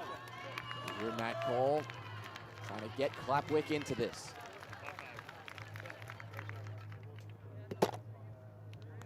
Swings were Reverse will hit the rim. Net 2. You see Gagnon serving now.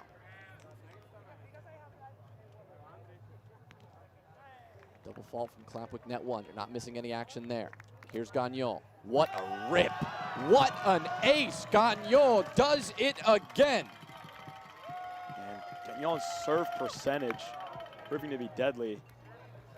You're landing as many serves as he is right now. Some bad touches are bound to happen like we saw from Piccone there. He'll step right this time. Swings the left. It's low and it is lethal. Called clean. Another break for Canada. In firm control on net 2.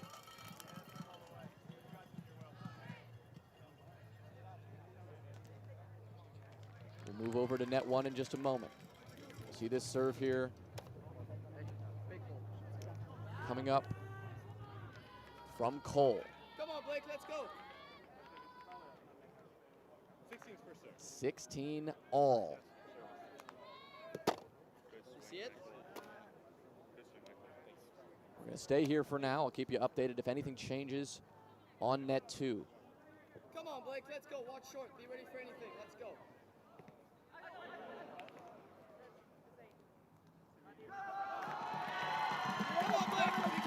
Big rally on net 2, but Canada still in control. Here's Cole. Big swing. Bozak. What a dive. 17-16 now. Now Bozak flexing the athleticism. We know how well he can serve, but the finesse to dive over the no-hit zone like that and find the angle. So impressive. Big boy chance for Etienne Cote. Ring out amongst the crowd.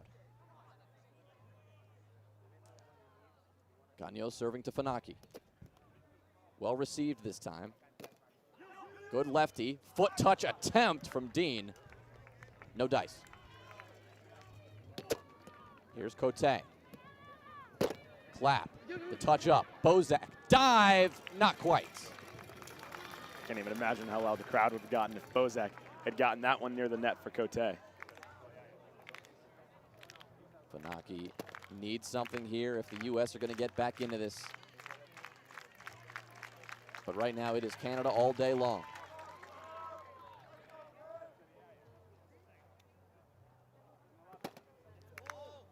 Court 1, Klapwick serving. It's a good one. Recovery here for Blake necessary. Missed a big rally here on Court 1, still going. But Canada will take it. No hit zone violation called, however. So the U.S. with the point there. Wow, what a huge call from the observer. That would have been a huge point for Canada to win. But instead, it's a nice break for the Americans. Again, it's game point here on Court 2. Drop for Dean. Tough recovery there for the U.S., but they'll make it work. Need a miracle run, though, on that net. Canada about to secure it. Timeout taken on Court 1, though. You're not missing action there. Canada will step away to make sure they are ready to go for the last few points of Game 2. The conclusion of Game 2 upon us here, though, on our B net. Piccone serving to Dean. First serve. Hits the rim.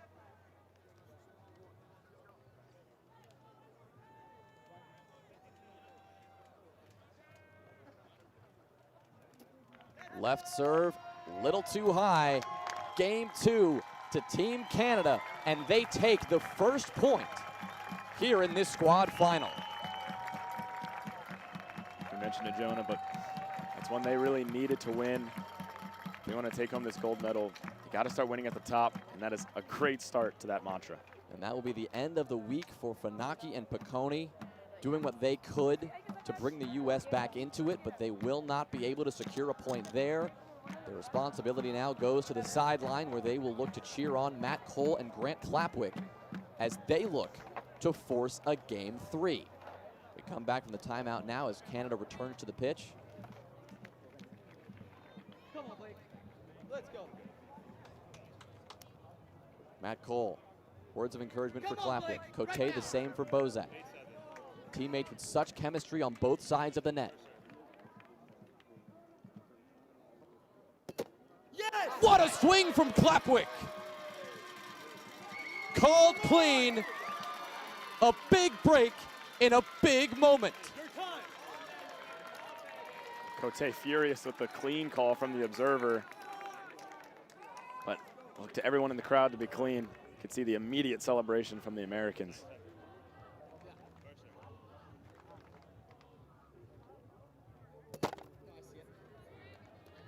(19-17). If he can get another, that feels like it might just be the dagger. Bozak serving next, though.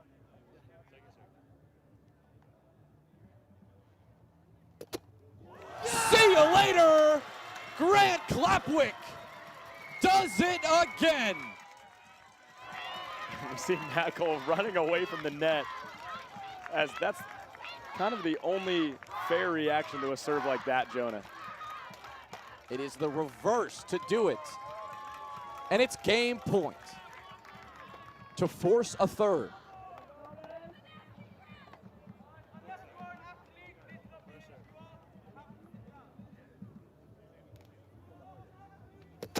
A good swing. Canada will play it. What a touch. Diving Cole, it's back on. Another one. Over his head. It would have taken a miracle, but Matt Cole got as close as one could. Where'd it even begin on that point? Matt Cole and Grant Klapwick getting scrappier than I've ever seen them getting these balls back on the net.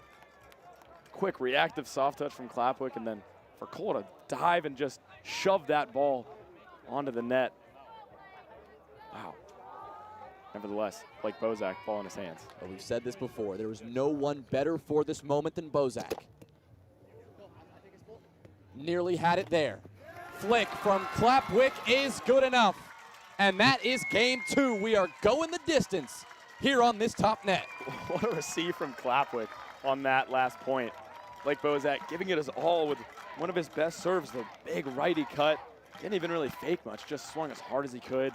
And Klapwick sticking his right hand out there, getting it up. And I mentioned before this game 2 started, Jonah, that if I were Kingdom Come, Matt Cole and Grant Klapwick, I would take a little extra step off the net. And it looks like they did that, and it's allowing them to react to those balls. It's giving them more time to adjust and get their hands in the right spot. Right, it's all about finding that balance. Same thing for the receive, same thing for defense. The position you are to the net, it's all about the balance of range and time, right? That's at least what Mr. Scott Beeks likes to say on defense.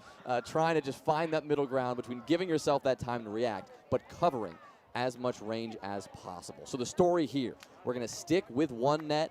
We're wrapped up on game 2. We're not bringing you any simultaneous coverage now. We're going to focus here on one, as everyone in the crowd will now turn their attention towards this game 3. And this is an especially big moment right here, not only because it provides a point for whoever wins this third game, but going into that second wave, since there is no net 2 anymore, it's just one game, whoever wins this one is going to provide so much momentum for their team going into that second wave of 3 nets, which obviously is going to determine the winner of this gold medal match. And I know we've said that word a lot, momentum, but it really is important, especially when it is so streaky sometimes.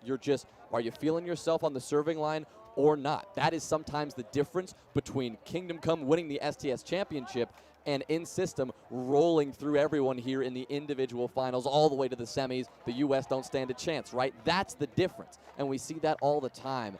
So important for Kingdom Come, for Cole and Klapwick, if they want to take this game, really would set up the U.S. for success. Yeah, and momentum, not only such a big cause of concern because of the individual performance, but because of the squad format. When you get that momentum for your team, you're not only bringing yourself and your partner up, you're bringing your 8 other teammates up as well. But what we said, for Team Canada, they are positioned really strongly right now. They already have a point under their belt. A Game 3 win here would mean they have 2. And for Canada, depth might go to the U.S. So it's all about these top 2 nets. We've seen this week Canada's top teams outclassing the U.S. top teams, albeit by just a hair, but taking those wins. The 3, 4, and 5 net, I think the U.S. would be the favorite, especially on 4 and 5. So you've got to take these top 2 if you want to have a shot at the World Championship if you're Canada. Yeah, and we look at that C and D net for the United States, and it's 2 of the top 5 teams from the STS last year. Spotless with Joe Bondi and Ryan Gross, and then Rogue, Ryan Marino and Thomas Hamilton, who have been placed at the 4th net because of the inactivity from Ryan Marino this year. He's been dealing with a lower back injury, but he's feeling better now. Not quite 100%, but still here at the World Championship, so obviously he's feeling okay, right? And if I'm Canada, I see those matchups. I'm not a big fan, so I need to secure this Game 3 win over Kingdom Come right now. Well, big moment now as we get back into this 3rd game. The crowd getting in position. Everyone looking to find their positions around this center net.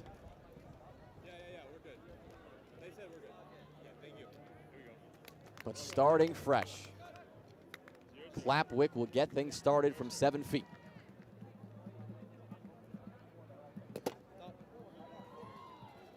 Hits the rim on the first one.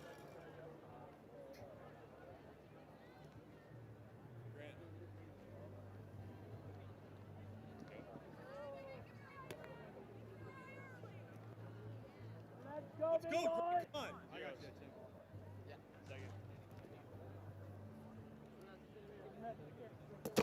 Great serve there, but Cote handles it. Here's Bozak on the set. Backhand, good touch. Clapwick, boom, but up into Cote's body. Another hit. Cole's going to track this one down. Important set now for Clap. Cole tracks it down, but cannot find it on the off-net hit. A fantastic rally to kick off this Game 3.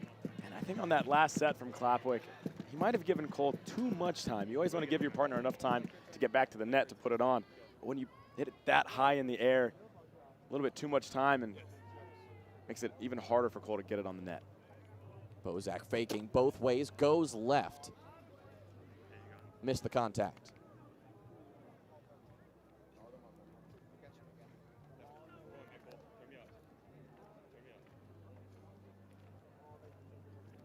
Let's go, Blake. I'm with you.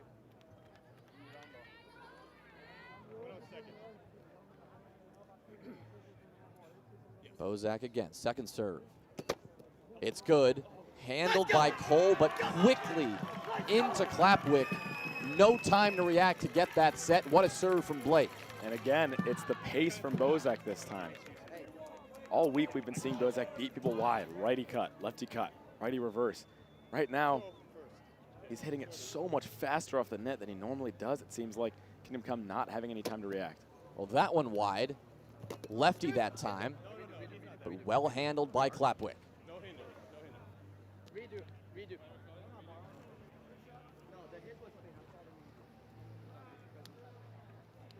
Some discussion about a hinder call here. Maybe Grant Clapwick's hit into Bozak off his body. It might have gone back up into Clapwick. And Canada arguing that they could have dived for it and gotten a set up onto the net. Fair call there, I think, given what we've seen from Etienne and Blake today, their willingness just to commit. But a fantastic serve from Bozak and a tough blow for the US of A after getting that redo, and now you get aced. And that time it's the width from Bozak. Finally, we see him going wider. Clapwick not able to reach far enough out to bring it back towards his partner, Matt Cole.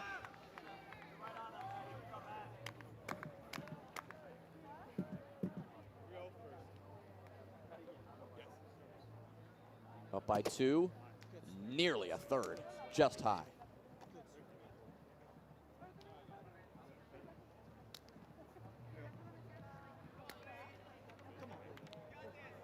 Come on, Blake. 3-0, second. Step right, swinging quickly, but that ball just a little too high as well.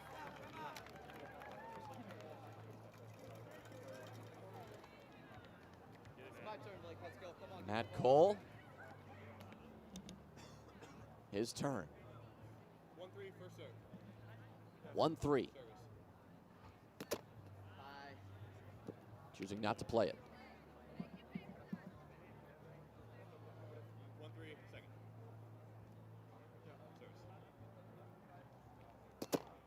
A good swing there, but again, just a hair high. 4-1 at the rotation. It's Cote. to serve. Quickly goes right to it. The jam. Clapwick cannot handle it. Canada feeling good. Yeah, Clapwick unable to get his hand into a comfortable spot, and that jam serves right in front of his body. I think Matt Cole could have made a play on it. I think he apologized to Clapwick for not making any effort. This one lipped up, played through. Great body from Bozak. Awkward hit, but he gets it done. How do you stop this team right now, Henry? Canada can do no wrong. They're just firing on all cylinders.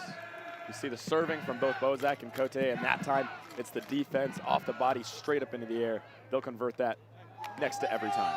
And already forcing the timeout from Cole and Clapwick. What a start for Cote and Bozak, and Team Canada getting some energy in the crowd now as they are taking control of this Game 3. Now the crowd getting fired up. You can hear the Canadian chants ringing out. Not a good sign for the Americans once those fans from Canada get active. Yeah, we see on the sideline the U.S. crowd dead quiet right now. You have to find something to bring life to this team, to this crowd, to this country here right now. Again, just the first 2 games underway. We will have our next 3 kicking off at the conclusion here. 6-1, never an easy lead to surmount, but it is a comforting thought knowing you have one of the best servers in the world in Grant Clapwick on your team.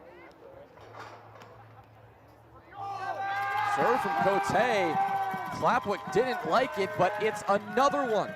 The timeout, not enough to quell the storm that Canada are bringing right now. And that's always impressive as a server, if you can come out of a timeout from the other team and go right back in to firing an ace.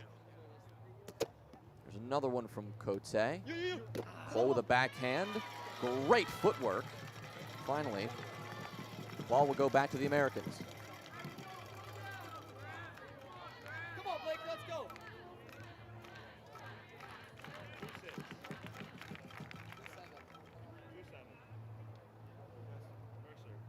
Clapwick needs to get hot.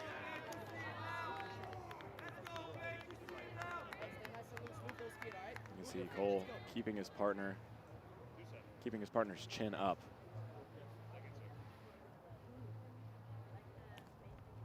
Second serve, what a drop! An insane serve from Clapwick. Don't see that very often. That thing was clean. That's so smart from Clapwick. You know how fast his serves come off the net. As a receiver, you almost have to be leaning back onto your heels. Clapwick recognizes that, goes for the drop. Cote now in position, off his chest. Bozak, what a recovery. Clap and Cole will play through. And what a play and a break for the U.S. back-to-back. And we said it. Clapwick, one of the best servers in the world. If you're going to come back from a big lead, it's going to be this guy right here doing it. And that time, the service pressure from Clapwick forcing an easy defensive conversion. What we saw at the end there, the net moved, it got kicked. Cote thought it might have been Clap, but Bozak immediately confessing that he nudged the net as he worked his way over to play some defense. So quickly after the timeout from the U.S., now it is a timeout for Canada. They still hold the lead, but they want nothing to do with any serving pressure that Clapwick has been applying and may continue to apply if Canada's not careful. And now we just saw Cote come out of the American timeout and fire an immediate ace, which I mentioned, very impressive. You're coming in cold. I'm very interested to see if Clapwick is going to be able to do the same thing out of the Canadian timeout. If he can go out and put another solid serve on the net, that bodes well not only for that specific point, but just mentally to know that you can come out feeling cold and still put something on, put some pressure on the other team. That's one thing that always has impressed me, though, about this Canadian side at the very least. Feels like Bozak and Cote can both just get hot at any given time. They don't need anything to be going their way all of a sudden. Down a few. You just never know when Bozak is going to wake up and go crazy. But right now the focus is on Clapwick. Back from the timeout. Serving again. Let's go. Swinging hard for the reverse from the split stance. Let's go, come on. Let's go, Blake, I got you. Second serve.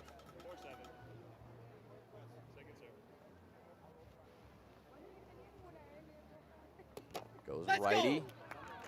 Finally, the double fault that Cote and Bozak were waiting for. And I got a chance to talk to Klapwick this week about his serving and how he decides what serve he's going to go for. And he told me that he doesn't like to go for the righties in big matchups. He feels like it's a bailout for the receiver because his lefty cut and lefty reverse are so good. Great push there from Clapp, so low with that bowl motion. And so if Klapwick is going for those righty cut swings, it tells me that in all likelihood the receiver is cheating too far to the left than they really should be.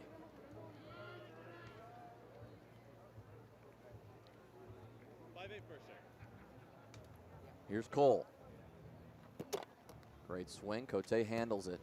You saw Klapwick move in a position. He saw that hit coming, but the hit was just too good, even if he was right there.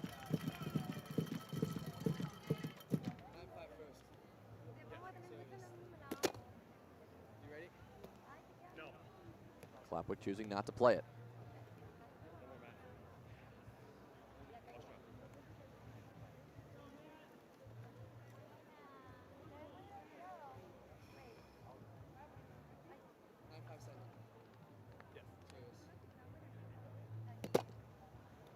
Yeah. 9-5 the score now. Hey, big up. Big up. Now 6-9 as the ball goes back to the U.S. Come on, Blake. Ball back to Klapwick. Don't expect him to go back to the righty cut. I think this will either be a lefty cut or reverse. Swung the cut there. Let's go, Blake. Be ready. Be ready. I got you. Let's go. Stay loose. 6-9. Second serve.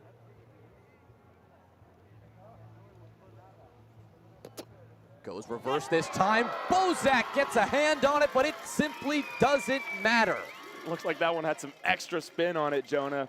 Not the quickest serve from Klapwick, but when it jumps that hard away from the receiver, what can you do? Well, back from the timeout. That's one. 7-9. Watch out.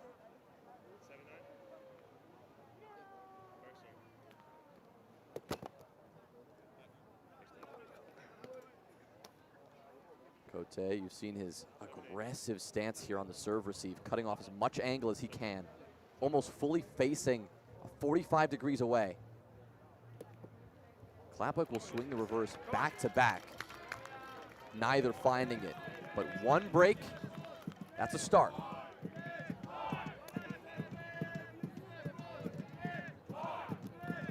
The big boy chance for Etienne. Back through the crowd, but it's Bozak on the line.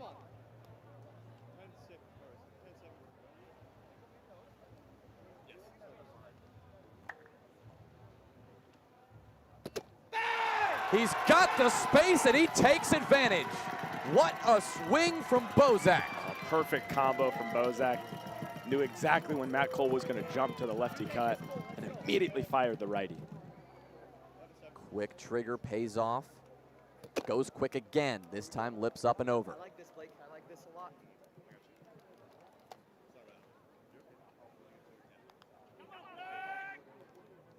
Oh, yeah. Crowd 3-4 deep, most places around this net.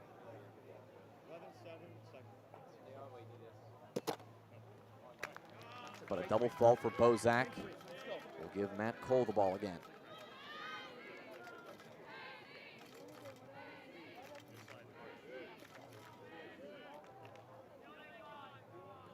Here's some KC chants from the crowd. Kingdom Come. It's American Duo's team name. Great swing from Cole, and it goes through Cote. Just powers through him somehow. That ball, though, will clip the side pocket. Matt Cole perplexed. Surprising call. He had a pretty solid angle, and it looked like the center third to me, but observer ruling it was just over on that right third.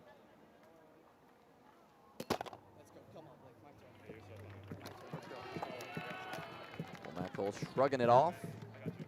A break taken away. But now he can do the job on the receive. Here's Cote.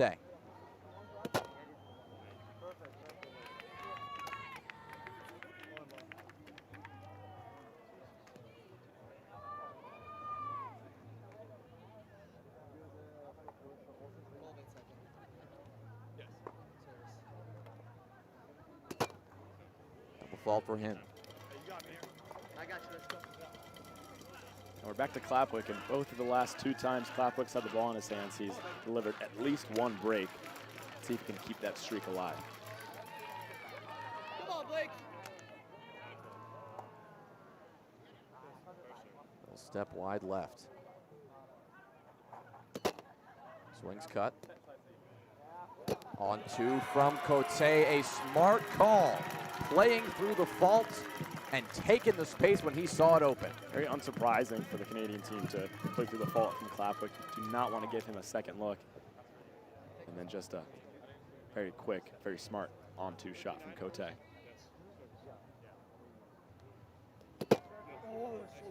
it is. Yes, it is. Yes, it is. Heard the reaction there from Bozak. He knew he was close to the contact he wanted. Come on, Blake. Let's go. Let's go. 39 seconds. Little too high on that one. Blake doesn't like it. We Not saw at from all. here. Wow. Yeah, it looked a little high to me, very close. Bozak obviously was pretty keen to think that that was a clean serve. 10-13. Seen a lot of frustration with the calls today. But that frustration permeates on both sides. A foot fault called there on Cole. 10 seconds.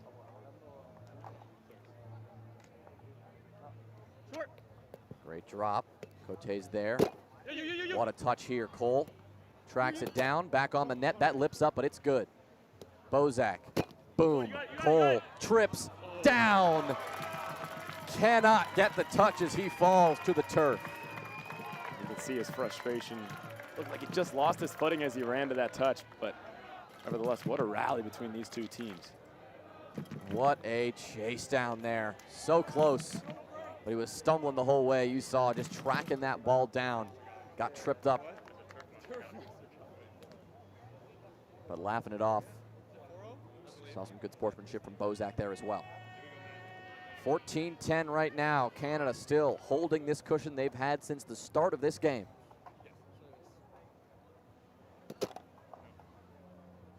Right about through the midway point here. No major changes since Canada took that lead early. Good swing there. But a big set from Clap. What a move. Clapwick and Matt Cole kind of changing roles there. Usually it's the Matt Cole recovery set that we fawn over. That time Clapwick showing off the acceleration to get to that one and put it squarely over the net for Matt Cole. A little smile and nod to his partner too as Clap was like, all right, I pulled that one off. Let's go. Now Clap is the one serving. He goes right again. He thought Bozak left him the space. Let's go, Blake. Be ready for anything. Be ready for anything, says Cote. It's the reverse. Handled well. Called bad.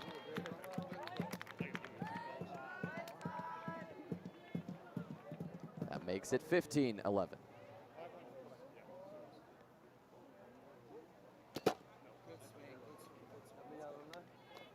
Despite the success that Clap has had, when Blake is up there faking and getting ready to serve, he just feels like the strongest server out there today.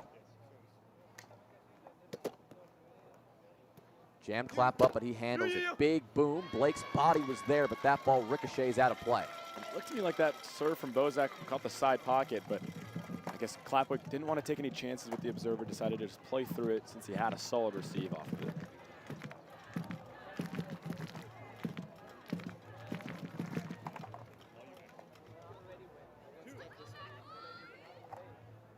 Cole now.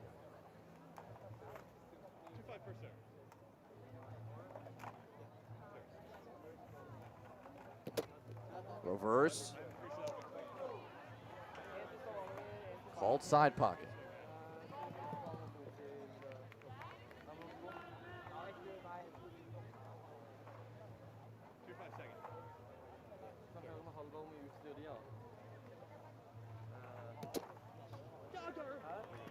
A little too high on the second. 16-12, the 4-point lead. Still here for Canada. Getting later and later into game 3.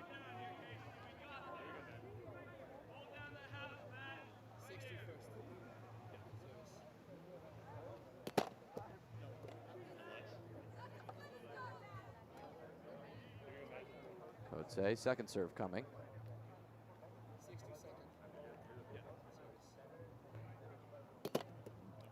Hit the rim.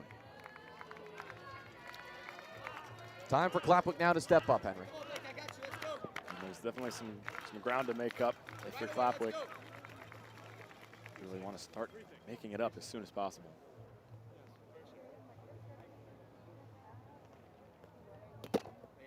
Swings hard, but shorts it. We continue to move the ball around. Second serve.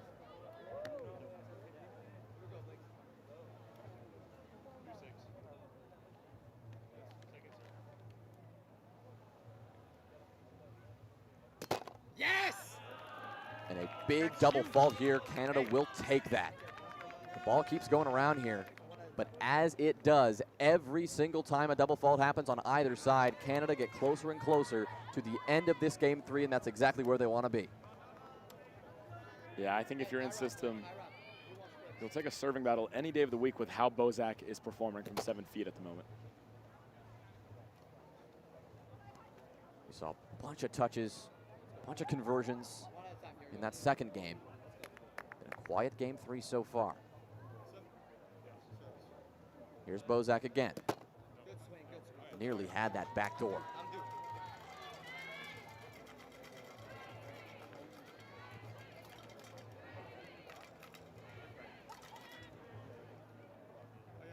Matt Cole rubbing his hands on the turf, trying to get a little more grip on this ball. 4-7 for serve. Yeah. Steps right. Hard swing, but into the rim. 4-7 second. Yeah. Second serve is good. Pressure applied, but it's not enough. Over the outstretched arm, even jumping Clapwick. And that's a great recovery set from Bozak there. He's falling away from the net. It's his non-dominant left hand. Still delivers a perfect set for Cote to put away. Well, here he is. Cote on the line.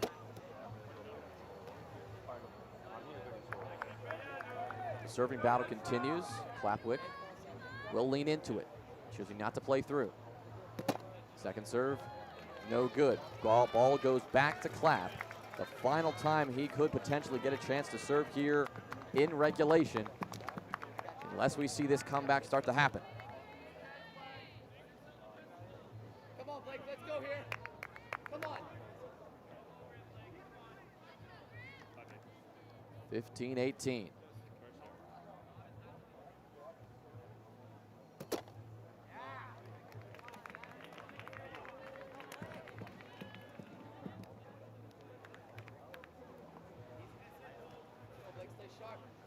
No life in this U.S. crowd right now. They're still waiting for the spark. Clapwick could be that very thing right now. Yes! Not so much.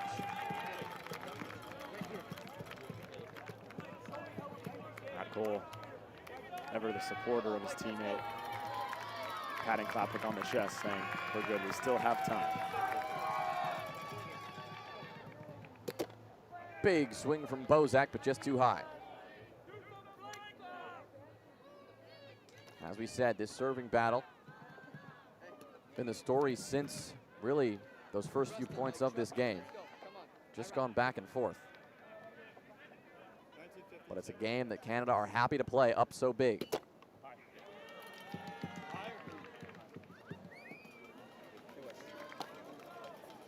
Second serve a little too high as well.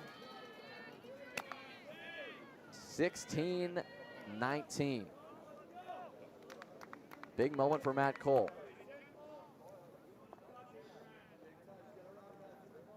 16-19 first serve. Yeah. Service. It's a good swing. Looked good enough to me. And that's the break that Matt Cole was looking for. And that's clutch from Matt Cole. Trying to get this run started as soon as they possibly can. Take some of the pressure off of Clapwick, showing that, hey, Grant, I can get some of my own. We're all good.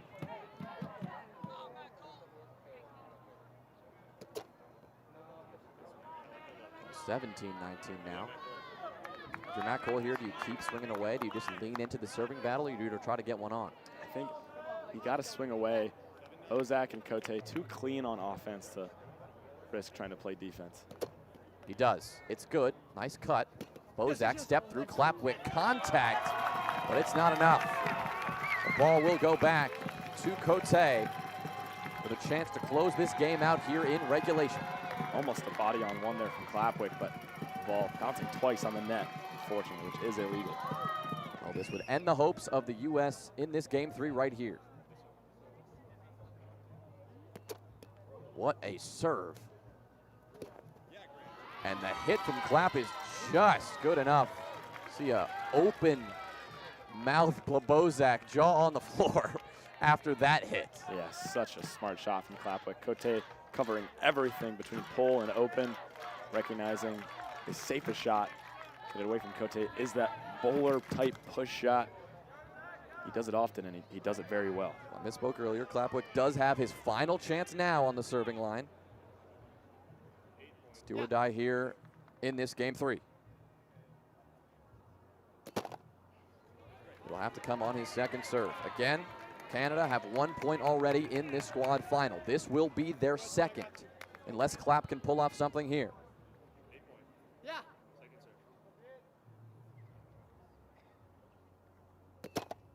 It will not happen. And 2 points for Team Canada in this men's squad final. Looking for revenge from 2 years ago. And Henry, they are well on their way to making that happen. What a dream start for the Canadians here. Up 2-0, like you mentioned. And I said it before, after Funaki and Piccone dropped to Dean and Gagnon, that not only is it a start that they wanted, but it's a start they needed because these next 3 nets are going to be so tough. But thanks to that 2-0 start, all they need to do is just steal one of them, and they walk home gold medalists. Unreal to start here for Canada. A much slower burn of a game 3. I know the players on the net felt it. You said maybe there's a chance that some momentum could be built from it. I think for both teams, not a lot is going to come from that third game, other than the fact that all Canada needs is 1 more point for a gold medal. And that helps the Canadian players so much on these next 3 nets because they know that there's not that much pressure on them. They know that their net isn't a must-win. Whereas on the American side, all 3 teams that are out there playing have that pressure, knowing that if they want any chance of being a gold medalist, they need to win their own net. And it can take such a mental toll when you have that much added pressure. And with all that added pressure, you also have to think that there's also so much that could just go wrong at any given moment, right? Maybe you get cold. Maybe someone like Vinny on that third net just gets hot and goes crazy. If that happens, because the U.S. is down 2, Canada up 2, there are no second chances. You don't have any flexibility to win this game, to win this final.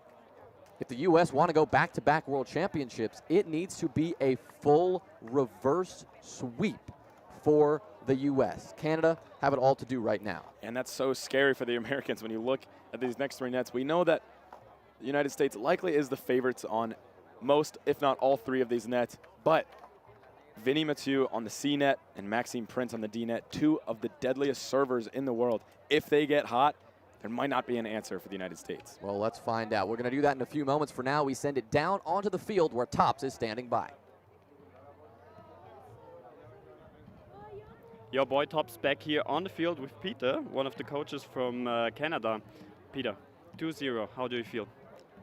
2-0, this is exactly where we thought we'd be and where we wanted to be. We put our top 2 teams Both teams, in system and extra, both won majors before in the past, and we know we can beat the USA A and B. So this is exactly where we want it, and now we're gonna take it home. Oh, very strong already. Let's go. How was your preparation looking like? The Canadian team, I saw like you brought a lot of stuff here. You were very well prepared. How did it look like for you, the preparation? Right. Well, preparation is very different from last time. 2022, we kind of made it like more of a celebration. We had qualification tournaments, just 3 of them, and the winners were on the team. But this time we made a lot of adjustments. We have an actual staff team now, so the community has changed a lot. We have a lot of volunteers helping out. So we have an athletic therapist, we have a head coach in Adrian, we have 2 team managers, and then we have a giant staff of media and support staff, even from back home, like just pumping out content and trying to make sure that we can get as much sponsors and funding as possible to help out our athletes. But in May, we had selection camp, and then we just chose our team just from that. Wasn't based on tournaments or any teams. It was just strictly based on that tournament, and we chose a team with a selection committee, and I think we put together the right group of guys. I think this worked out very well, and we see also that everything comes together now. Just one more question: what do you think? Like, what's going to be the next step for your team? Obviously, we have now the next games, but we look beyond that. If you may take it, what's going to be your next team for the future of Canadian Roundnet? Right. We have a lot of different ideas floating around, but we do want to start making sure that we have enough people from the intermediate division growing across the country. We're a lot closer now than we were in the past, like with Ontario, Quebec, Alberta, and BC, really coming together across a giant country. You know, Canada, we're very large geographically, but we don't have that many people, but we're going to try to bring our team as close as possible together in relationships, and that way we can be more prepared, even more prepared to defend the title in 2026. I think you found the right group of people in this massive country, and I say thank you for the interview. I wish the boys all the luck, and maybe we're gonna see each other in celebrations later. Perfect, I love it. All right, we're gonna go into a break, and we're gonna go back to the commentary as I saw from Jonah, and we'll be right back with you. Thank you, Tops. Thank you, Tops. A great interview as always, my friend. A bold statement, though. Canada looking forward to defending the title in 2026. Still haven't done that quite yet. Still need to win here in 2024. 1 point away from doing so. But we'll see. It is anyone's game still, although Canada sit right at the edge of a gold medal. We'll see you in just a few minutes where this men's final will continue.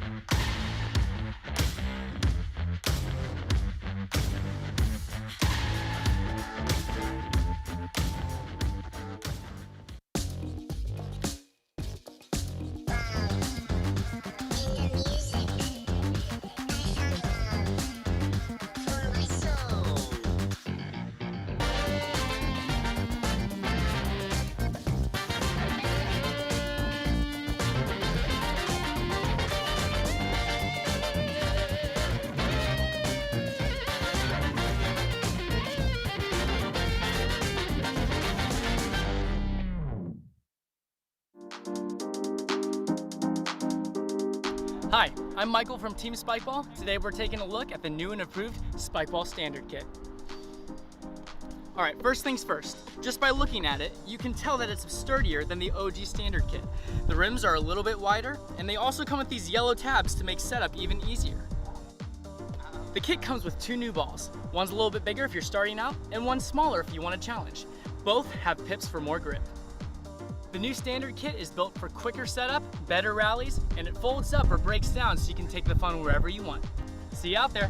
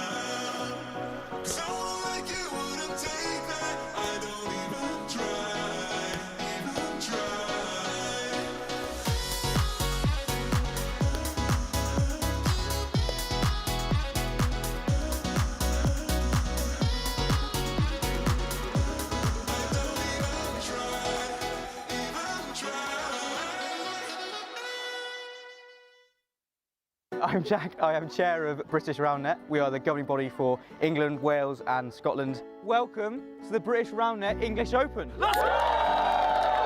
The vibe is buzzing, the vibe is exciting. It's our first tournament, so we were a little bit nervous, but we've had a brilliant time. It's one of those games that you can pick up super quick. What's the phrase? Easy to pick up, difficult to master. Even if it's your first time, doesn't matter. Everyone starts off somewhere, and it's really, really nice how everyone understands that. I heard about it through Max, our friend. Saw 4 guys playing. My partner then heard about it. Her parents heard about it, who had bought a net. Her cousins have heard about it, and it's just nice to see how it expands. In 3 words to describe British Roundnet, I would say competitive, fun, and friendly, for sure. Unique, open-minded, lovable characters. Friendly is number 1. Welcoming is number 2. I'd say inclusive. It's like a community as well. Like everyone's just so kind and lovely. Get everyone involved. It's brilliant.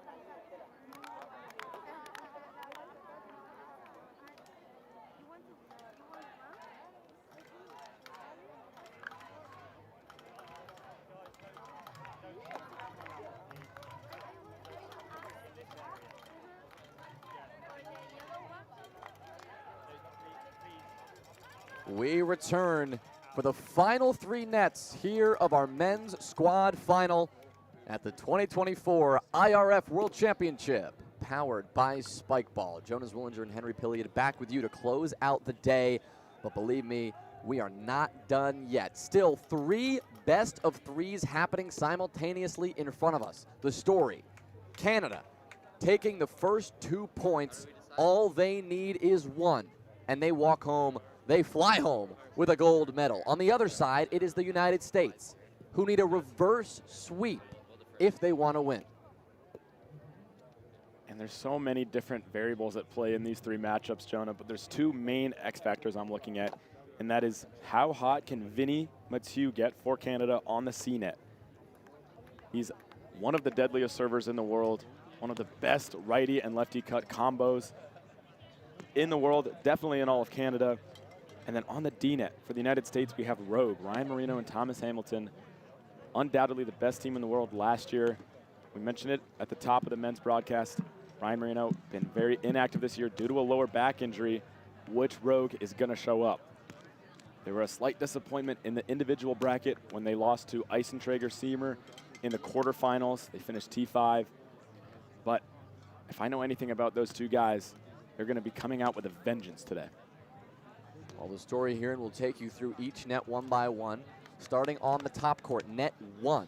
As Henry said, this is our C team matchup. Joe Bondi and Ryan Gross representing the United States, known as Spotless in the Spikeball Tour Series. They face off against Vinny Mathieu and Eddie Leung. On the D net, known as Rogue, it is Ryan Marino and Thomas Hamilton for the United States, Maxime Prince and Chris Brown for Canada. On the E net, net 3, we have Connor Nelson and Kieran Rose for the United States, and Tyler Babin and Olivier Laurent for Canada. And on that E net, Jonah, I expect a safe U.S. victory. Connor Nelson and Kieran Rose, both on top pro teams in the STS Championship. Tyler Babin and Olivier Laurent, both great players. Not quite to that top pro level, though, that Nelson and Rose are. Well, all 3 games just moments away from getting started as the players do their handshakes and get things going. Court 2 is where the action kicks off in our Marino Hamilton against Prince and Brown matchup. Here you see Max Prince, the first to get things started on the service line, and he will start things off with a double fault. 1-0, it's Thomas Hamilton, first for the U.S.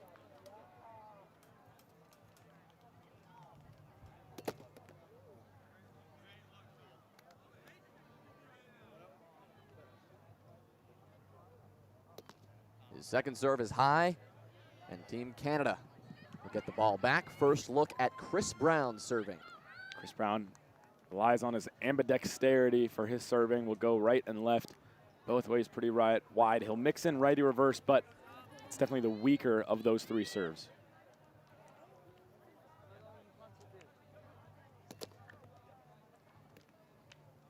Good athletic set there from Marino as he worked his way over the net, but a no-hit zone violation called on Thomas Hamilton, claiming that he was hindered as he tried to work his way around the no-hit zone. This would be known as an immediate preceding infraction.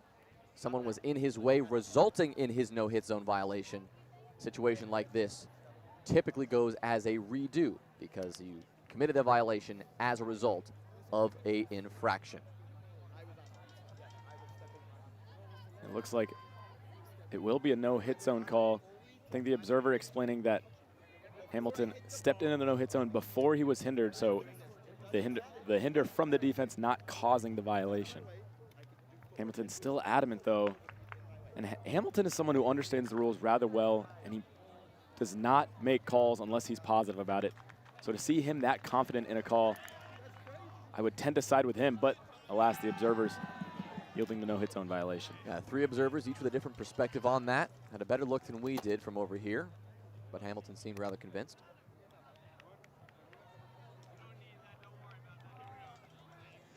So not the start that the U.S. wanted, but only a minor blow, as this is just 2 points in to this very first game.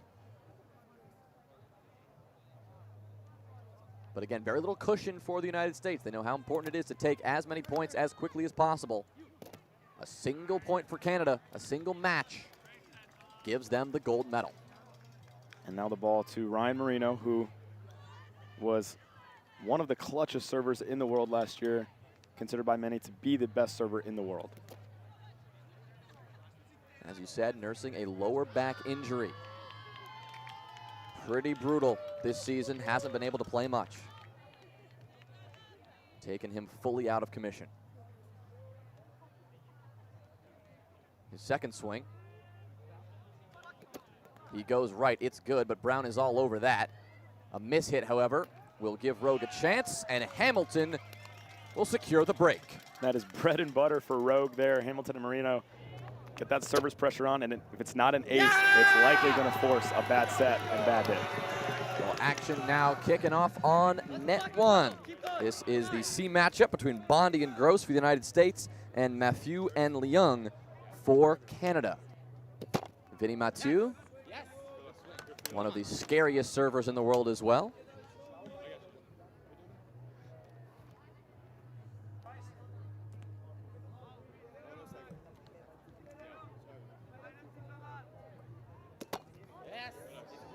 Fantastic swing there for Vinny, but just clipping the rim. Our first look now at Kieran Rose on the serving line. Already a silver medal to his name in the mixed division. He and Katie Pearson, finalists, walked home with the silver medal after losing to the Swiss after they had already gotten so far.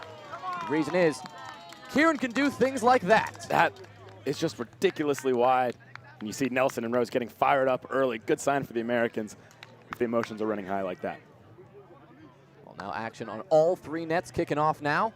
And we'll rotate around, bringing you as much coverage as we can. Here's Rose. Another good swing. Babin will play through, and he'll get that one up and over the defense as we see the first sign of life for Canada on that net. Back to net 2 with Chris Brown serving. Okay, sorry. I think it's just my hands feel dry. I don't know. Double fault there. 2-1 first. Now it's Ryan Marino.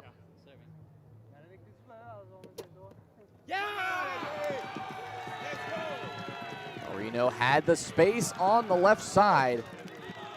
Just a little too high, though. Looked like he went for a little bit of an extra angle on that serve, but didn't really need to with how much Prince bit on the righty fake. Well, a roar for Team Canada on net 1. It was an ace for Leung. A good touch there, but not up towards his partner, Mathieu. 2 serving 3, the U.S. down 1. It's Ryan Gross with the ball. In step, great serve, but Mathieu handles it well. A poor hit, though. We'll give Spotless, we'll give Gross and Bondi the break. And that is, without a doubt, Ryan Gross's best serve. That in-step jam just comes at you so fast. We see Tyler Babin readying to serve on court 3. In the red hat.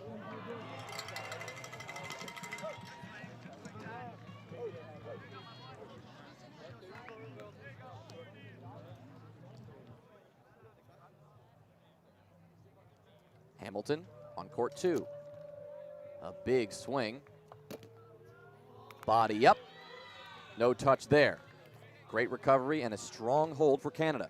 Yeah, that's a great receive there from Brown. Getting that quick, fast righty cut from Hamilton up. You saw the first serve there from Mathieu. Too high. I got you back. Come on. Stepping right this time for his second. Quick swing. Bondi calls it high.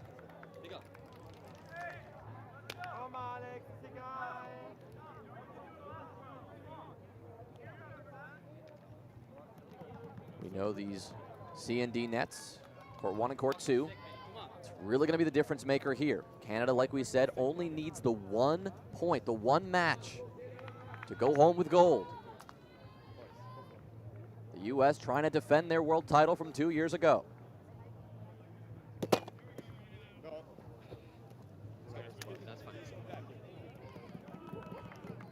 Bondi dangerous from 7 feet.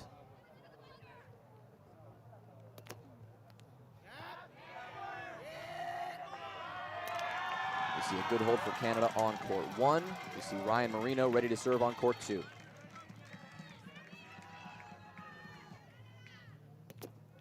What a serve from Marino. He's back and starting to get warm. And that's what makes him so deadly.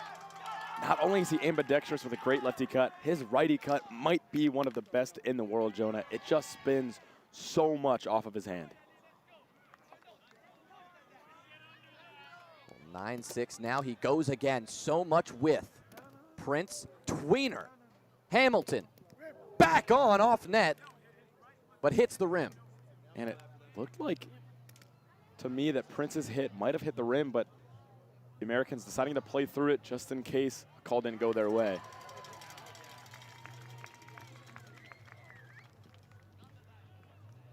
Prince serving. Canada down by 2 at the moment.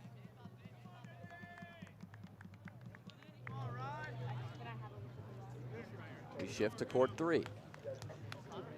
Connor Nelson.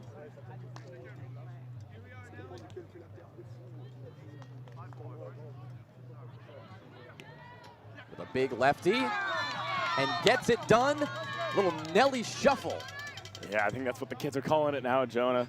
Connor Nelson hits a lot of aces, and a lot of the time when he does, he'll do this side shuffle quickly towards his partner to fire himself up. A Nelly shuffle.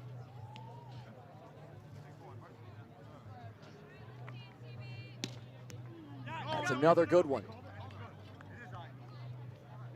Nelson gets the clean call. We got a little mini shuffle there. 2 in a row.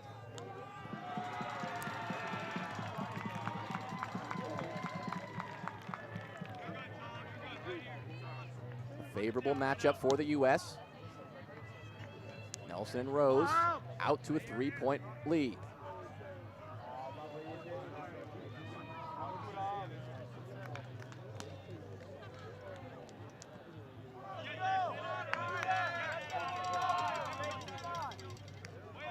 We'll look at court 1 here in a moment as Vinny Mathieu is getting ready to serve. Nelson, quickly, lefty. No good. Side pocket.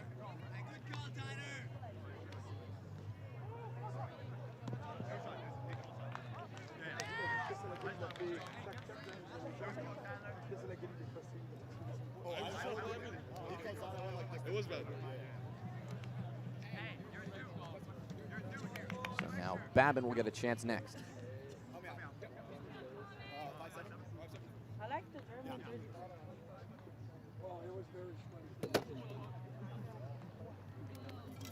Foot fault call.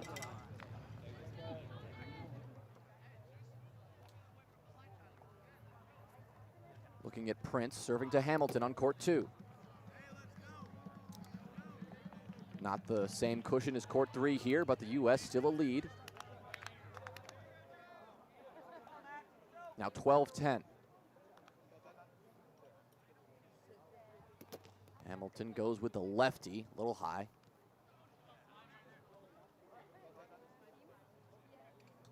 Had him on the fake, righty reverse. See you later. Wow. Thomas Hamilton throwing in the righty reverse, recognizing that Prince had turned his hips to cheat for the righty cut, and that reverse just gapping him. That's the power of the fakes. There's a big lefty cut. Prince goes down for it. Back on. What a touch for Marino. Hamilton, oh, very close to finding the net. A big hold for Canada there.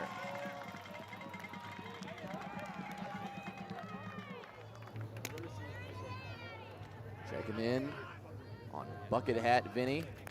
Backwards hat Leung. Come on, Joey. Mathieu and Leung. Yeah, our game, baby. 8-6. 8-6 first. Yeah, 7.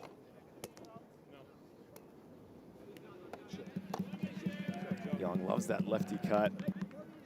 Probably his best serve that he has in his arsenal. It stays so low, 8-6 seconds. gets so wide. Yeah, 7. Leung again. Pump fake. Goes lefty. Bondi gets that one. Big swing and off the body of Mathieu. That's a solid hold from Bondi there. Good footwork to get out to the lefty. Oh yeah, I like it too. And then Bondi's going to put it away with a good set. So the U.S. leading on courts 2 and 3. Canada leading on court 1. 7-8 here.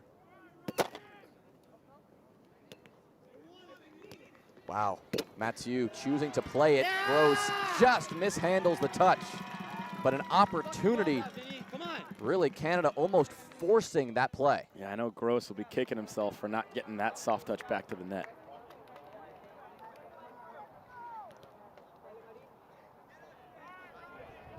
Part of the coaching duo of the United States. Joel Graham, women's head coach, looking on.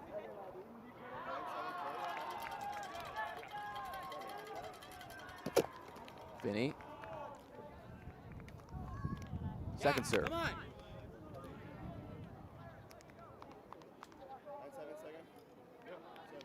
Here's Mathieu with his second.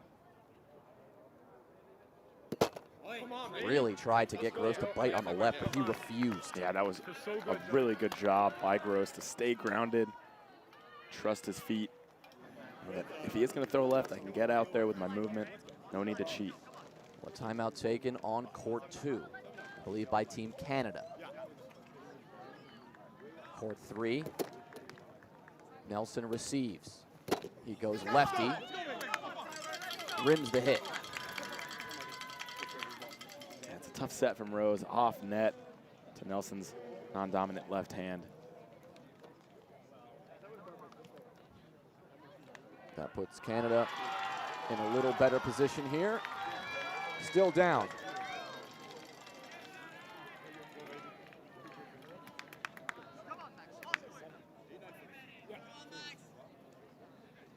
Eight, 9. Tyler Babin. Got him! What a serve! Wow, the quick release from Babin, beating Rose wide. Wasting no time to get that serve off. We'll check in on court 1 here.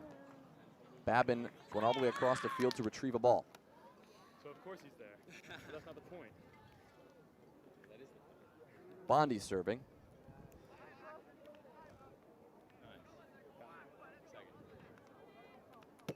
Yes! Double fault.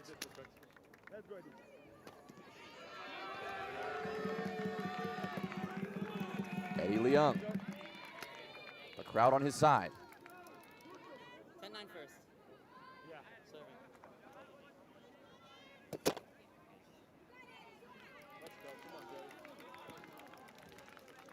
Timeout taken by the U.S. on court 3. 10-9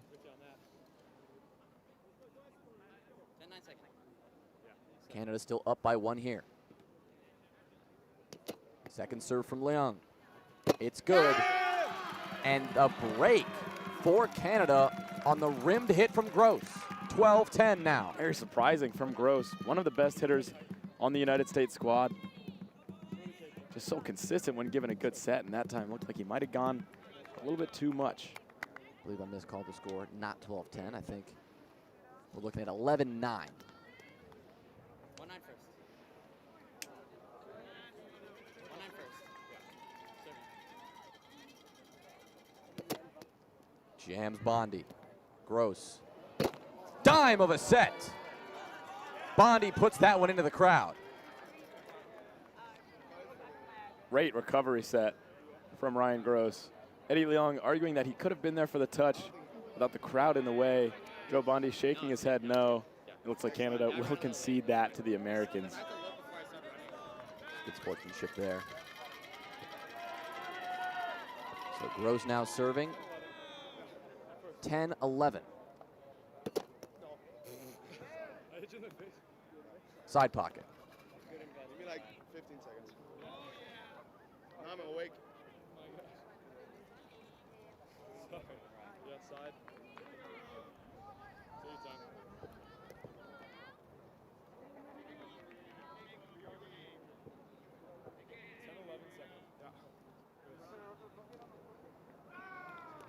Yes! There's Ryan Gross. Trademark drop. Just missed.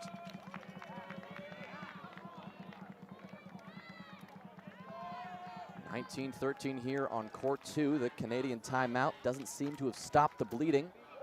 And Ryan Marino with another. Wow, Ryan Marino. You know, Jonah, we talked about which rogue we'd see today after a pretty disappointing performance in the individual bracket and not seeing much of them this year in 2024. They seem to be firing right now. A game point here on court 2. Canada will play through, and they will get a chance to serve with their backs against the wall there.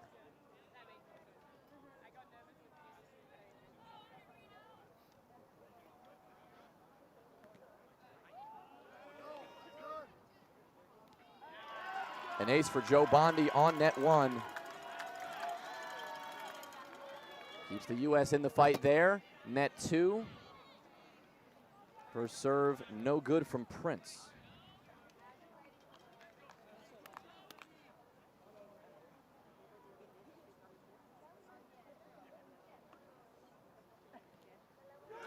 Another ace for Joe Bondi as net 1. The U.S. looking to make it work. Court 2, that one wrapped up. Really no doubt there, Rogue all the way. That's game 1.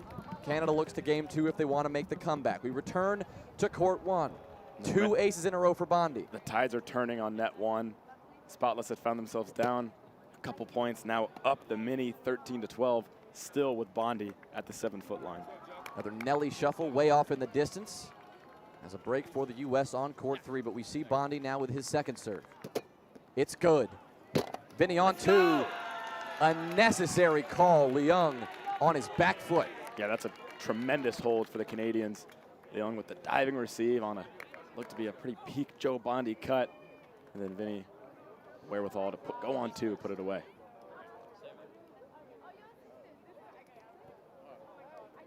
Looked for the drop, but Leung missed the hit.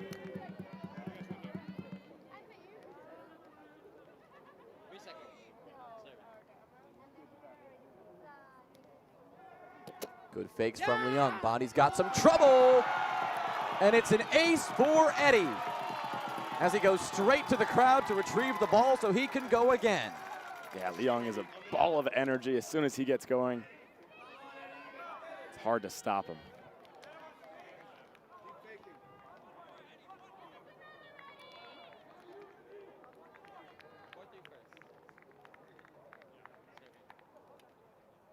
Leung fires quick this time.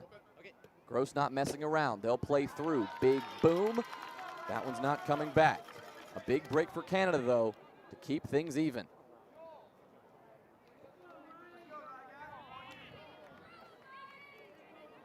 Gross likes to go for the big jam in moments like this where you can really use a quick break.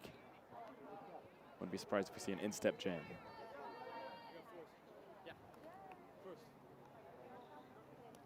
There's the drop, lefty. Leung, good hit, but Bondi's on it. Set from Gross. Off net, big boom from Bondi. Leung tracks it down. He comes back.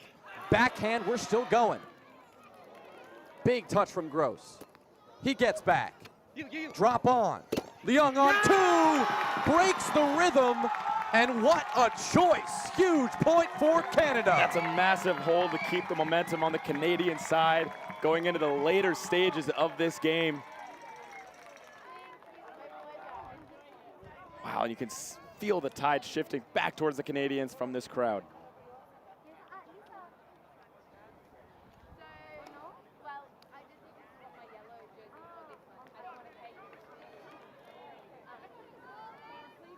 Here's Vinny.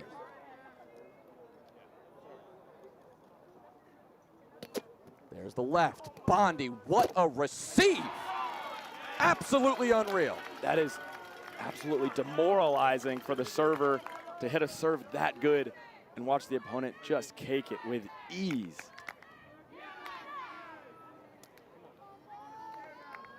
Such good footwork, such a good reach for that. Makes it look so effortless every time.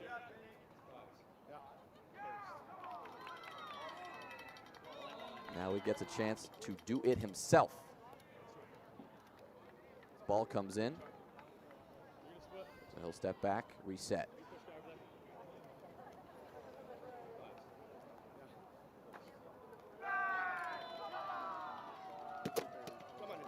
Good serve there from Bondi. Vinny, backhand. What a shot!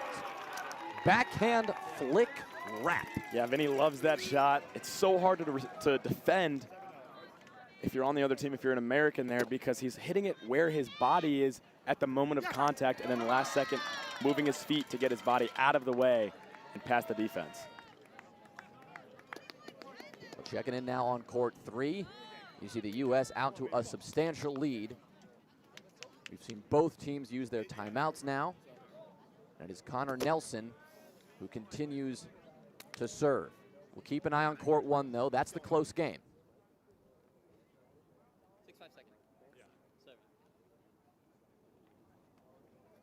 Young, good fakes, but he missed the hit.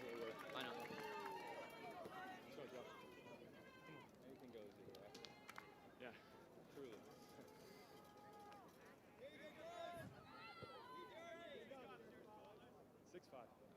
truly. 16-15. Yeah, first.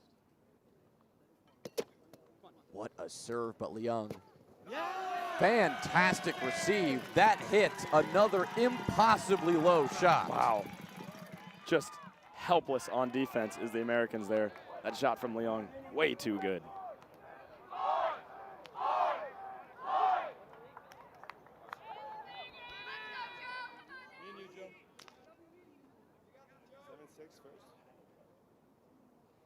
For me, I'm 2 before that one. It's feedback. Okay. All right, you're good. 7-6 first? Yeah. 7.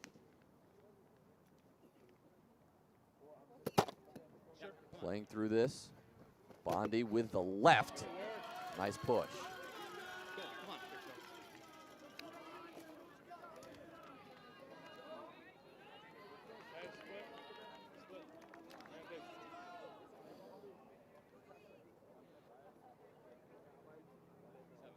17-17. Just hit the rim.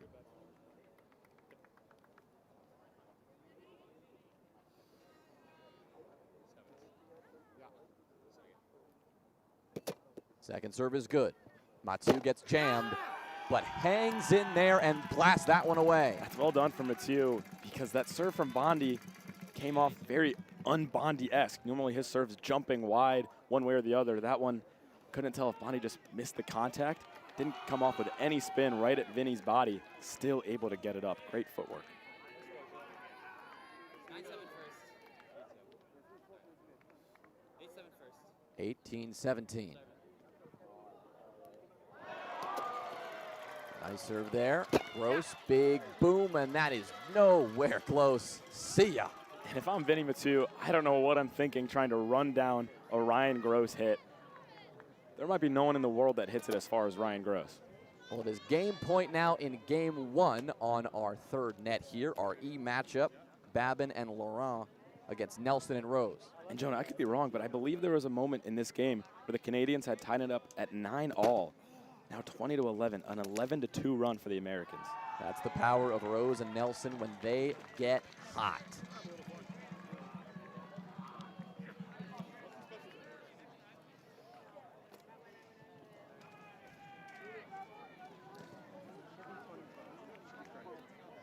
Now game point. 11-19 before, or the 12th. Now we see Nelson serving at 20-12. He goes for the bowl.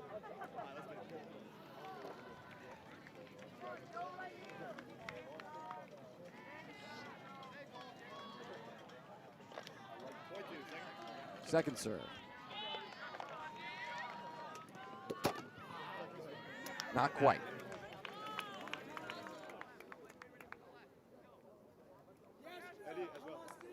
Joe Bondi, split stance. Don't see that often. Back here on court one. Goes wide right. Swings the left. Can't find it. Bondi not usually going for the left out of that wide stance. Looked like it kind of tripped Mathieu up. Might have been an ace if that had landed. Here's his second. No good there. 20-18. Canada on court one. 2013. U.S. leads court three. Babin serves. Down by 7. Here's Eddie Leung. Game 9 first. Court one. Goes lefty. What a serve, but Gross is there. The backhand, the ball up and away. We are now still alive here for the United States. Court three. That's wrapped up. Game one goes to the U.S. Leading in the series in game 3, leading, other net 3, leading in the series in net 2. Here's net 1, where all eyes are right now.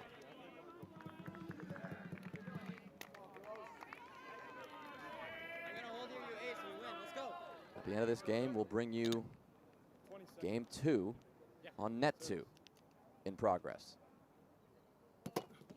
Come on!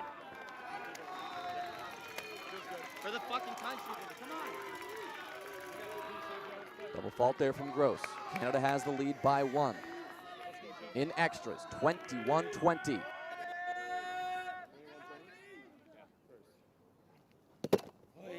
He swings right away. No fakes that time. Let's go, gas.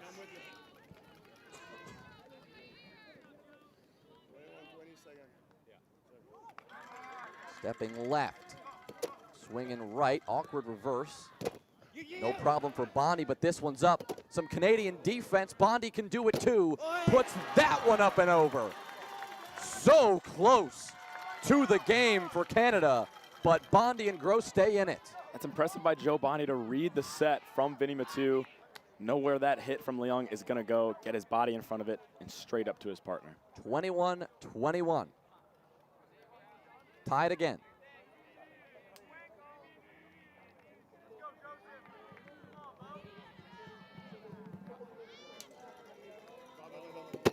Ball coming in, so Bondi will get to redo that first serve. Fucking go, come on.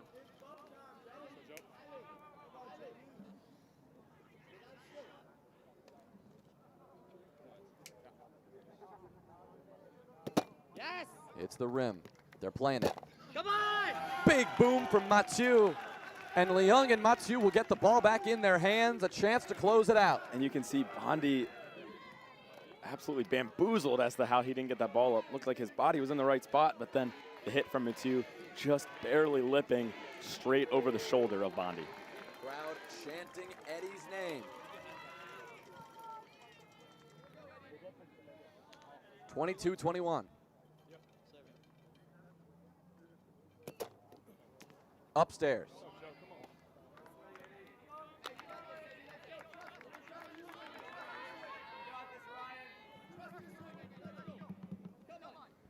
Cote from the sidelines. Trust your swing, Eddie. He trusted the left, and he shorted it. We are tied once again, 22-22. Ryan Gross now with the ball.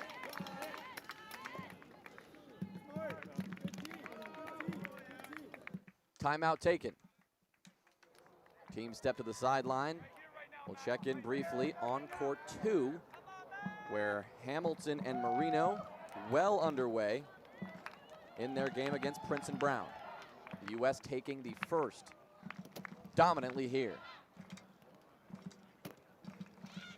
Hamilton, a beautiful dive, clearly Rogue in full form right now. And that serve from Prince was definitely high, but the setting from Marino is just so clean. You know he's going to give Thomas Hamilton a dime, and Hamilton's going to put that one away.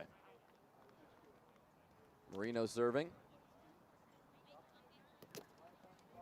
Little too high with a lefty swing. U.S. leading 9-8 there right now. Our court 3 game, game 2, probably a few minutes away from resuming. Ace from Marino, so casual, couldn't even tell.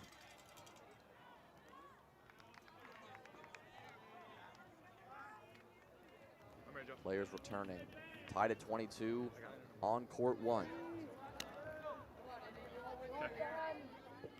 Yeah, all eyes on court 1 now. You can see the biggest circle of fans surrounding this late extras in this first court. Big drop from Gross, but Leung is there. He finds the gap, just kidding. Bondi up, Leung cannot get it. A break for the U.S. and they take the lead. And that just comes down to Gross and Bondi getting in the right spots on defense immediately. Not waiting too long to rotate, but getting there as soon as they see the set, putting their bodies in the way, and that ball's gonna go up a good portion of the time. Well, now the lead. A break will win it for Gross. A big swing, and even the grunt from Ryan. Yeah, he doesn't pull it out too often, but when he does, you know he means business, Jonah.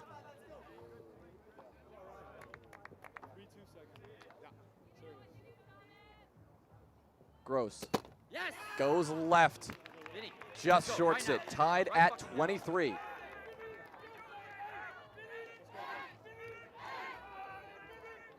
We'll keep it here on court one as Vinny readies to serve.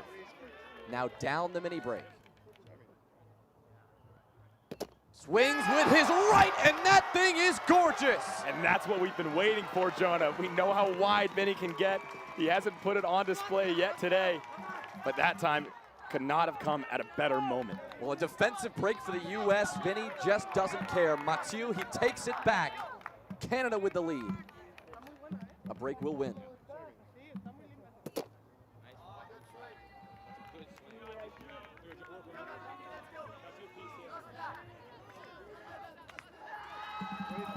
Second serve. Swings quick, little high. Big fucking holes. Let's go. We're right here. We're right here. We're gonna get an ace. Well, tied again. This time it's the U.S. who are looking for yet another break. It's Bondi at 24s. We haven't seen a typical Joe Bondi cut ace yet this game.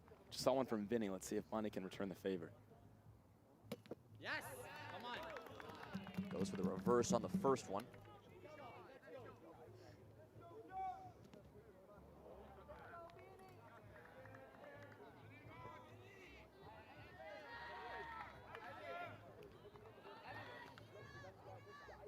Second serve for Bondi. Yeah! Swings reverse again. Nothing there. Eddie Leung, the man of the hour.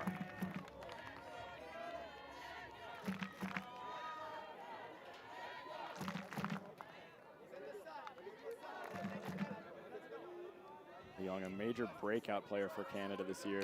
Wasn't on the squad in 2022 in Belgium. Now, a chance to secure a huge break for Canada. It would be a huge game one win. Had Gross moving a little, but Ryan, he knows he's got such good reach. He doesn't have to overcommit on those fakes.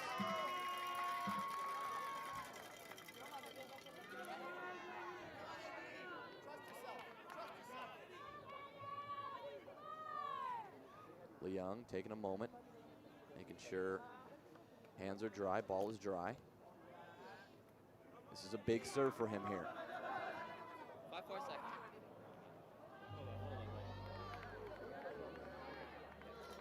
5 4 seconds. Yep. Serving. Goes drop, very good serve. But Gross handles it with ease. Quality composure there from Ryan Gross. Looks like he took a little bit of a step back, but then quickly accelerated to get to the drop, and then didn't hesitate, didn't falter, just slams that backhand away.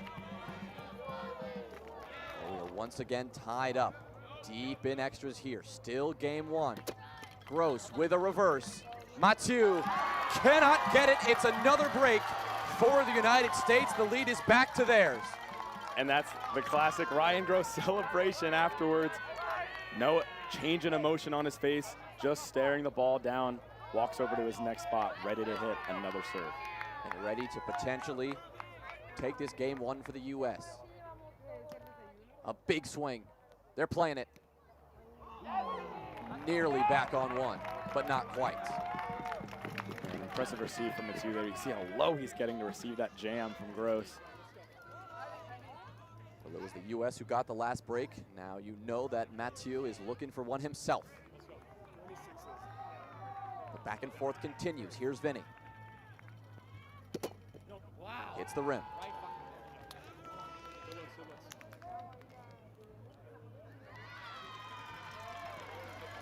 Games on nets 2 and 3 well underway. We'll give you updates when we have them, but right now, all eyes are here. The most important game on the field.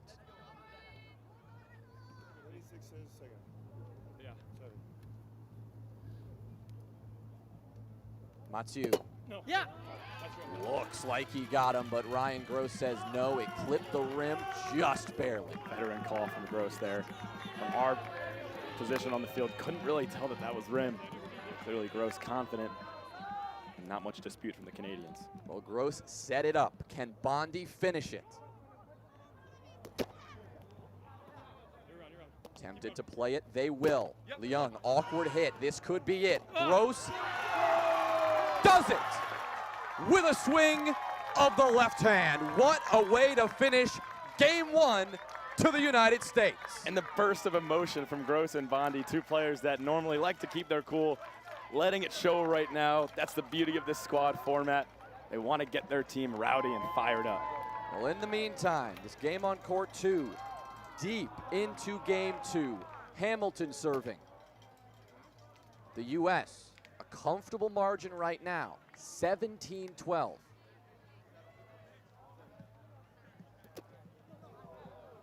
A little high on that lefty swing.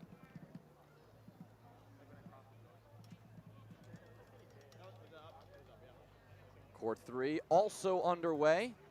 Continuing to see the U.S. some good reactions from all the way across the field. Know that they're doing well.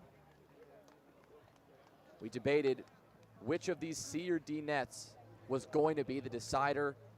And Henry, it looks like this C net, the Bondi Gross Mathieu Leung matchup, seems to be the one where it's all going to ride on. Yeah, barring some major changes on these other nets, it definitely is going to be that C net. We saw about as competitive of a game as you can get in game one, going so deep into extras. Ryan and Joe have to be feeling pretty good. The momentum on their side headed into game 2. Well, here's Prince serving. Marino committing to get that set over to Hamilton, but ends up hitting the floor after a possible hinder as he worked his way across. Yeah, Max Prince disagreeing that there was a hinder. And they are going to go to observers here.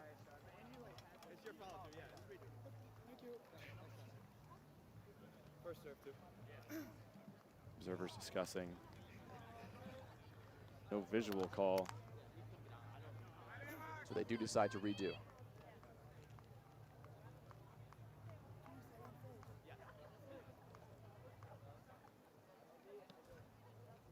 Prince to Hamilton again.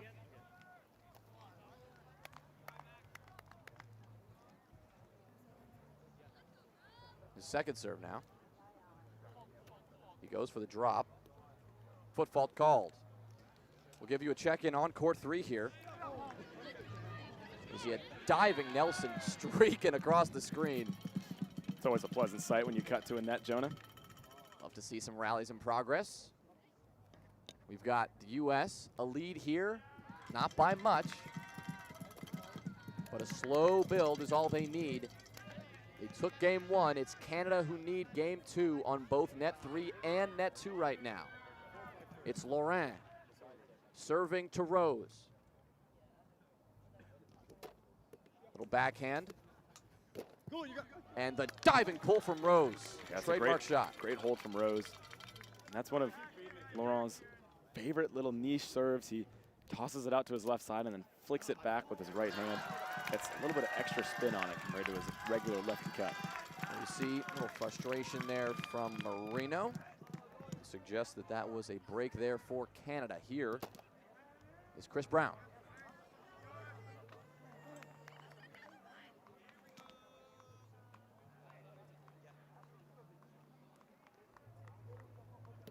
Second serve from Brown, too high.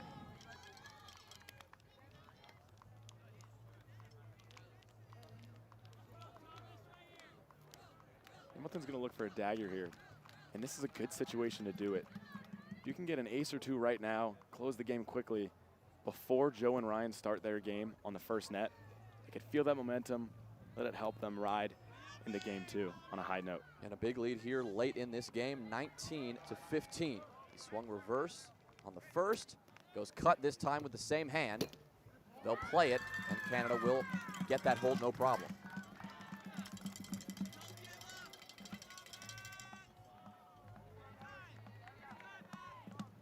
But late here in this game 2, very similar story to game 1. We need to see some magic here from Prince and Brown.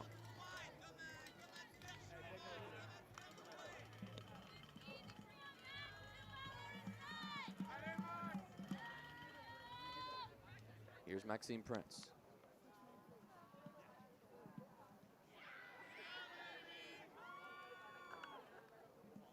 Go with the right, and that thing is perfect. Wow. What a serve from Maxime Prince. That offhand cut. Maxime Prince will tell you he's ambidextrous, but he does favor that left hand. So for him to go that wide with the righty, just unreal. Might be too little too late, though. We'll see. That could be the spark.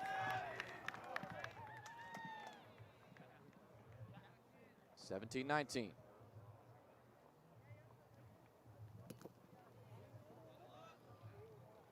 Action on court one resuming in just a moment here. We'll bring you that coverage right after this second game wraps up. Here's Prince. Another good serve, this time handled well by Hamilton. And they get the 1-2-3. Now game point for the United States. Hamilton is such a smart hitter. Very, very rare for him to choose the wrong shot. That time tooling the body of Max Prince very well. Ryan Marino, match point here. Will get the U.S. 1 point in the squad match. Here's Brown, a great receive. And he keeps Canada in this fight, 18-20. Brown will get a chance to do this one himself.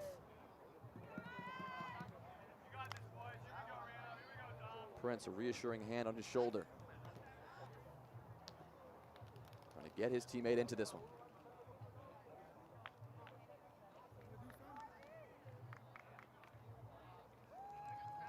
And a timeout taken by Hamilton and Marino. Just making sure everything is set for those final few points. Checking in now again. Game 2 in progress on net 3. This is Rose and Nelson against Babin and Laurent.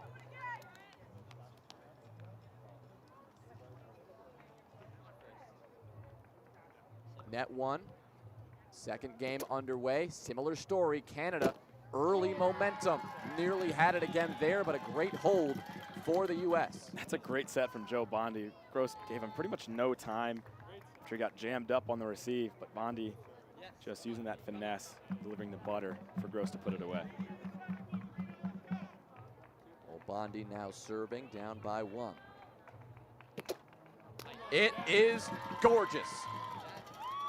A high call.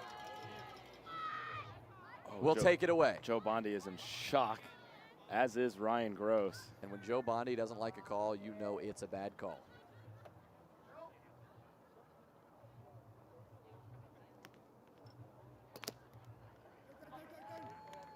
Game point here.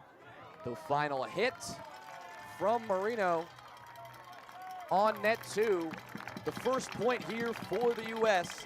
as Marino and Hamilton close it out against Prince and Brown. They now move to the sideline to watch these next 2 matches in progress. Canada still just needs 1 point. But Henry, it looks like it just might be coming down to this first net. Yeah, if the first game was any indication, this series is going to be a tight one.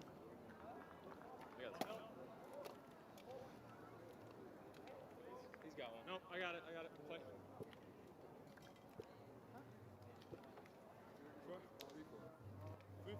Yeah.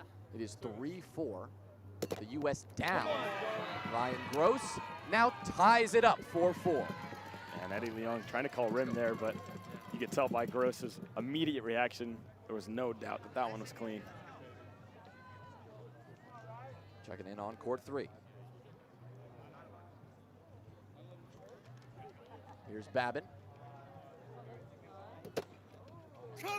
Great swing from him. You hear the excitement, trying to keep Canada in this game. Not over yet. That was a great serve there from Babin. But what really beat Rose on the receive was how low that ball came off the net. Rose unable to reach down far enough to get to it. Well, Babin again. Another good swing, but Nelson handles it well. Big boom. Laurent gets it to Babin. Bad hit. Hits the rim.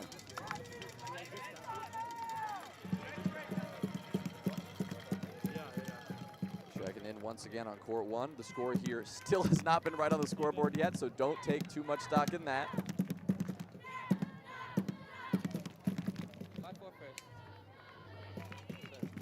give you a score update when we have it.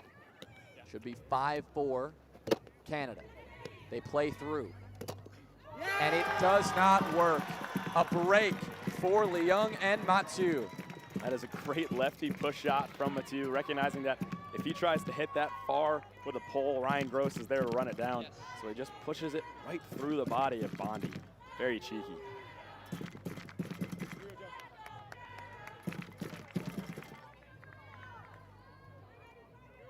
Squeaking out that Game 1 win was so important for Bondi and Gross. Gives him a little more cushion here. The match will not be on the line if this gets down to the wire with Canada in the lead. Well received by Gross. That was a fantastic serve coming down the line from Leung. And I think that's a good example of something that doesn't get talked about very often. When you receive a good serve like that, get a good touch, it actually helps your confidence as you move towards the net for your hit. If you can tell yourself, hey, I just received a nice serve, why can't I put this ball away too? Here's Bondi.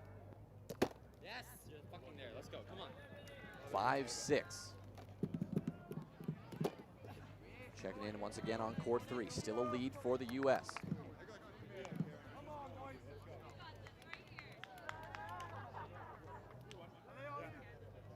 Rose serving. Laurent on skates a bit, but the serve will not connect.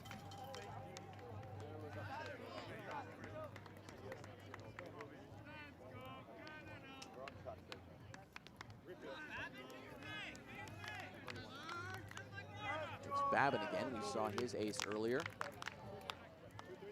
12-13. Canada very much in this net 3 game this time. Reverse from him. Tough set here, well handled. Both Rose and Nelson connecting.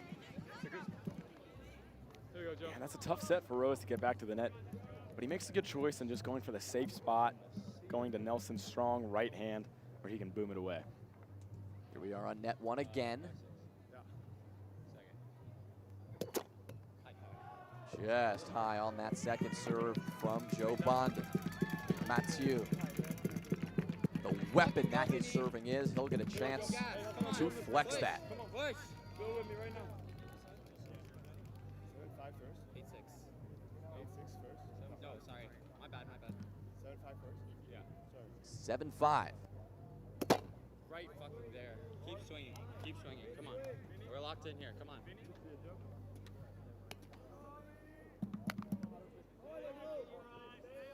Vinny, so good at using both hands. Has the reverse down with both of them. Goes lefty cut, won't connect. Oh, and had a good line to it. It's going to come off low, just glanced off the rim. Timeout taken by Canada on net 3 after another break for the U.S. Gross serving now to Leung. Well received right at him, a very tough jam, but Leung made it look easy. Leung, one of the better athletes on the entire Canadian squad, and showing some of it there, diving over the full length of the no-hit zone. Well, now Leung at 8-6. What a serve. Overhead set, big boom from Gross. Leung tracks it down, little heavy-handed. But now it's the backhand from Leung. Foot touch from Gross, he can't reach it. Another big rally that Canada comes out on top. We just saw the explosiveness from Leung on the last hit. Now we get to see the agility and the speed to run down that ball. And then a solid set from Mathieu right over the net for Leung's backhand. Wow. 9-6 first. 9-6 as a result. Reverse, Bondi, good adjustment. Lefty pull, Leung, what a touch. Here's Mathieu, no good. Hits the rim.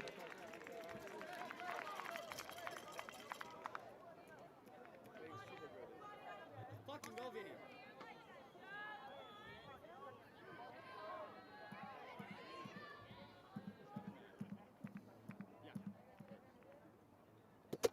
What a serve from Bondi. Leung, Gross roofs it. Bondi finds the gap on the left side. No good from Mathieu. What a point. That soft touch from Ryan Gross, using his height to his full advantage, roofing that ball, jumping up, outstretched arms, and then a great set for Bondi to wrap that ball with his left hand. Checking in. Court 3 for a moment. Back to court 1 here. Bondi swinging away. Looking for the reverse that time.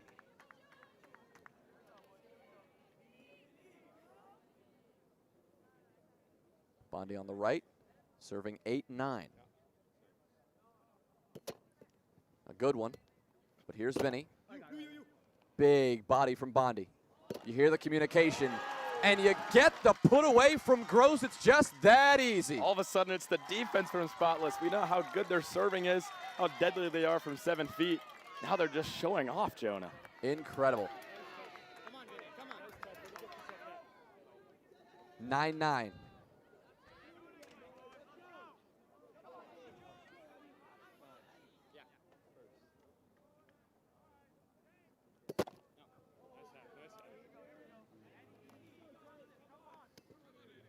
Let's go, Joe.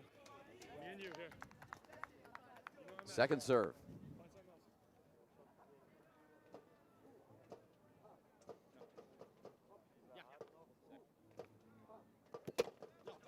No shot! Oh my God, that was so scary.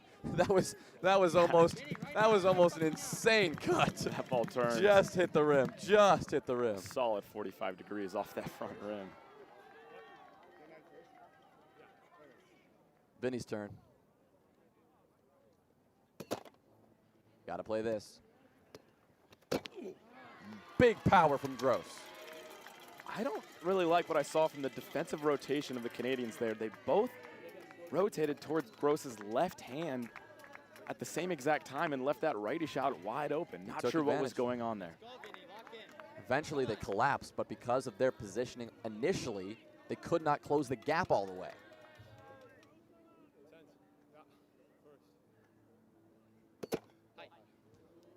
Nice low stance from Mathieu. That ball was over it.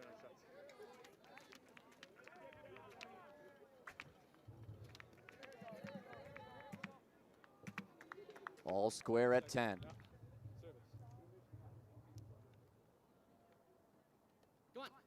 Drop, handled well by Mathieu. Big body from Bondi.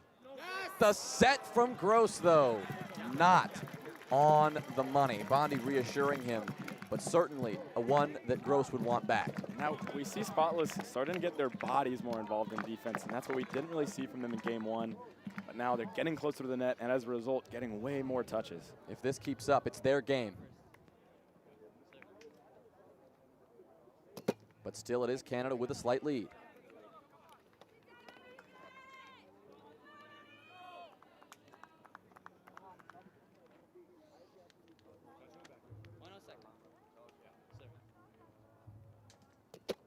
Great lefty from Leung. Bondi, outstretched, able to receive it and put that thing away. One of the better holds we've seen in this entire series. Bondi leaning over, stretching out the left hand to get it up, and then that off-net hit way over the defense's heads.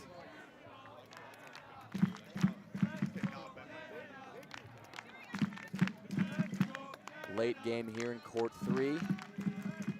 We'll watch Nelson serve now to Laurent. Great one, but it's handled well by Olivier. Hits the rim on the hit. So a break for the U.S. They'll take that.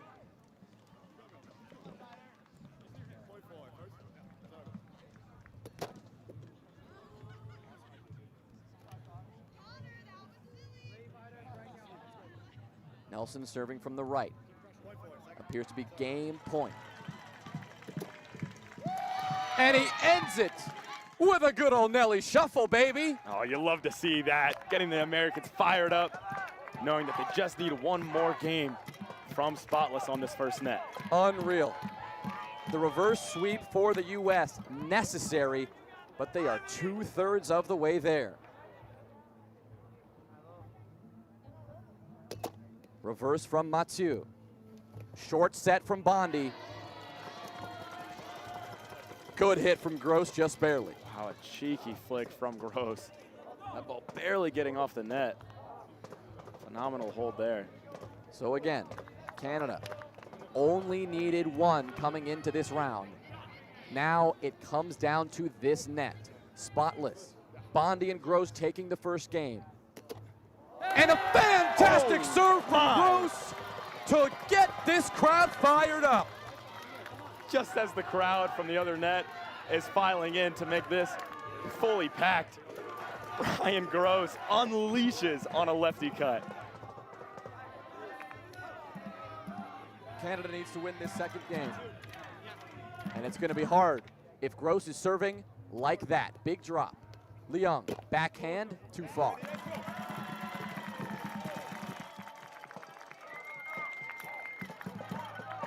Good composure from Leung.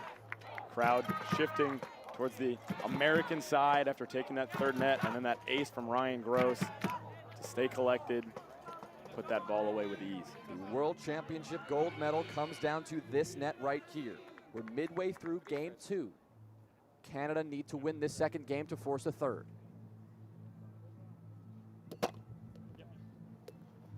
They'll choose to play it. Great touch from Leung. Soft touch.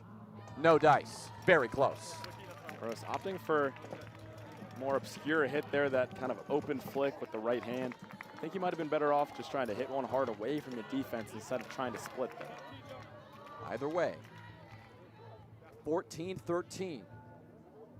Hey, see it, come on. Let's go. We went all the way deep into extras in game 1.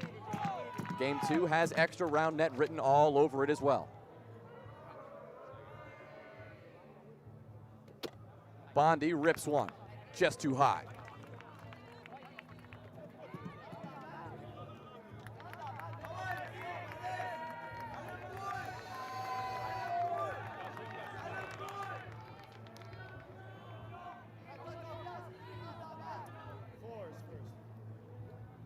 Four, 4.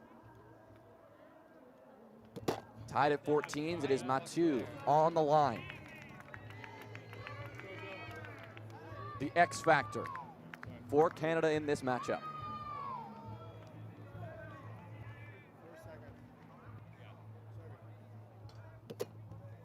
It's good. And it is good enough to force the error. The set from Gross, so difficult. He made it work, but Bondi just short of the hit. It's great pressure from Vinny. Didn't rely too much on fakes there. Bondi stayed grounded, but Mathieu put enough pace on that righty cut to force an off touch from Bondi. Flashbacks to 2 years ago here, Henry. The last World Championship, it came down to the final net just like this. Another big serve. Recovery from Bondi, but Gross can't find it. Vinny is feeling good. Yeah, Canada getting fired up now. Back-to-back breaks, and the Americans call a timeout to stop the bleeding. Oh my goodness, what a time for Vinny Mathieu to come alive. Impeccable timing and an impressive final few breaks here midway through, I guess late through this game 2. Yeah, and it is extra clutch because the Americans took that first game of the series. Canada is in a must-win situation over both of the next 2 games, so they need to start hitting some clutch serves like we just saw. Whereas for the Americans, yeah, you don't need to win this game because you took that game 1, but you don't really want to let it get to a game 3 where it's just a coin flip at that point. Game 3 with Canada with the momentum as they would have at that point with the crowd on their side. It would be an uphill climb for Bondi and Gross, to say the least. And I really think this next point coming out of the timeout is huge. If Bondi and Gross can get the ball back in their hands as soon as possible, we know that there's a solid chance they'll generate a break or 2 before we get to that target number of 21. But if Vinny can land another ace, get some more pressure on him, and force another break off the rip out of this timeout, that could be the difference. And we will see that difference now. Mathieu looking for 3 in a row. 16-14 Canada.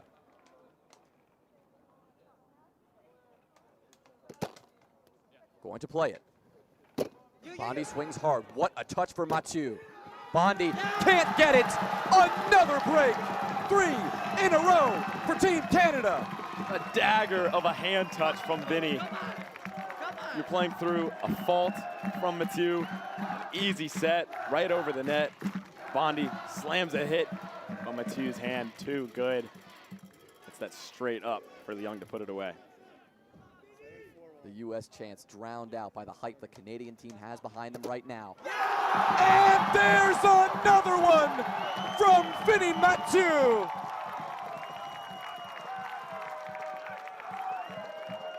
That is absolutely ridiculous from Vinny Mathieu. That might be the best, widest cut serve we've seen all day, Jonah. The Canadian crowd losing their minds. Another quick swing. Touch from Leung. My God. You can just see. Now that the momentum is on their side, they're getting more touches. They're feeling good, and now we are deep in game 2.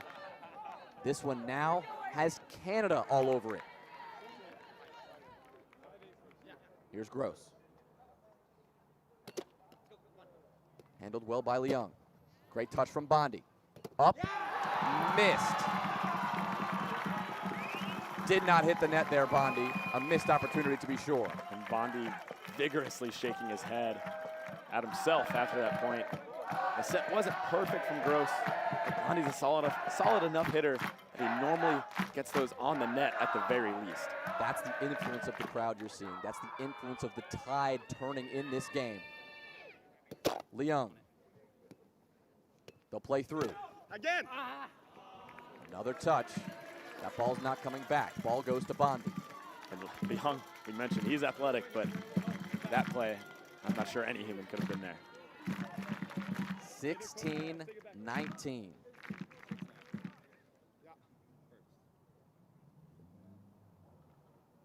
Yes, come on. You got it. Small adjustment. It'll have to be on his second serve.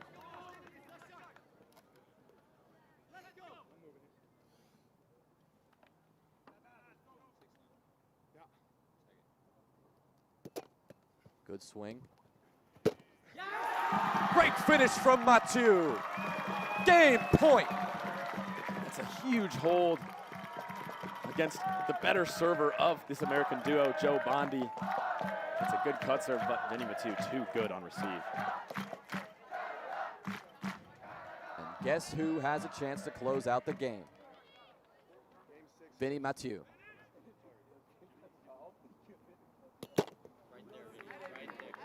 2016. Canada needs this win to force game 3.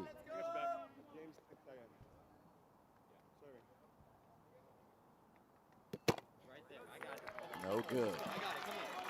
It'll come down to Gross. He needs 3.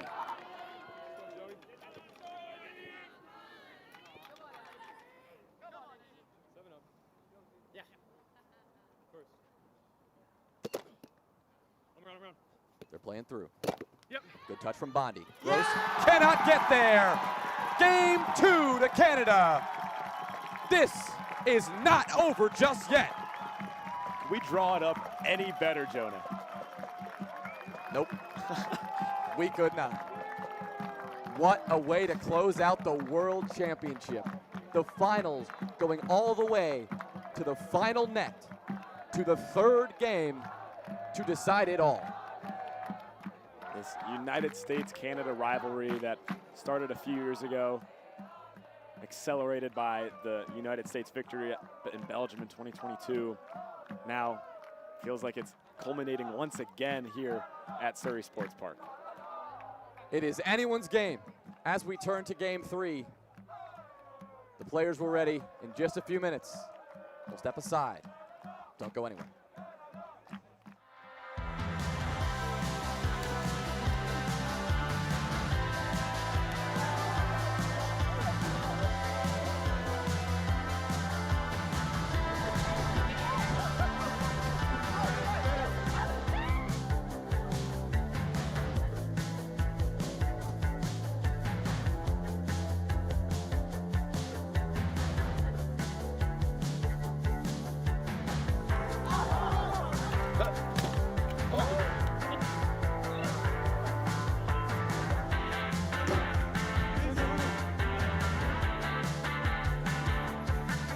Play ball!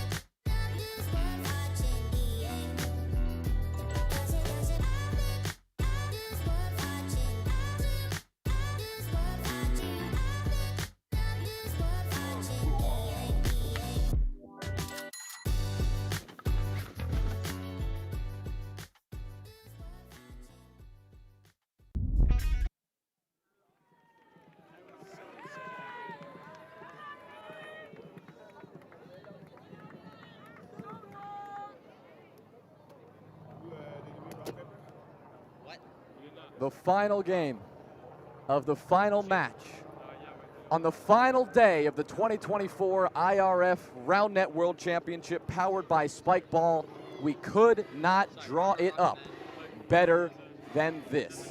Canada and the US, a gold medal decided by one game right here.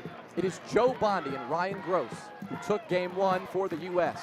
It is Vinny Mathieu and Eddie Leung who took game two for Canada. And game three, right now, is where it all is decided. And this crowd is something special to witness. A full circle formed around the net. The whole crowd, about 5 people deep at some places.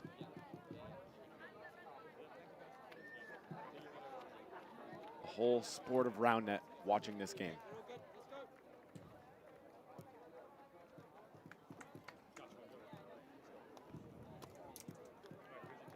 Vinny getting ready.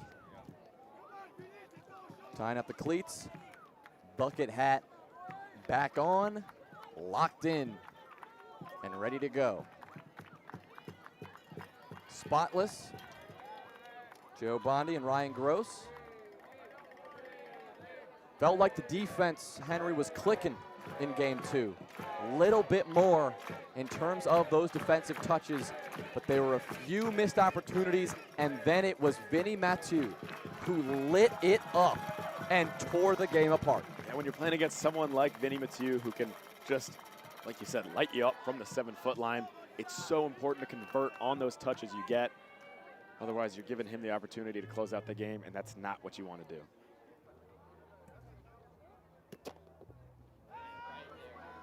don't know what is it that Bondi and Gross discussed, what the game plan is coming into game 3, but you got to imagine it has something to do with stopping Vinny somehow. And to be honest, Jonah, if I knew what that advice would be, I think I'd be out there as a coach. But that's why I'm here, because I have no idea what you do. In a situation like this against the world's best, how do you adapt? And how do you do it so quickly, applying it immediately to the next game? We will find out. Saw some good serves from Bondi, some good serves from Gross. Looking to find some more of that here in game 3. As we hear the Star-Spangled Banner from the crowd. Interesting choice. Reverse here from Gross. Diving from Mathieu. Bondi's all over it. Set from Gross. Here's the lefty. Point for the United States. Yeah, that's so good from Spotless from these Americans. That set from Ryan Gross is absolutely perfect. Getting it to that lefty pull from Bondi to where the defense isn't in position. Well, that's one of these all-important breaks. Getting the point when you yourself are serving. Here's Gross again.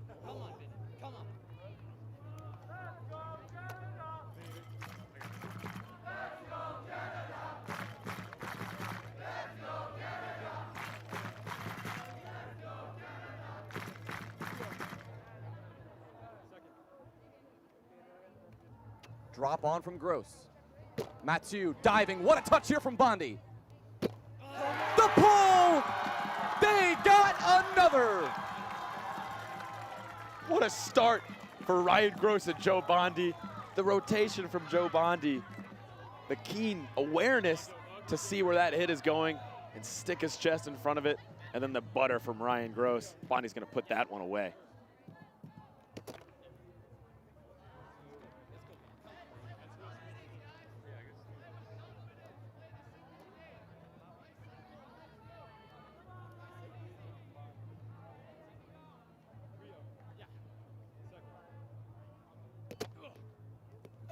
What a recovery here from Vinny. Wow. The conversion from Lung.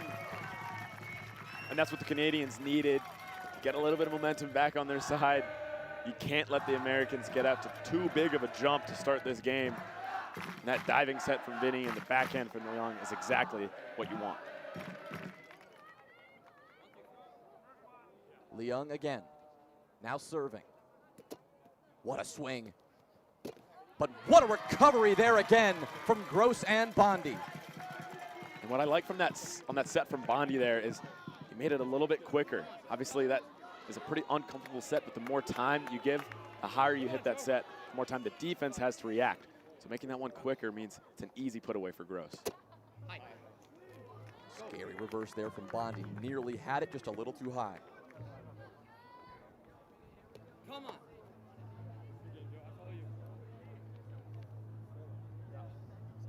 Four serving one. I got you. Come on. Nearly the touch from Gross, but Mathieu sneaks it right past him. Great receive from Mathieu. Did a good job of staying low, not giving up his position. He knew he was in a good spot to receive that cut. 2-4.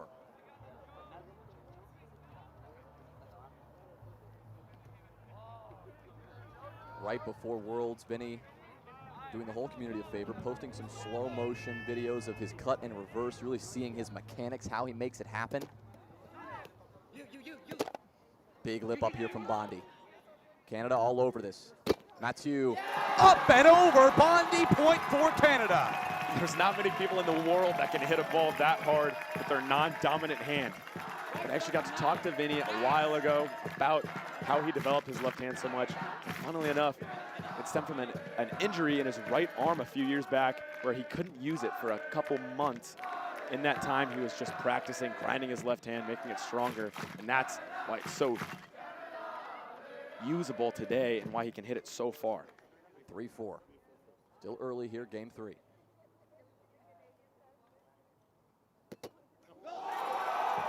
Gotta think that just clipped the rim. Could hear it from here. They're going to go again, but it was definitely rimmed. Vinny getting a favor from the observers.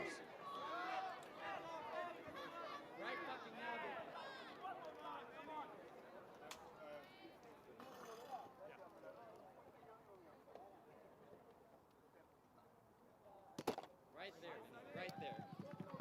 He'll get another chance because of the redo. Come on, right now. 3-4 seconds.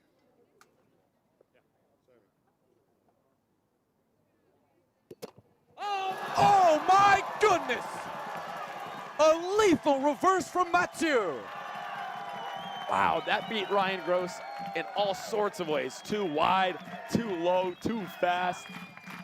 Unbelievable serve. Now, should he have been allowed that second serve? Probably not, but damn did he take advantage of that. 4-4. Another good one. Nice little flick there from Bondi. No touch there after that initial hit from Canada. So now the momentum shifted back towards Canada after the Americans started this game so strong. It's up to Ryan Gross to pull it back in their own favor. Looked for the reverse on that first one. Come on. Trying to keep Leung on his toes. 5-4 seconds.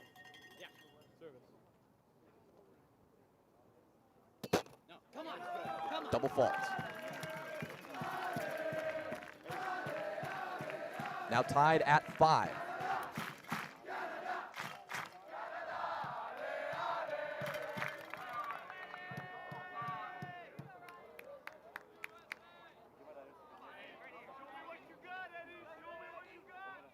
Eddie Leung. Yeah! Got him! Eddie Leung delivers! We mentioned the lefty cut is Leung's favorite serve to go to, and that just might be the best one we've seen all week from him. Giving Canada the lead for the first time this game.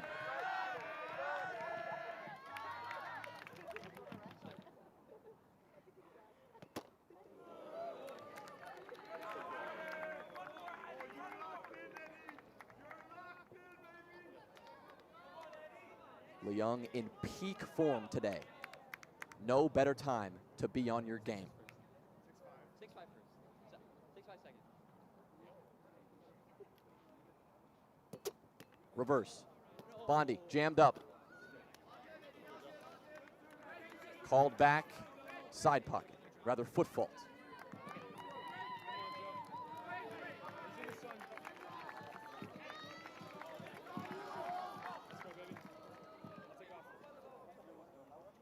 Six.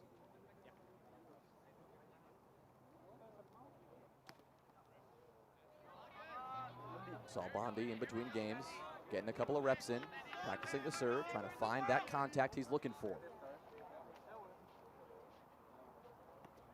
And he found it there. What a serve. Impossible to tell from the reaction, but it was good. Yeah, the Canadians convinced it was rim, but don't think they're going to go to observers. It's going to be an ace for Bondi. Yeah, they can see the call. Give it to Joe.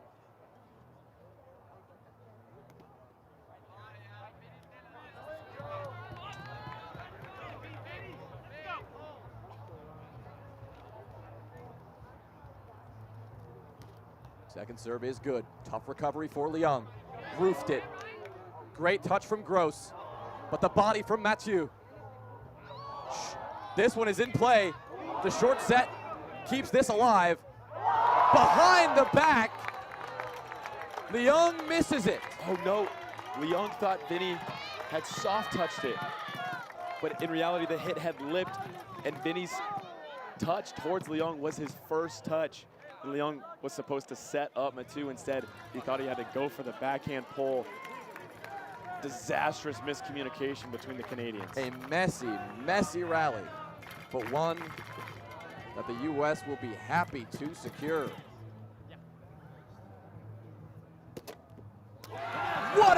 from Bondi.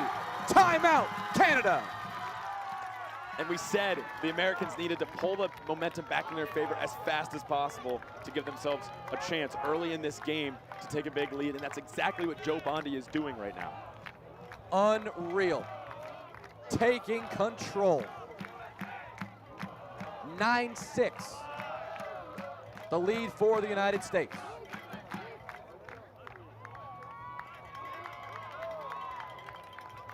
You see Joe Bondi and Ryan Gross walking to their corner.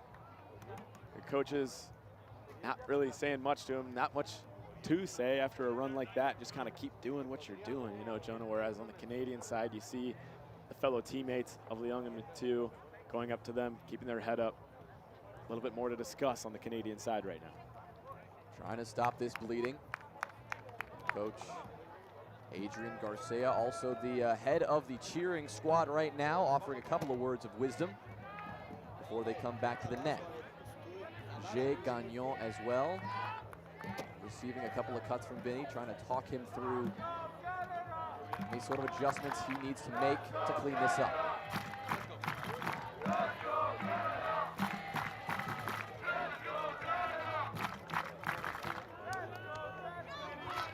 Here is Bondi again. 9-6 the score.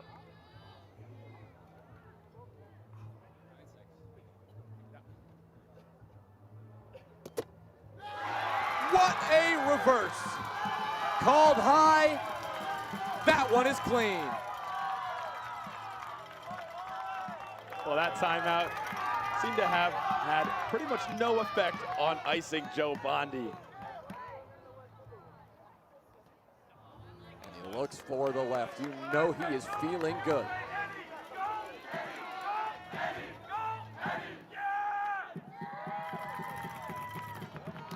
Eddie Leung to receive.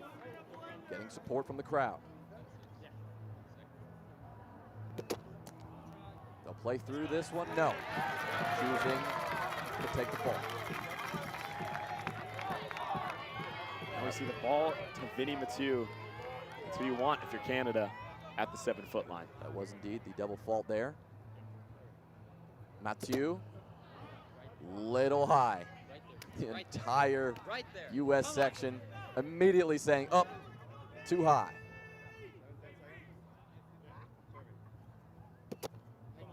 Second serve high as well. A moment where you can tell the confidence, the momentum, it all lies with Bondi and Gross at the moment. 11-7 with Gross on the line. Let's go. You're right there. Come on. Come on. Come on, Vinny. From 7 feet, here's Gross. Big swing too high.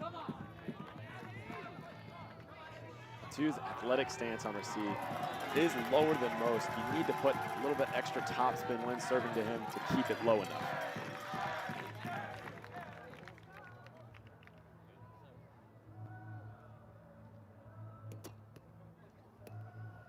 Bondi, big swing, but what a touch from Leung. Over his head, Mathieu. What a hit! Looked like rim from here, but the observers will discuss it. Canadians celebrating. Bondi seems pretty confident that it was rim. Ruled clean by the observer.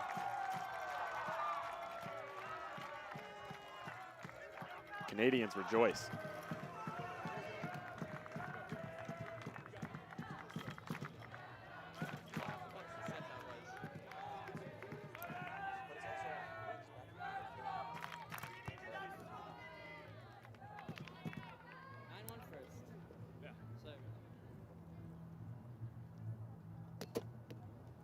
Young, what a serve. Bondi, no good. Gross on the hit. Like Ryan Gross, just not quite taking his time, trying to rush that hit. Trying to get it off before the defense was rotated. Sometimes it's better to just wait and put a solid hit on it. Bondi receives this one well. What a touch though. Vinny diving. Oh my goodness. Very close. That would have been play of the tournament had that gone on. A seriously good try that got the entire Canadian crowd on its feet.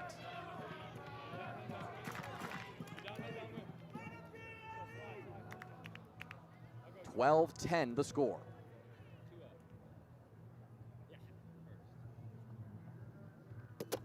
Reverse here from Bondi. Leung is there. The diving body from Bondi still cannot cover it. That's a great receive from Leung. Joe Bondi, after he goes through his fakes, likes to go to the righty cut once the receiver has jumped towards the left. That time, Leung staying grounded for the reverse. Unexpected serve from Bondi.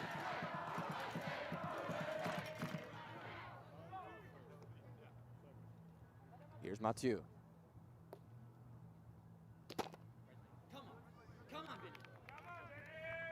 This spot. Come on. The lead for the U.S. narrowed to a single point.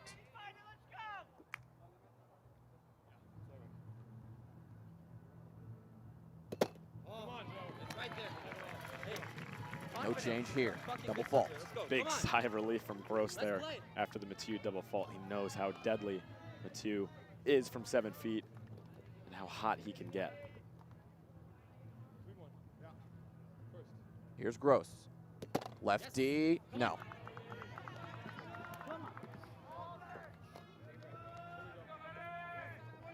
(13-11). Yes. No good. We rotate. 12-13. Leung serving. Now midway through this game officially. The winner of game 3 will walk home. Will fly home in this case, the world champions.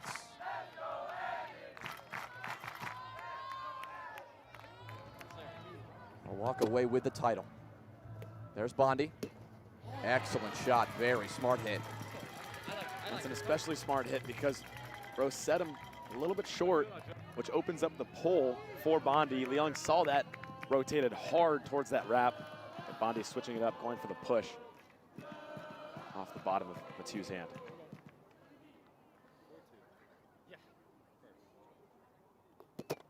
What a serve from Bondi. Leung, chip shot over the defense. It's just an incredible hold. The ability of Leung to read that cut and jump out there for it. So special. Serving from the left. 13-14. Vinny Mathieu.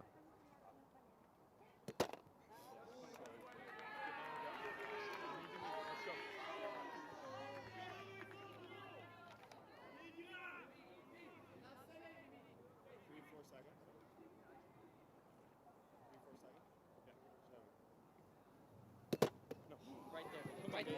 Come on. We're pushing. We're pushing. Go on hand, Joe. Ball goes back to the U.S.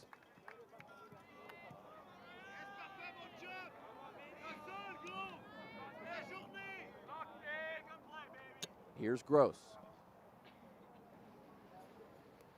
Drop. Mathieu handles it. Hits the rim. Break for the United States on the error. Just an awful time for a hitting error from Mathieu.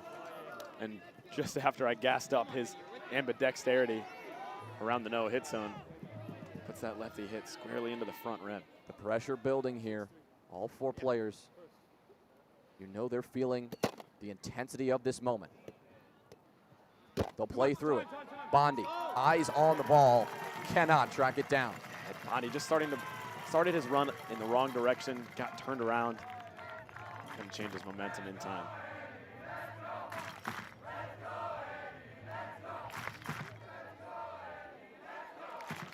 Now down by 2 after the error. It is Leung.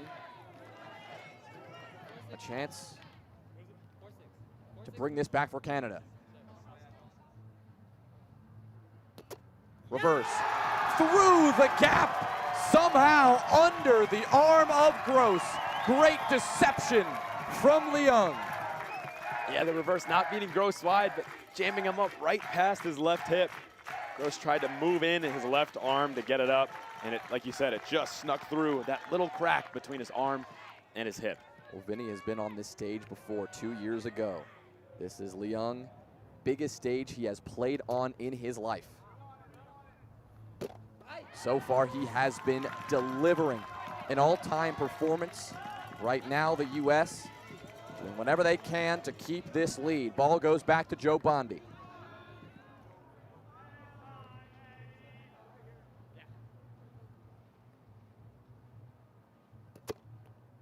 Little high. Canada will choose not to play. 17-15.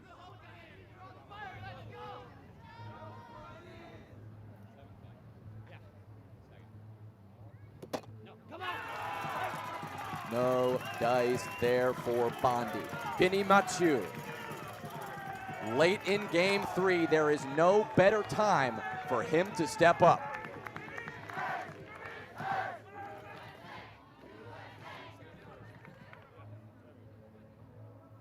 Steps left, swings right, reverse. What a touch. Liang will not find it. Another close play.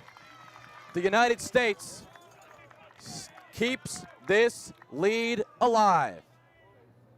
That receive from Gross is phenomenal, especially because he got beat on that exact same serve in game 2. That time, doing well with his feet to stay in front of it.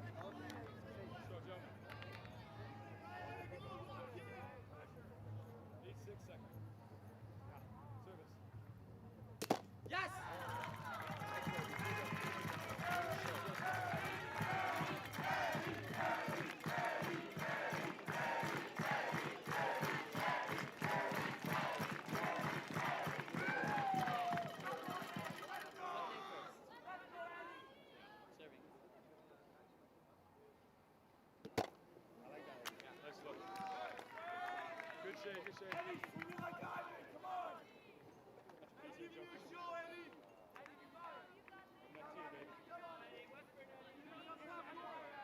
17-18.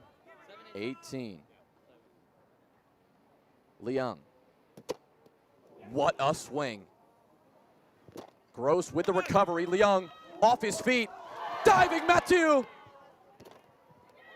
Another touch. Liang back on. And Gross with the finisher. The point of the day. The rally of the tournament. Where to begin there, Jonah?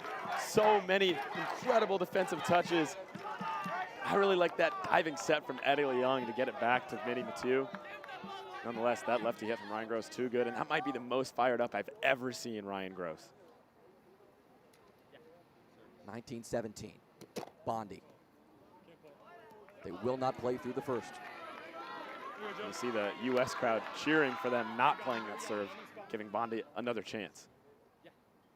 Second serve. Reverse. Good hit from Liang. Americans calling rim. Observers are going to get together. It sounded funny. The Canadians very convinced, though, that it was just a pocket. Looked like a lip up to me. Hit the net first, but an important call here. I think you keep this clean. They'll call for the redo. I'm not super surprised by the redo call. It's, you know, very loud contact for sure. It was, and in this kind of moment, as an observer, I'm sure it's not easy to make a call one way or the other. Well handled by Liang. Yeah! And that'll work. They get the point either way.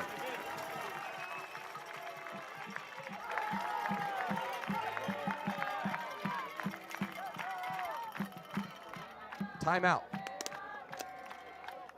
Bondi and Gross as they head into these final few points.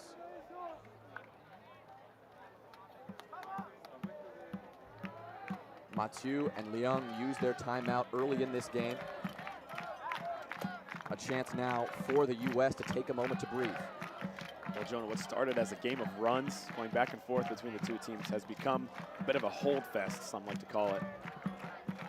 No one really stretching out to a big lead. The United States lead hasn't been more than 2 for some time now. Right now, it's just sitting at a 1-point lead.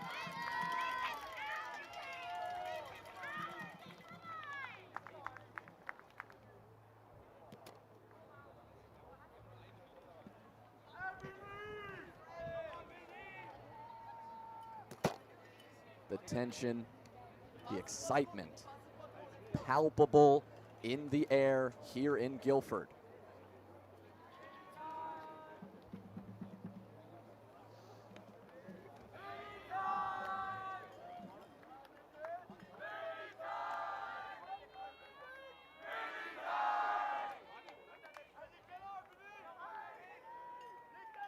Crowd chanting Vinny time. No better time to be Vinny time. 18-19. World Championship on the line. What a swing. Off net. Big hit for Gross in a clutch moment. You see another huge fist bump from Bondi and Gross. They know that that was one of Matu's better reverses that he's hit all day.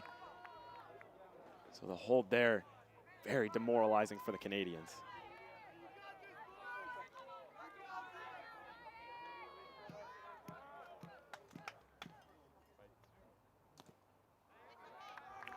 World Championship point.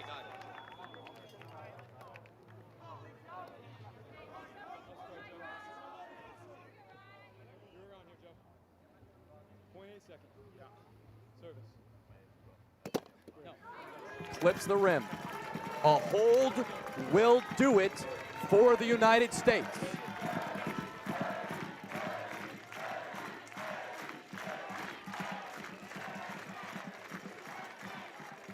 The Canadian and European crowds chanting Eddie's name. He serves. First will not connect.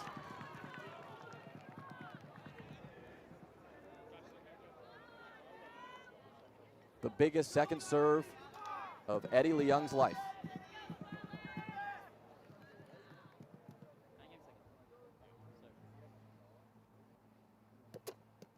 It's good. Bondi. The hit and the finish. The United States defends their world title in 2024.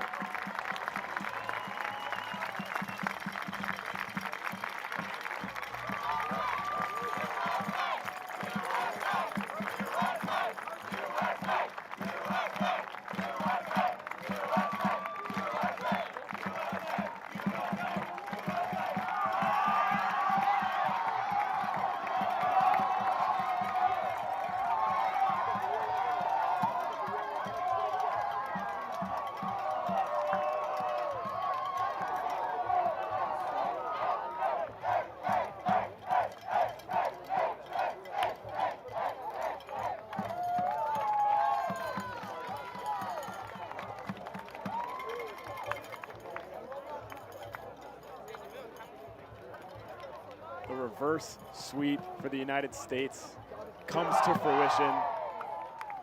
Their hopes were high, even after being down 2-0, Jonah, and they needed to be. They felt confident about their depth, those last 3 nets. And might I say, those 3 nets, 3 of the clutchest wins we've seen all week and maybe in the history of the sport, Jonah. The reverse sweep is insane. 2 years ago, if I remember correctly, it was Canada who were in a position to secure a potential reverse sweep to win the title. They took it deep, game 3, final net, very similar story, and then they came up short. The U.S. took it home in 2022. They go back-to-back with the World Championships here in 2024. A huge win for the men, a huge win for the women, and really the story of redemption here this week after a disappointing start and then the greatest finish you could ever ask for. And this rivalry between the United States and Canada growing, lengthening its roots now. You know, the United States 2 for 2 on gold medals, but I have to imagine Canada is going to be back for blood next time around. You gotta think. They were clearly out for blood this time, took down several U.S. teams in the individual tournament, but in the squad final, it was the U.S. taking both of the golds. We'll send things down to Tops and an interview with some passionate U.S. fans looking to share some love. Guys? I'm here with Perrin and Seth. And guys, how was it for you? So great. We're jazzed right now. Yeah, it was absolutely electric and so fun to watch. We're so happy for our squad, both on the women's and the men's side. Absolutely. What a close game for it to come down to game 3 of the series, the 2-2 tied. So that was just absolutely electric. That was so fun to watch. It's as close as you can get it and the right outcome for us. So we're absolutely jazzed. Best case scenario. Yeah, I think it's also that it goes down to this one game. Everybody's focused in that. I think the overall vibe was very good. What do you think about overall that it was this close? I mean, I think we hadn't played Canada in pools, if I'm correct. So USA's coming in with a big, a name for themselves. They really want to win. They think they're going to win. But it was really nerve-wracking coming into today. This was going to be our hardest match yet. And so I wasn't sure how it was going to go. I'm hoping for the best. But it was cool to see, our depth be able to carry us, because we lost our 1 and 2, but our 3, 4, 5 were the ones that lifted us to victory. So that's the whole point of the squad. The whole point of the tournament is that we have the depth, and we got it. So you guys not playing yourself, or do you casual also play? I mean, I know you play. Yes. We also play, yes. But here you're for support, basically. Yes, we were alternates number T13 on the USA squad, self-appointed. So we were ready to jump in if 4 people got injured. But anyway, yes, this time we're here to support. Yeah. It's very good to have you here, and absolutely love also that people are just here for chanting and being supporters, and absolutely appreciate you. I think we also have coaches up here and some players. Thank you so much for being here. Yeah. Go USA! Go USA! One last question. Did you have a fun time in Europe? Yes, we had so much fun in Europe. So much fun in Europe. Absolute ball. We love it here. We'll come back. Perfect. We love to have you. Yay. All right. Next up, we're gonna have we have one legend out there and another legend. Welcome, guys. First of all, thank you. All right, guys. So, coming in first, as a trainer, did everything work out that you thought you should do for the team? What you your coaching and all? Did everything turn out the way you wanted it to? Oh, no. Nope. Perfect. Not at all. I think the goal was to build a team that no matter what happens could still win. So we knew we'd face adversity. We knew we'd face really good teams. Canada, Germany, France. We played them yesterday and the day before twice. So yeah, we wanted to build a team that was flexible, that could deal with ups and downs, and that's what we have out here. I think so too. So what was the process of you guys picking the teams and getting them together? What was your thinking there? Yeah. I mean, there was a whole selection committee, and we had many conversations, and all the different results that they had, and then the national championship that they had. We had a little training camp as well, so we could judge all the players. And ultimately, it came down to the coach's decision, and we picked a really solid squad with some incredible alternates as well. And we felt like we were just so deep all the way down through our lineup on both sides, women and men, and I think it showed. I think it's significant that one of the last players to be playing, Joe Bondi, started out as a sub, came in, played both days, went the farthest in the individual tournament of the U.S. men, and then clinched it for us in the finals of squad. So it's deep, and that's what we wanted. That was the goal. Yeah, that's perfect. I think it was also great thinking. What was the difference between this World Championships and the last one in this process of getting people in? Yeah, I mean, there's just more and more interest each year, and then last year it's just a different level of play. Every year there's higher and higher levels. So as other countries are bringing new and increased levels of play, we have to up our level as well. And that was the focus this year, was focusing on knowing that it won't be just as easy as it was last time. It wasn't easy last time. It was hard. We split 3-2 with Canada last time as well, but we knew it'd be even tougher this time. And it was. We almost dropped to Germany. We almost dropped to Canada. We dropped some games in pool play. So it was tough all the way through, and wanted to just build a team that was complete the whole way through, 1 through 5.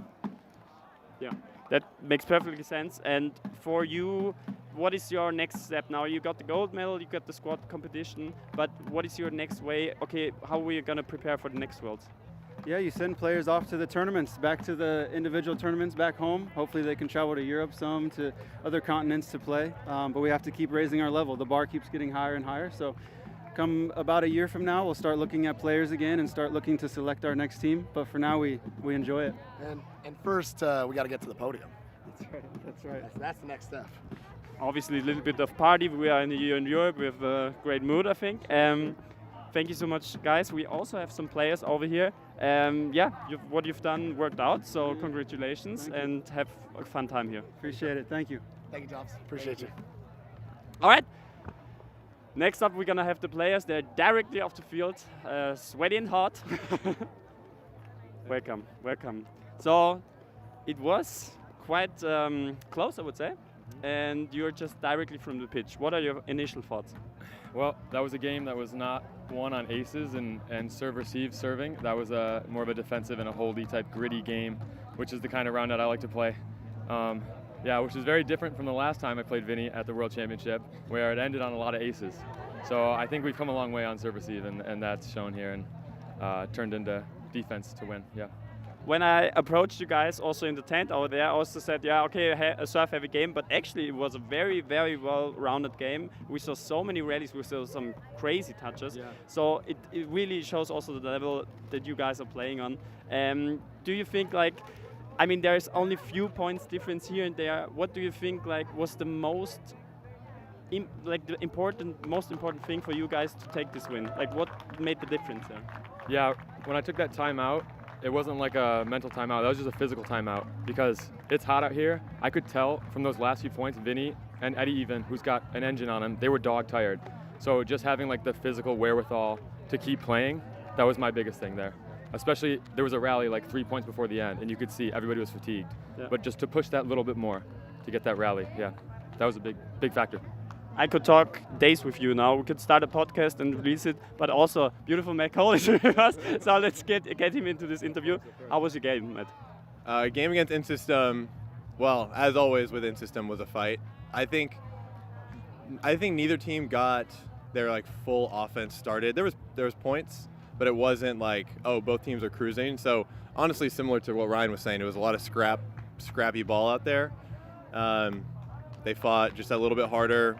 I think fatigue was also a factor. There was like 2 points I can remember where I was just like a step or two away from a ball and my legs weren't there. So yeah, Etienne and Blake, fighters, and they deserved the win in the series we played. But the team was able to take it home. So after this World Championships, you are the world champion in our sport. Congratulations again. Thank you. What are you doing now? Like, what is the day plan? Are you just resting, a little bit of party? What would you say? The rest of today, I have to figure out where I'm staying tonight. That'd be number one on the docket. And then take my cleats off, get water, get food, get salt, all that stuff. Yeah. If you need space, I have something for you. It's no worries, okay? There you go. Just because you're a world champion. yeah, only because of the win. No, you should talk to Vinny too. He needs. No, I'm kidding. Yeah, nothing else. Just getting replenished. Yeah. I think most of the Americans have flights, at least within the next 48 hours, I'd say. So maybe partying to a minimum and resting to a maximum as much as we can, but then right back into normal life. So guys, yeah, I want to say thank you. I think now it's the time. This is the last thing. If you have something to say for the camera or you want to say something that is important for you, it's now the time. And then we end this interview and I say, you did great. And yeah, now I give you the mic. Cool, yeah, let's shout out the captains. This is Matt, he's our captain. We have another captain, Max Modell, and they did an amazing job leading us through this whole thing. The coaches too, PJ and Joel. But like on the field, I would look over and see Matt or see Max, and I would get inspired by them. They know our game, how we play, and we see that. So looking at Matt gives me a lot of inspiration. That's very kind that you wanted to use your final words on that. Shout out Max as well. He's the man, has been the man this whole weekend. Only thing I'd say is anyone watching right now, Roundnet players, other people, the thing that makes Roundnet special and the thing that keeps me going is the people in it. A lot of special, really cool people that treat each other very well in this sport. So I would just say keep doing that. Met a lot of my favorite people through this sport. and I'm very thankful for that. And everyone keep being that way. Thanks. No better way to end this. Thank you so much. We're going to go over to our beautiful commentators. Beautiful ending, Matt Cole, with some well put together words on that. Ryan Gross and Matt Cole, both back-to-back world champions. We have some new faces, of course, but Matt and Ryan, they were here last time in Belgium 2022, and they do it again this year. Truly amazing to see, and you know, you heard it from Matt Cole. Being part of this community year after year is something that everyone here just relishes every second of. Yeah, being in this community, it means a lot to all of these people, and winning a gold medal for the Americans is just kind of a cherry on top of all that.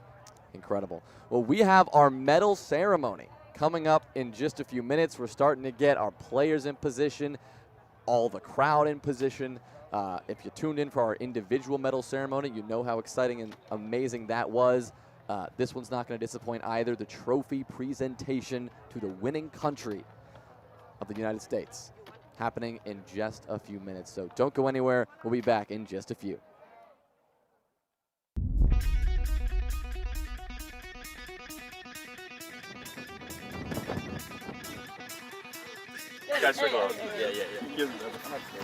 All right. Yeah. My people. Yes. My people. This is where we're going to win right here. C games, B games, let's win. Women's games, let's win. A games, steal us some games. We need those, all right? We are the best school in the nation at Roundnet. Shake off those nerves right now, okay? We're ready for this.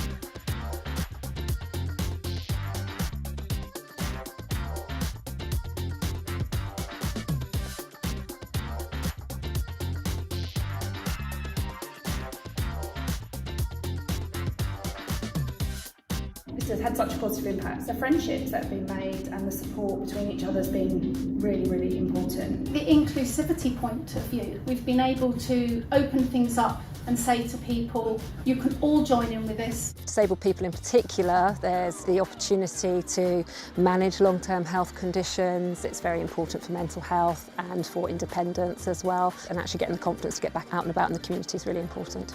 When we think about health, it is so all-encompassing. It's about your connectivity, it's about your mental well-being, your physical well-being. With these projects that we do, they're building all of these new skills, you know, wrapped in empathy and understanding and mutual respect and awareness for their community and individually. And I think, you know, it's a really special mechanism that we've been able to build.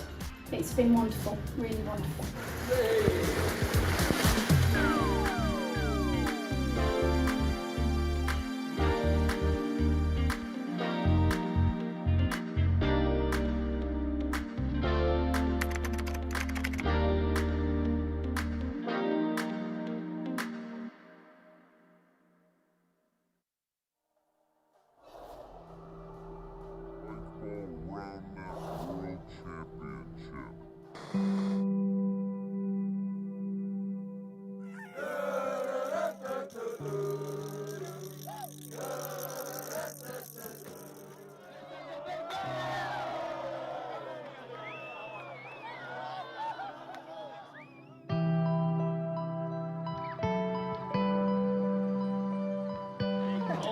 I think I did enough crying yesterday. So, no, maybe not. Okay. There are so many people here that share the same love of this ball and net, right? It's come a long way. And to have seen it advance the way it has over the last decade, it's something special to me. And the fact that you guys see that same value in this sport that we are growing, that each and every one of you are part of, is absolutely special.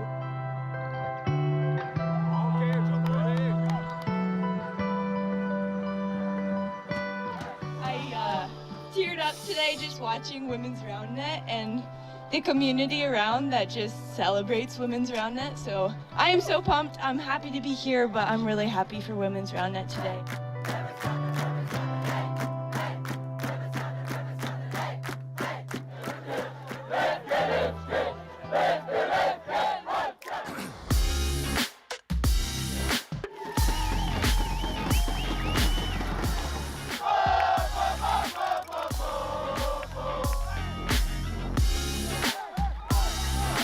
Like the rest of these guys, we get to practice with the best, we get to compete with the best, prepare each other for moments like this. I think that's why we're able to do it.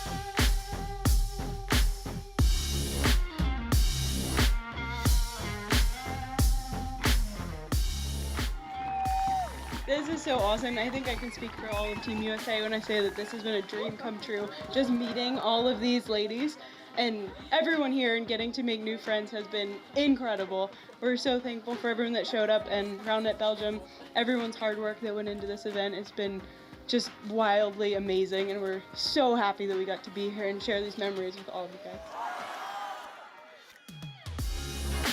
Hello everyone and welcome to the final day here at the Spikeball Roundnet World Championship. We are stoked to be bringing you the action from the men and women's squad finals.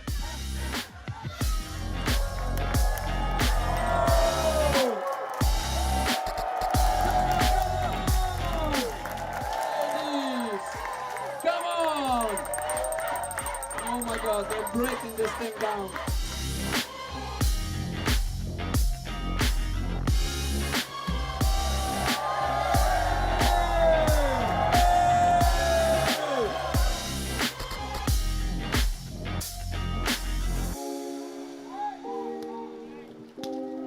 We fought, boys. We did this thing. We're going home champions, and we look forward to the next one. And you guys are gonna bring it. We know you are. Keep bringing that energy, bring that intensity, and we look forward to fighting with you guys in a couple years again. Thank you for everything. So much love to everyone out there, and we'll see you again in a couple years. Let's do this thing.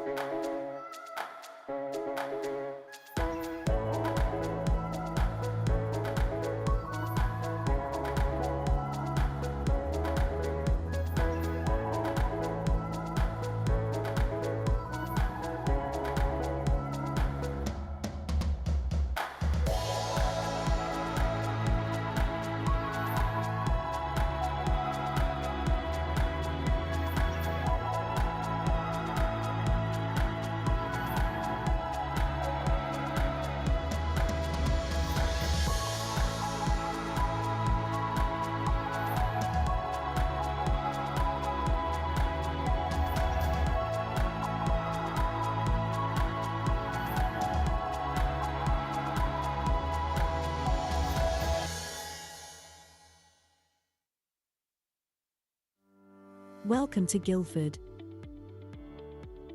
Nestled in the Surrey Hills, an area of outstanding natural beauty, Guildford is a diverse riverside town in the heart of Surrey.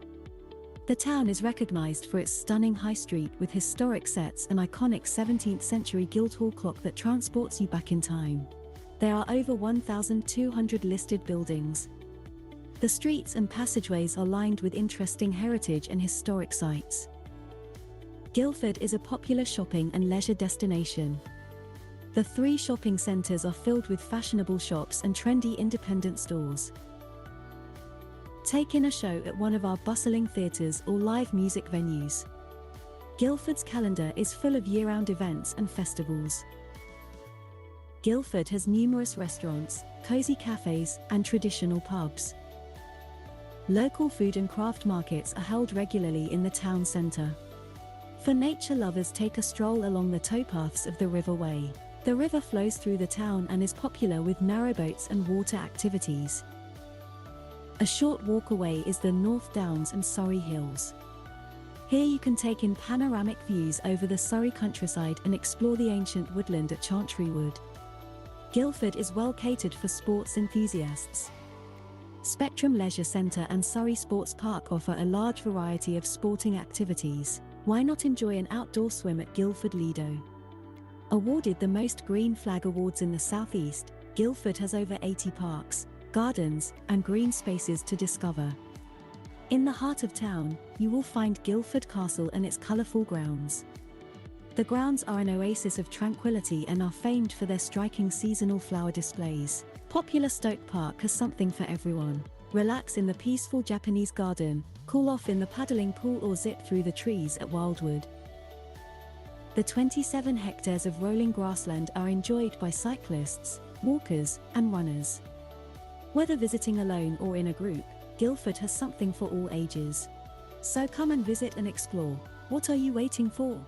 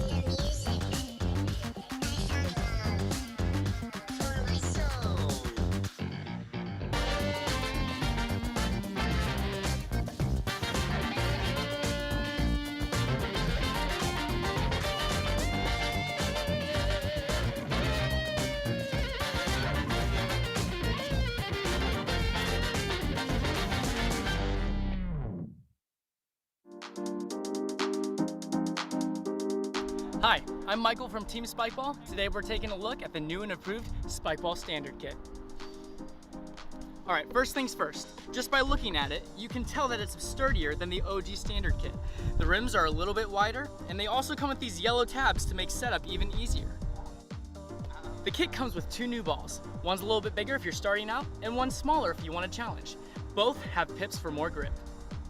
The new Standard Kit is built for quicker setup, better rallies, and it folds up or breaks down so you can take the fun wherever you want. See you out there.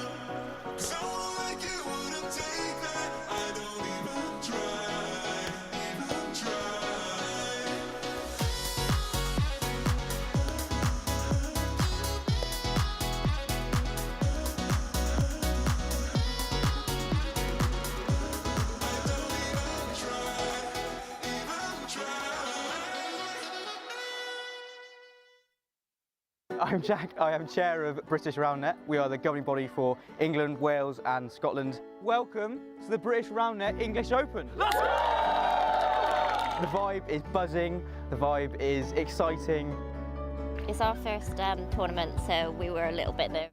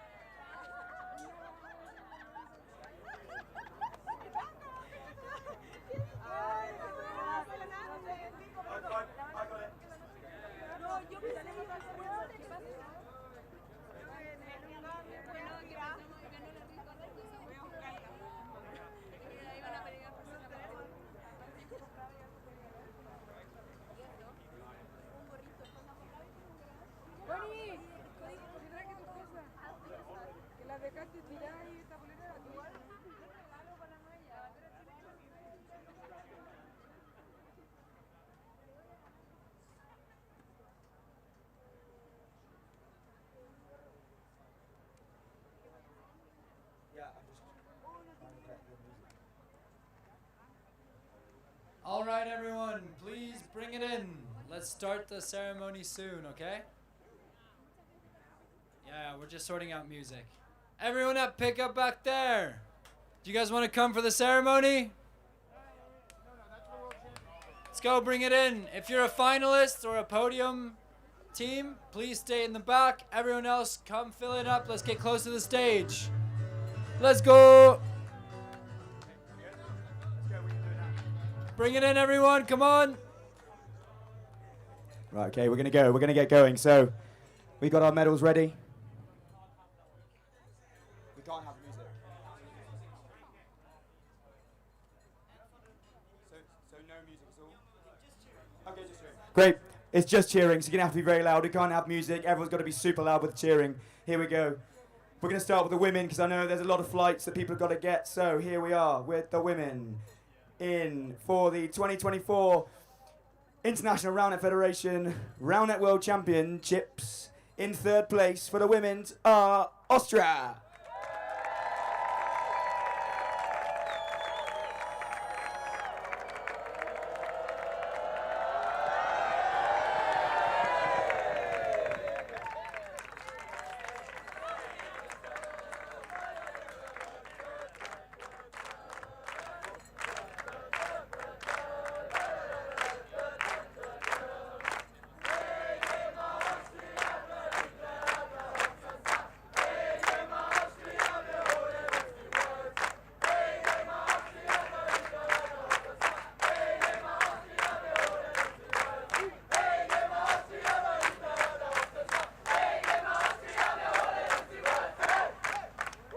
Another cheer for your women's world champions, your women's world champion squad. A big cheer. It's Austria in third place.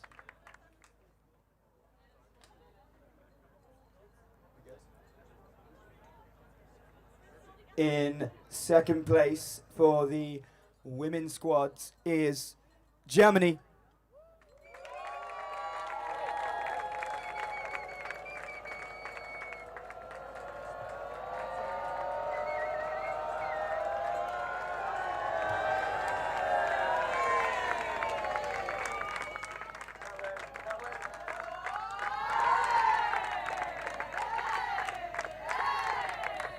Get your medals, get your medals.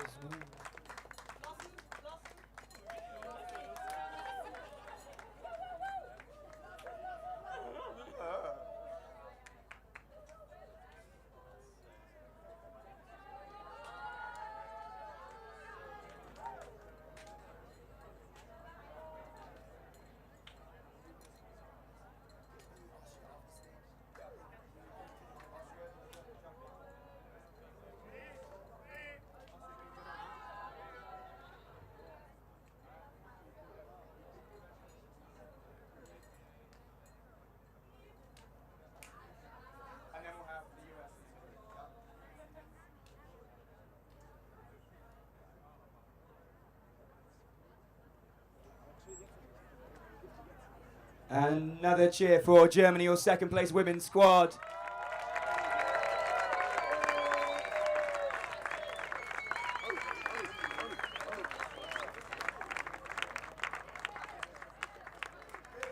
Here we go then. The moment everyone has been waiting for the women, the women's squads. The 2024 IRF Roundnet World Champions women's squad is the USA!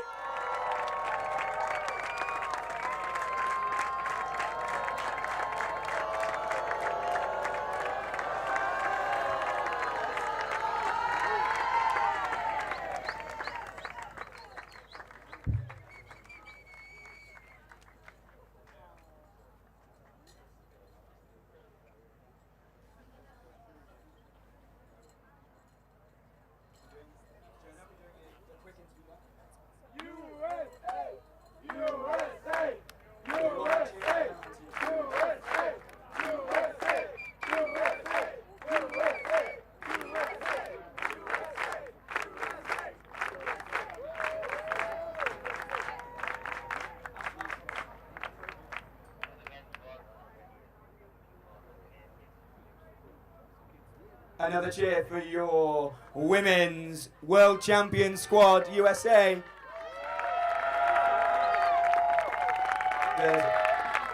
There's one more important thing that we're missing here.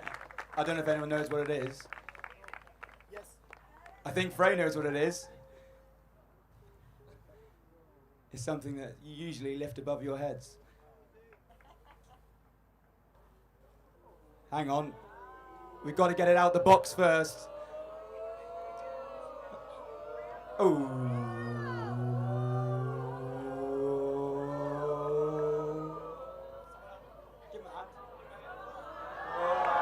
Wait, here we go. And your women's world champion squad is the USA!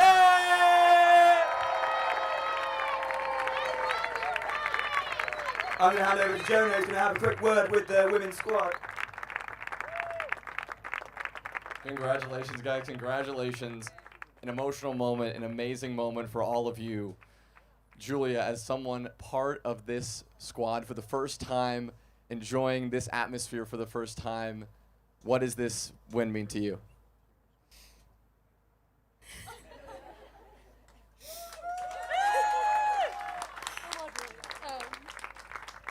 I don't have words. Thankful we get to honor our girl Allie. We love her a lot. This means the world. Yeah. Thanks, God.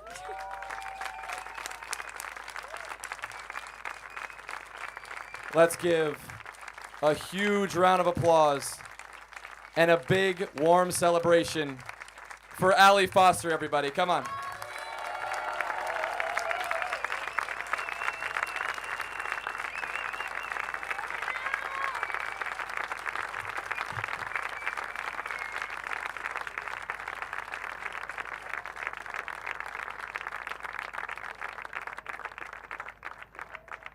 Let's give it one final cheer for our women's podium.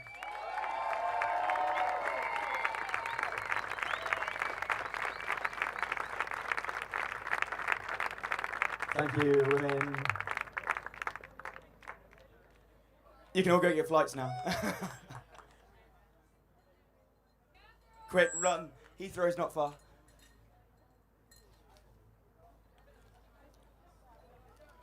We're going to move swiftly on to the men. I hope the men are ready somewhere at the other end of the tunnel. I can't see all the way down the end.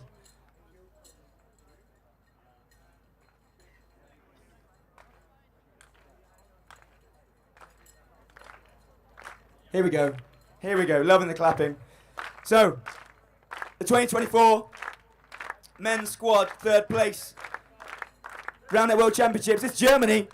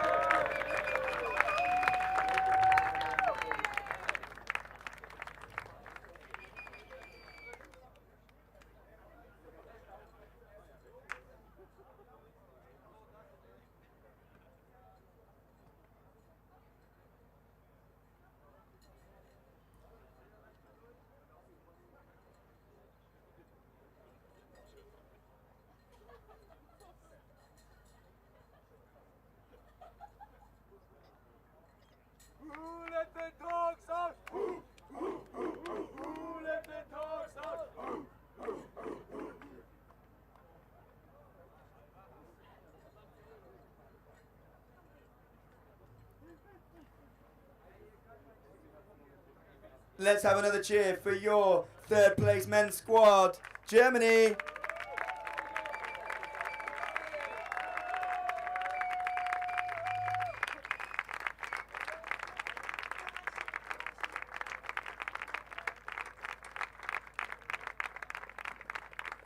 Moving on to our second place squad.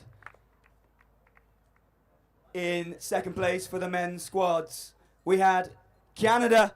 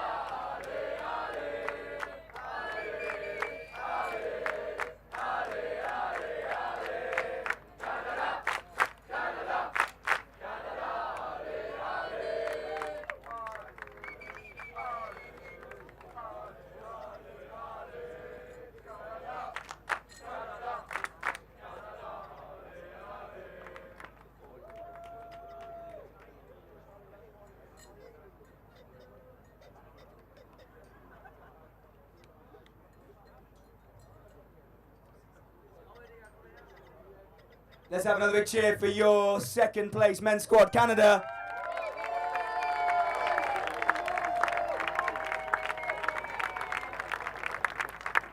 Here we go then. We're almost there, the final medals of the 2024 Roundnet World Championships.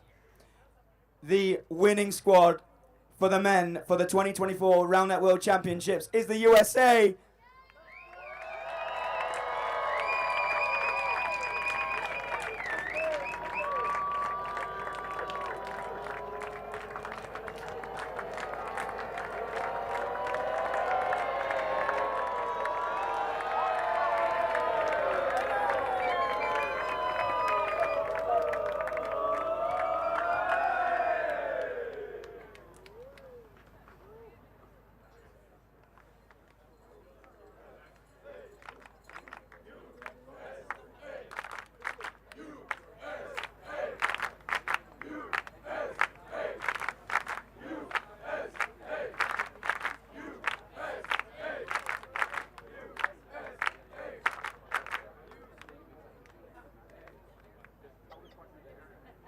Bit of a tight space up there, guys, but you can all fit in.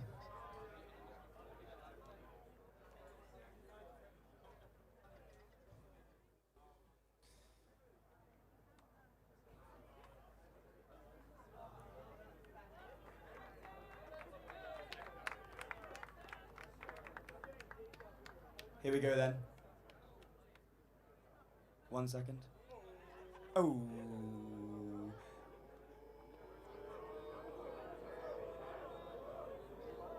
Your 2024 Roundnet World Championships men's squad winners is the USA!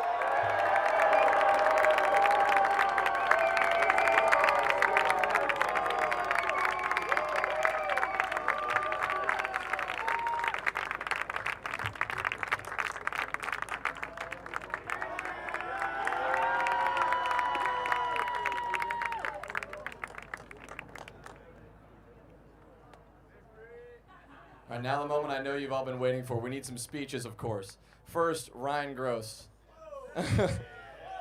Let's hear it for Ryan Gross, everybody. Winning in a clutch moment in the biggest game of the year, maybe of your life. Initial reactions, tell me what it feels like to be holding that trophy in your hand. Jonah, it feels great. I have to just immediately thank everybody behind me. These guys, they are the support. They are the rocks. When we're on the field, they always say, be that rock. But I look right back at them, and they are always my rock. I'm looking at our captains, Matt Cole and Max Modell. I'm looking at every other person on this stage that's wearing a white jersey with a U.S. flag on it. And I'm thinking those are my rocks. So I love to see these guys out here. They've come a long way, obviously. They know that. We know that. And I'm really happy to share this with them. Let's go, Ryan. Can we get Matt Cole to the front? Can we get Captain Matt Cole to the front?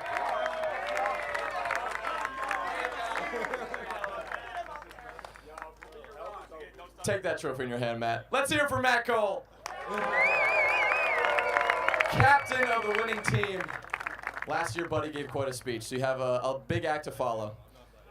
Tell me what this means to you and this U.S. team to be at the head of the Roundnet world once again, to be looking at this community that means so much to all of us. Yeah, I'm no Buddy, but I'll try. This is a huge accomplishment for the United States, and then this tournament is a huge accomplishment for the Roundnet community. Thank you to all the tournament organizers. Seriously, this is a massive undertaking, and every part of this tournament, we appreciate the work that was put in. Yeah, the Roundnet community is the most special thing about this sport. It's the thing that keeps me coming back. And so I had shared this message on stream, but the thing that I would just encourage everyone, and you know, again, the reason this sport I think is special, keep being kind to each other, keep loving each other, keep being the community that makes this community what it is.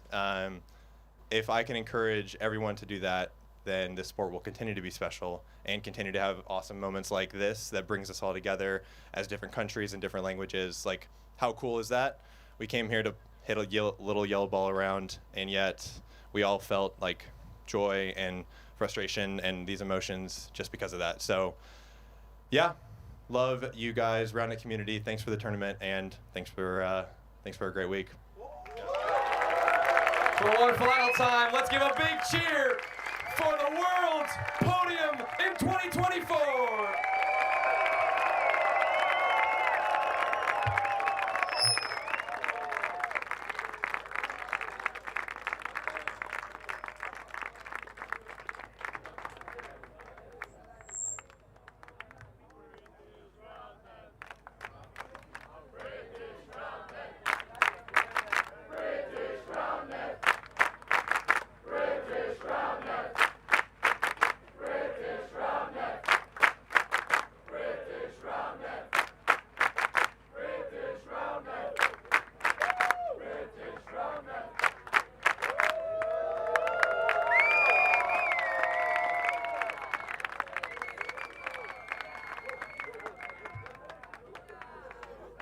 We're all done.